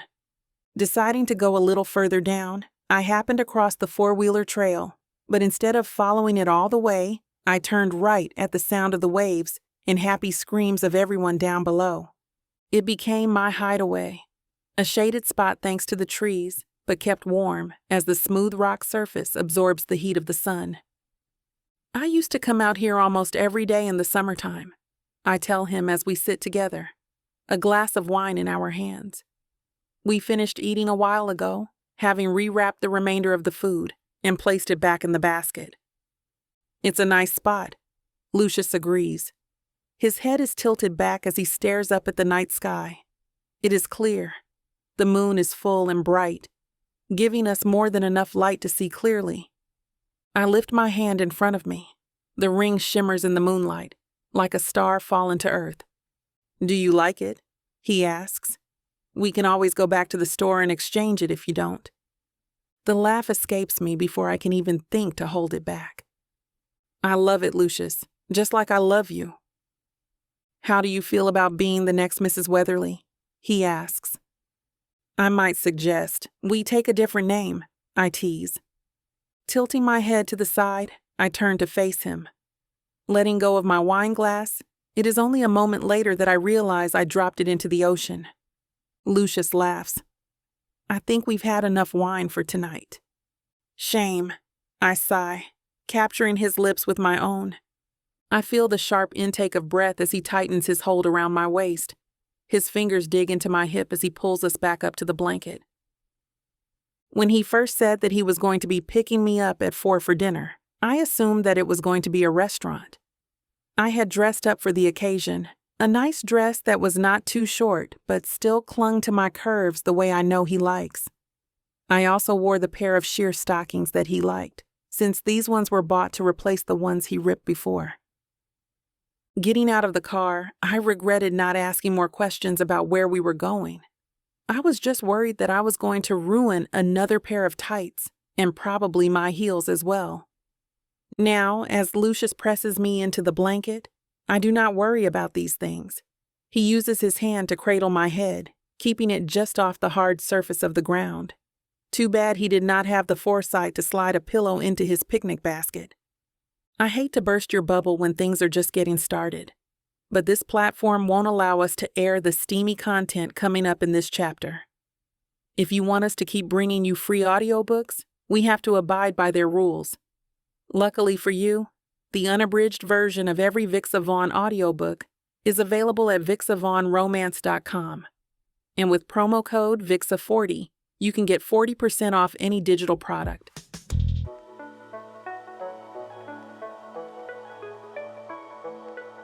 Chapter 27. Jenna. Don't feel like you have to rush, Jenna, Lucius says. His voice cracks a little bit. He is driving after all, and has the call going through the Bluetooth of the car. I sigh, sitting behind the desk at work. I have paperwork to finish, charts to review, and scripts to send to the hospital pharmacy. But I do not feel like doing any of it. Not when I have the ring on my finger staring back at me the whole time. I'm not rushed, I tell him. I just never really thought about it before. You never thought about getting married? He sounds genuinely shocked. Like it had never crossed his mind that I would not have thought about it. After all, most little girls have their weddings all planned out by the time they reach junior high. I suppose I was just never like most girls. I always focused more on school and working, helping out my mother. She raised me on her own, and I grew up knowing that I did not need a man to survive. I was a strong and independent woman. Then I met Lucius, and he broke my heart. Nope, I reply. I am working with a clean slate of ideas. Maybe I have too many of them. Well, whatever you want to do, don't worry about the cost. I want to give you the wedding of your dreams, Lucius says, his voice clearer, closer. You're about to hang up, I predict instead. I cannot hear the wind anymore either. He has a bad habit of driving with the window down no matter what the weather is. I am. I'll come pick you up. I knew he was on his way to a meeting, standing in for his father with a contractor about the pool, is what he had told me. No, you can pick up dinner, though. I'm going shopping with Hannah once we're done. All right. You ladies have fun. I love you. Love you too. Bye. I hang up and let out another sigh. Leaning against the back of my chair, I stare up at the tiled ceiling. The wedding of my dreams, eh? I suppose it would be on the beach at sunset. Of course, we would start the ceremony well before. We could take photos along the water's edge, with the beach grass and sea oats in full bloom for a gorgeous backdrop. If we timed it perfectly, then the sun would just be dipping down into the ocean as we kissed. All our friends would be there, of course. My mother. Charlotte would be welcome, and while I will extend the invitation to Lucius's parents, I still do not know if they will come. They have stuck to their word about making an effort, though their idea of playing nice is also to ignore us for now. I hope they come around in the end, if not for me, then for Lucius. What are you smiling about? Caitlin asks, bumping her hip against the side of the desk. She folds her arms over her chest, eyebrow raised. Oh, you know, this and that, I tell her with a smile. It has been a busy morning, and we have not really had the chance to sit and talk. Even though I am vibrating with excitement the longer I sit on the news. I wave my hand, fan my fingers, and place it on her forearm. Hannah looks down and I watch, amused as her expression goes from bored to excited. She grabs my hand and brings it closer to her face. "No way! Get out of here!" She practically screams, causing a few other nurses to look over. "Keep your voice down. We're still in the hospital," I chide her. Caitlin laughs, squeezing my fingers. "Who? Is it?" "Yes, Lucius." I smile brightly. "I'm so happy for you, Jenna." "Oh my God, you're getting married." Caitlin drops my hand. "Have you decided on anything yet? A date? A venue? A dress?" "Calm down," I say, shaking my head. "Not really, not yet. I was thinking about the beach. If you'd like, we can go look at dresses this afternoon." Caitlin beams. "I would love to, but why wait?" "Caitlin, we're still on the clock. It is not like we work at any other office job where we could decide to leave early if it was slow. Anything can happen at a hospital at any time. I meant online. We can look, and then after work we can go into the shop to see them in person," she explains, taking the mouse and opening the internet browser. Thankfully, we do not get the chance to get in trouble as the bell rings.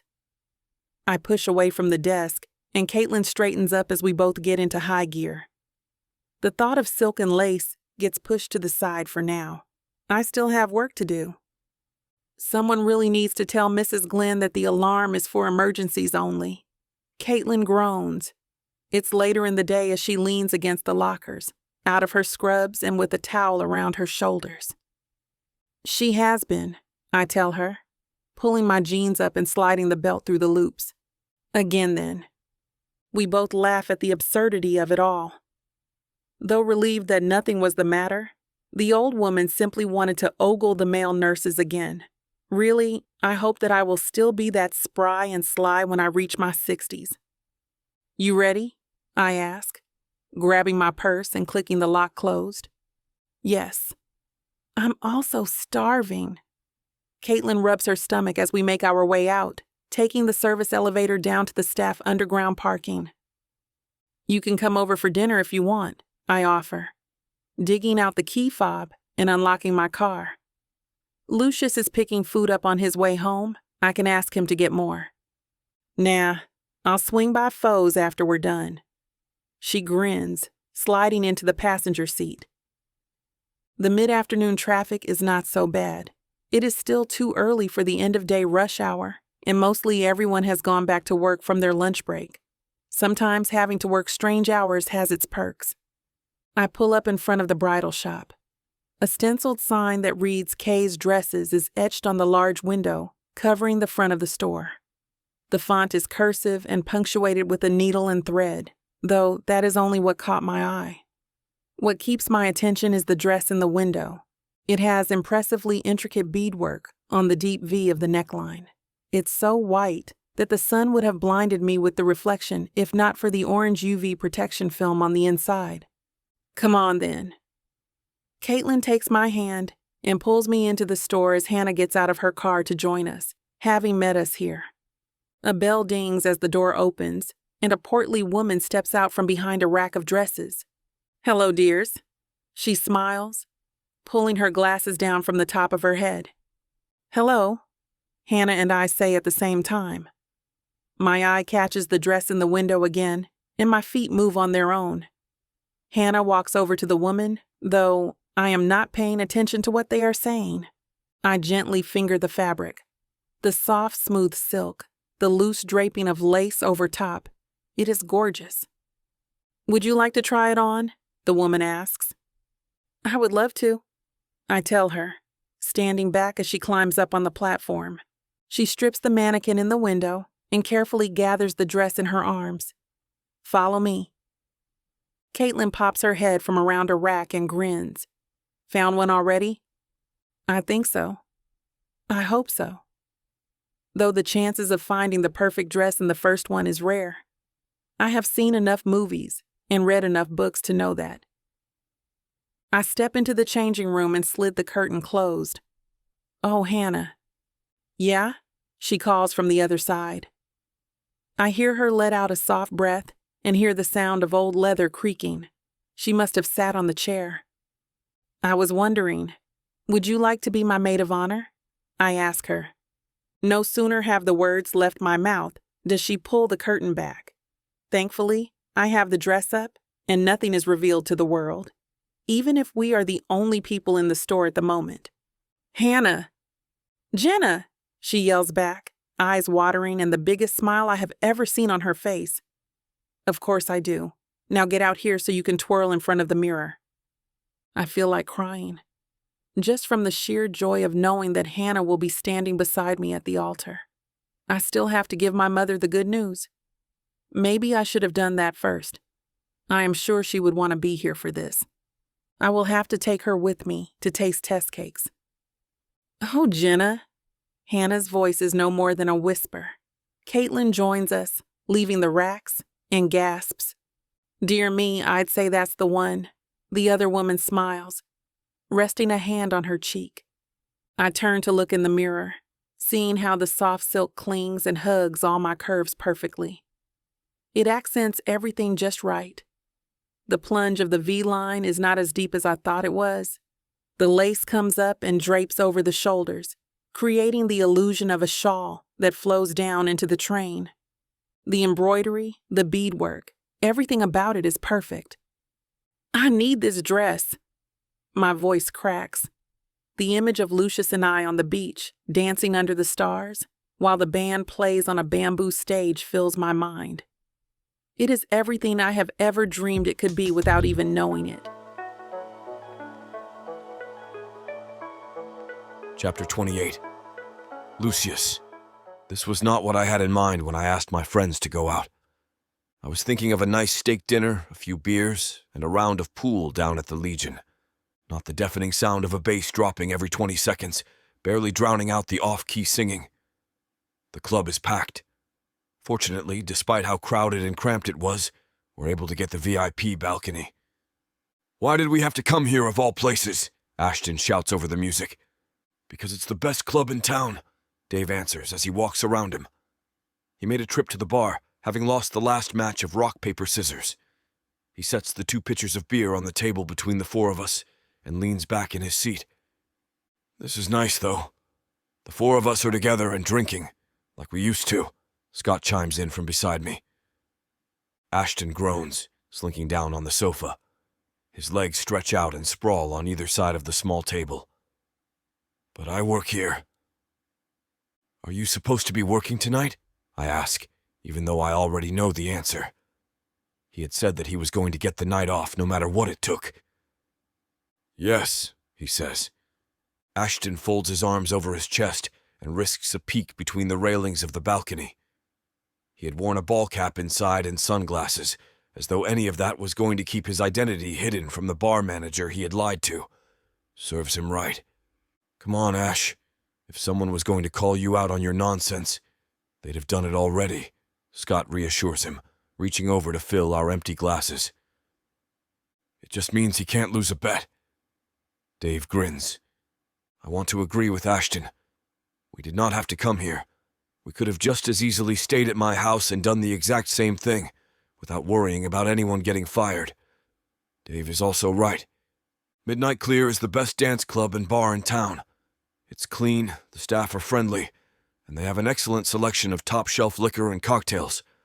All you have to do is overlook the fact that half of the people in here look underage, and it is fine, given that the only other place to go is a strip club. Next question, Scott says as he turns to face me, his blonde hair glowing purple in the UV strobe lighting. Why are we paying for this? Because, I start, pausing as I take a drink of my beer. You're all going to be my groomsmen. The 3 of them all shrug in unison, agreeing that is fair enough. The booth is going on my credit card.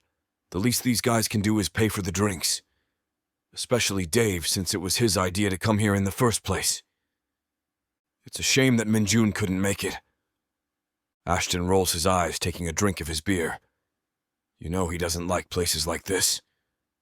As long as he knows he wasn't excluded on purpose. Scott aims for reassurance, but misses by a mile. Ashton shakes his head, pausing with the lip of the bottle pressed against his mouth. He knows. That's why he wasn't upset after dinner. Dinner had been good. Though it was no steak, the new Korean barbecue that opened was fantastic. I had never had anything so sweet and tender before, even though it was far too spicy. Not that I would admit that to the guys. We could have just as easily gone back to Dave's. Just because I'm the only single guy left here. Dave shakes his head. Maybe you'll find someone at the reception. Jenna's bound to have some single friends. I'll ask her, I say. I give Dave a wink and refill our glasses with the rest of the pitcher. It will be a few more minutes before anyone realizes that we need more. Don't do it now. I'm still processing the fact that you're getting married soon. It can't be all that surprising, can it? I scoff. Did my closest friends, of all people, really not see me as someone who would eventually get married? Even if I had not met Jenna again, at some point my parents would have forced me into some contracted marriage. It is probably a stipulation in their will. Get married or no inheritance. Joke's on them now, I suppose. Of course not, Dave shouts, leaning forward so fast his drink sloshes. 20 years ago today, we were probably sitting around Scott's living room playing video games. 10 years ago, you took off to Texas. Small-town guy turned millionaire dork. Who would want to marry a lame jerk like you? Scott says with a grin. Say what you want, but Ash is the one that ran off to California to get married without telling anyone. I told you. Sending a photo of you and some girl on the beach in wetsuits in the group chat is not telling us. Whatever, she wanted me to meet her family first. What about the lover boy over here? Dave asks, louder than he needed to. Though the more drinks we all have, the louder we are all getting. You're asking us to be groomsmen, but you're not going to get up tomorrow and elope, are you? I shake my head. Not likely. Even without the hangover I will have tomorrow, I promised Jenna the wedding of her dreams. That is what I am going to deliver. If she tells me she wants to run away, just the two of us, then I will not say no to her. I will give her whatever wedding she asks. This means so much to the two of us, and I know that she has been working to pick out all the perfect things. I've also called in a few favors and booked us a reputable DJ to come and set up a portable dance floor. Renting out a portion of the beach was a lot easier than I had thought it was going to be. Of course, my parents were upset when they were told that we were not having it at the resort. It might have been a good source of closure. But Jenna turned them down when they offered. This is just another battle won in the long war that is proving ourselves to them, that Jenna does not want or need their finances. Neither of us does. Hey, is your sister going to be there? I cut Dave a look. Do not even think about going near my sister. She's an adult, man. And she'll tear you apart. I'm protecting you, not her, I tell him, laughing at the confused expression on his face. I guess if she's anything like her big brother, Scott says, laughing at the way Dave slinks low in his seat and frowns. I think the woman we should be scared of is Jenna. She's the one who managed to lock down Mr. Wool here. I look over at Ash and I don't really have an argument for that. You know, I used to think that I had all the freedom. I've traveled the world, or most of it. But now, the adventure is here, with Jenna, and being able to go wherever we want to go together. That is the most rom-com thing I have ever heard anyone say. Maybe it is, but I can't help it if that is the way that I feel. Traveling the world would mean nothing if I cannot bring Jenna with me. I hope that she will want to. There are so many places I still want to see, cities, landmarks, and all the other sights the world has to offer. For her to pick up a dart and throw it at a map, to not worry about bills while she takes a real vacation, would be amazing. God knows she has earned one, the way she works herself for that hospital. Even if that vacation is just up the road for an afternoon at the beach, wherever she goes is where I want to be. I, for one, think that Jenna is a great match. Dave stands up, holding his glass above his head. No, don't do it, I plead. Dave simply grins. Here's to Lucius. You are still the biggest nerd I have ever met, but you're also my best friend. I'm glad that you were able to not only find someone like Jenna, but get her back after losing her before. I cover my face with my hand. I rub my eyes and pinch the bridge of my nose. Dave is drunk, and I hope he is not testing out his best man speech here at the bar. Ashton and Scott raise their glasses. To Lucy and Jenna, try not to mess it up again. It's a lot harder to divorce when you're rich. Mad, do you think your parents will force her to sign a prenup? There is no prenup. My God, you idiots. Another laugh erupts among our group. Another round of drinks makes its way to our table. Another hour passes, and that means I am another moment closer to the wedding. To the moment where I can finally call Jenna my wife for the rest of my life. Chapter 29. Jenna. A stream of white morning light pours into the bridal suite of the Cove Castle Resort. The warm band stirs me. I slowly open my eyes and smile such a contented smile to be in the very place I never expected to be having my wedding. Today is the day. 10 years ago, I would have said, never. 10 years later, and I'm saying always. What a road Lucius and I have traveled.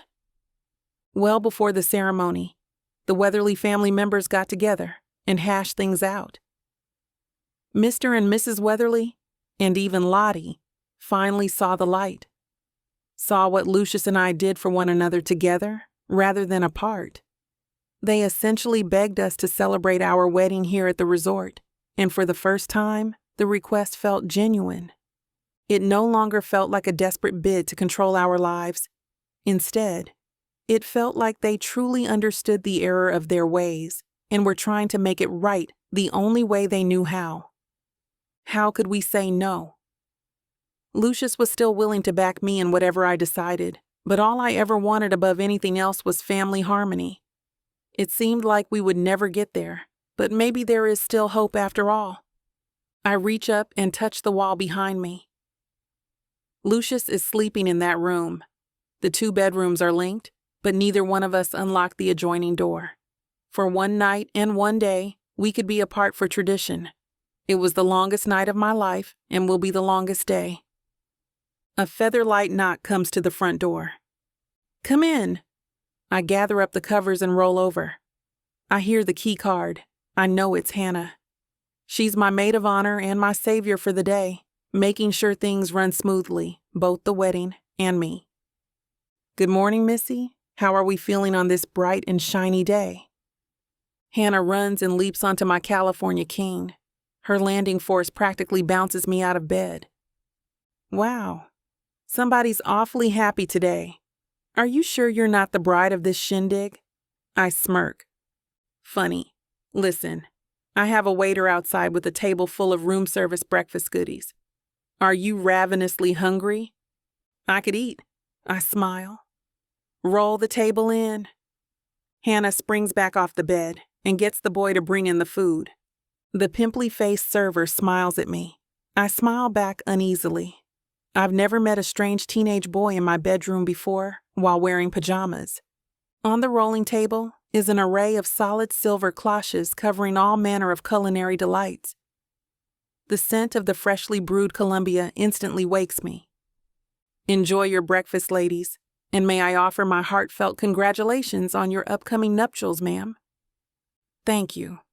I feel my cheeks heat up. Hannah signs for the service, and once the door closes, I jump out of bed. My bestie and I dive in.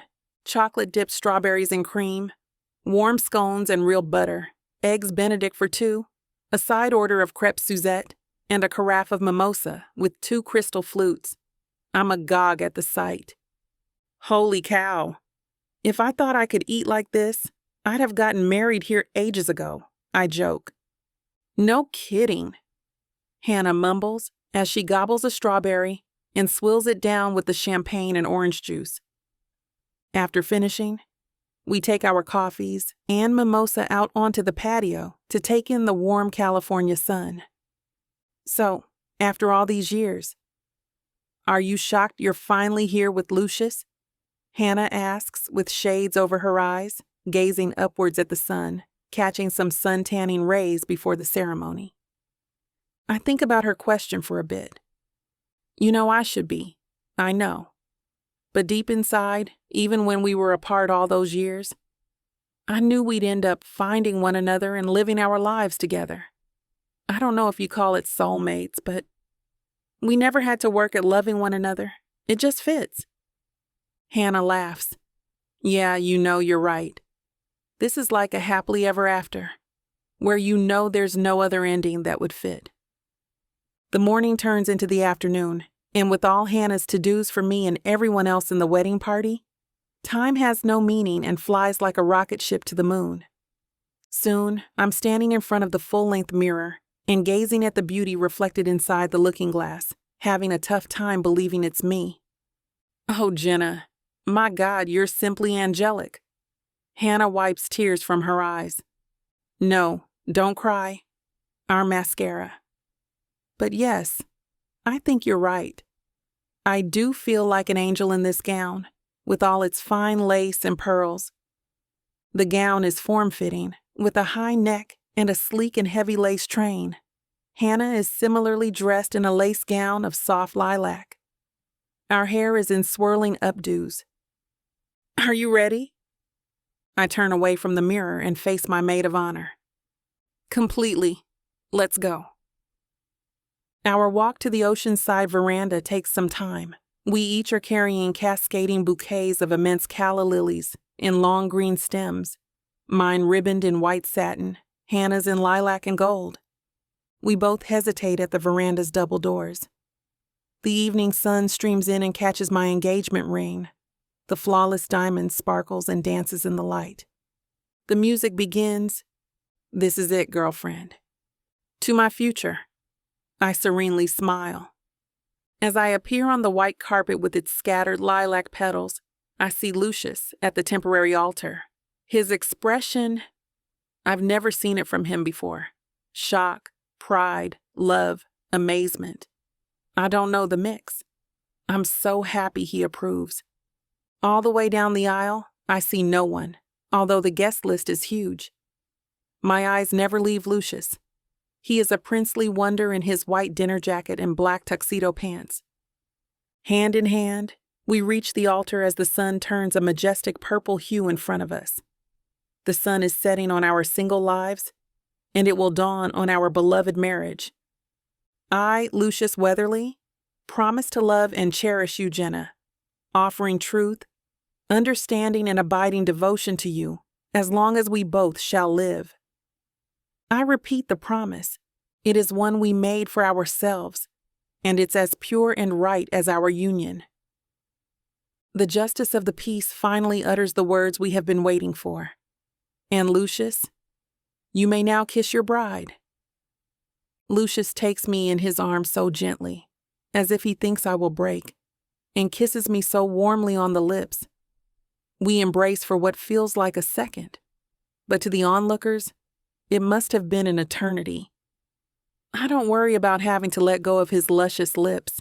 I know we have the rest of our lives to carry on our lover's embrace. The guests erupt in applause, all jump from their chairs, offering cheers and hoots and hollers. The latter two reactions were from Lucius's fintech tech guys. Their boisterous acts make us laugh.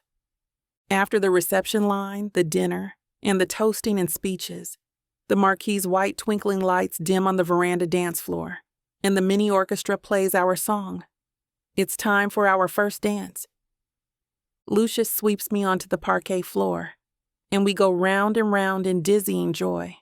Holding me close, he whispers in my ear, "Thank you for not giving up on us, sweetheart. I know you could have. What with everything that's gone wrong, I promise you will never regret this day, not for one moment." I stand on my top toes and whisper back, "I could never give up on us.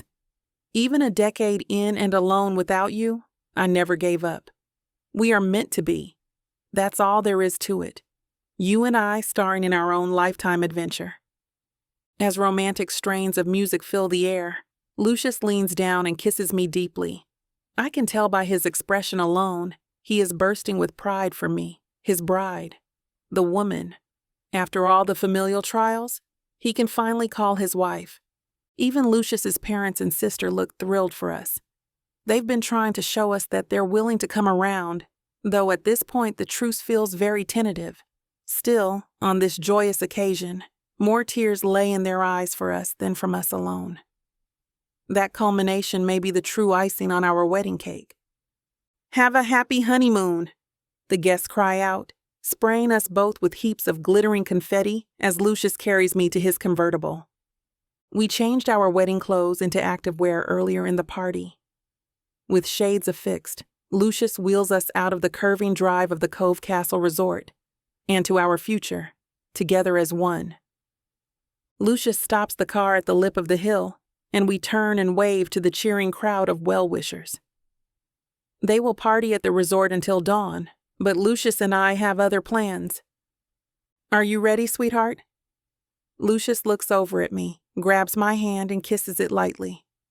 10 years ago, until today, I've been ready for you.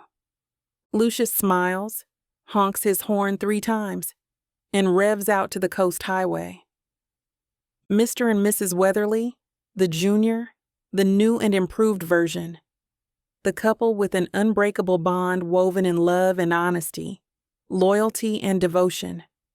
As the days and months and years go by, it will be our example Lucius's parents will watch and end up following, allowing for themselves a glimmer of love in their transactionally wedded hearts. But no family thoughts tonight. None at all. It's the wide open road and all the wonderful possibilities when 2 hearts tackle life together. We go where we might, stay where we go, and laugh and love and savor each moment that comes our way. Zooming down the 101, my thoughts are as clear as the starry night sky. Highs and lows, I don't care. As long as we share them together. Together we can face the world. Lucius can transform it with fintech, and I'll heal it as a nurse. What better union could there be? "I adore you, Mr. Weatherly." I lean in on his shoulder, my hair whipping in the wind. "I adore you, Mrs. Weatherly, from here to all the way." I look up, amused. "All the way?" Lucius looks down. "All the very long and winding and scenic way." He seals it with a kiss. Chapter 30. Lucius. Mommy, catch us if you can! I'm coming, you two. Watch out. Mommy's going to get you and tickle you. Laughter and giggling sounds echo up the oceanside cliff to Cove Castle Resort. I'm holding onto the guardrail, the very one I white-knuckled after that disastrous charity gala with my family and Jenna all those many years ago. Only this time, instead of seeing red with rage, I see glittering sand and footprints in the sand made by my lovely Jenna and our 2 little boys, Luke and Draper. Their mother is chasing her dear little boy, and the trio ends up in a rolling hug with gleeful cries and yelps all around. I gaze down at my small family and burst with pride. Not a day goes by when I don't catch sight of my bride and find myself in awe of her sheer beauty, inside and out. She's as lovely today as the day I first met her, maybe even more so. And watching my 2 sons, it's like going back to when I was a small boy, running on this very strip of sand. But this time, instead of nannies with duty in mind, it's with love and protection from Jenna and me. Jenna cups her hands around her mouth and shouts, "Lucius, come down, join us! Draper wants to build a sandcastle with his daddy while I take Luke for a wade in the water." I cup my hands too. "Coming. Tell Draper to start building the moat." I throw off my top and toss off my shoes, and with a towel in hand, I head down the zigzagging path. I'm already in surf trunks and ready for beach action. I take longer to tread the path, stopping every so often merely to gaze down at the 3. It's like looking at the best parts of my life, bottled in 3 packages. On that beach lives my beating heart. I shake my head in awe. It took forever to get here, but I can't envision my life without these 3. It's like my life didn't start until they appeared and breathed life into me. Halfway down, I hear another voice calling in the wind. "Hey, is there room down there for 3 more? I look up and beam. It's Dad, lugging some big carry-all. No more strain between us can be found, and it's almost hard to remember the relationship we had before, as if that was a separate person who did all those crazy things to me and Jenna. Mom's there too, and Lottie. I eagerly wave. Of course there's room. Hi, Lottie. Help Dad with Mom. It's a narrow path. You need me to come back up? No, I got this. Just save us a place on Jenna's blanket, Lottie calls. I laugh at the sight of my family. Since our quasi-intervention, Mom and Dad have given up the pristine society look in favor of a more relaxed beachside style of straw hats, Hawaiian shirts, and flowing moo-moos. And Lottie, ever the sun worshipper, fits right at home with the new weatherly look by still rocking the world in her wild bath suits.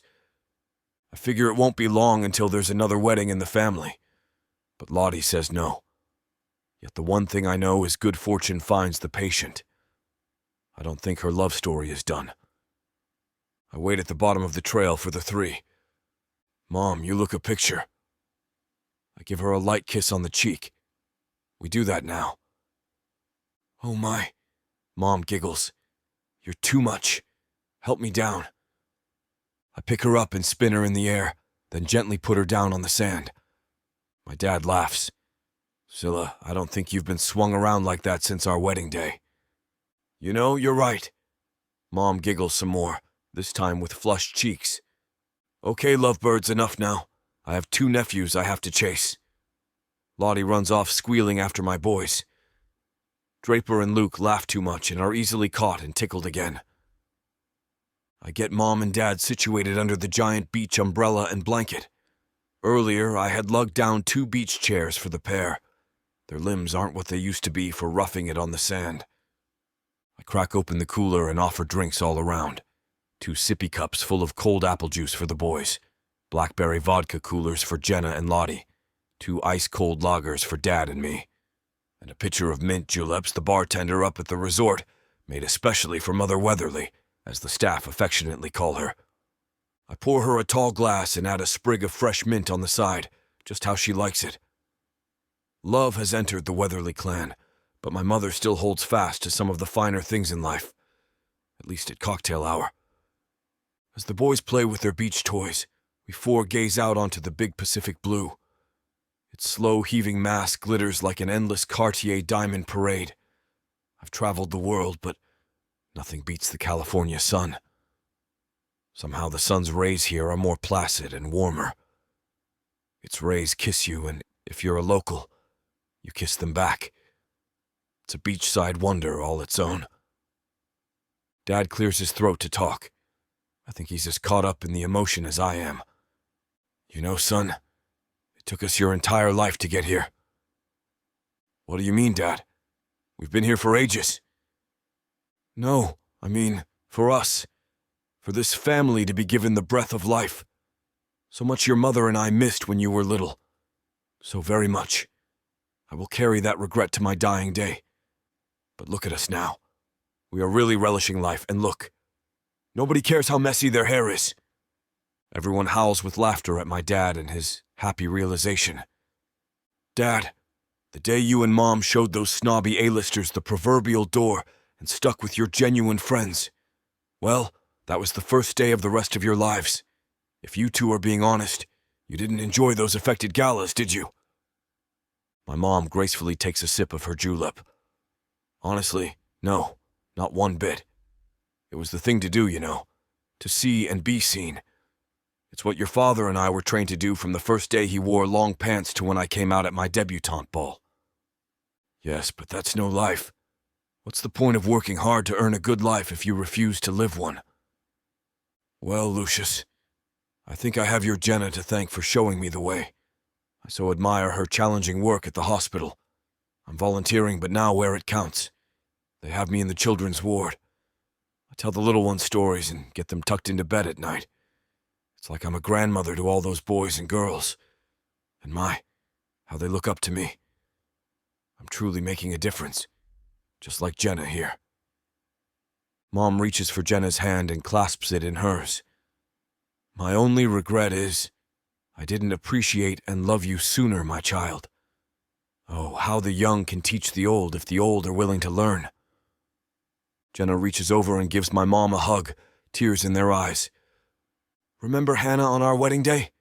Every time anyone cried, she'd run around the place yelling, "No, don't! The mascara! The mascara! We belly laugh.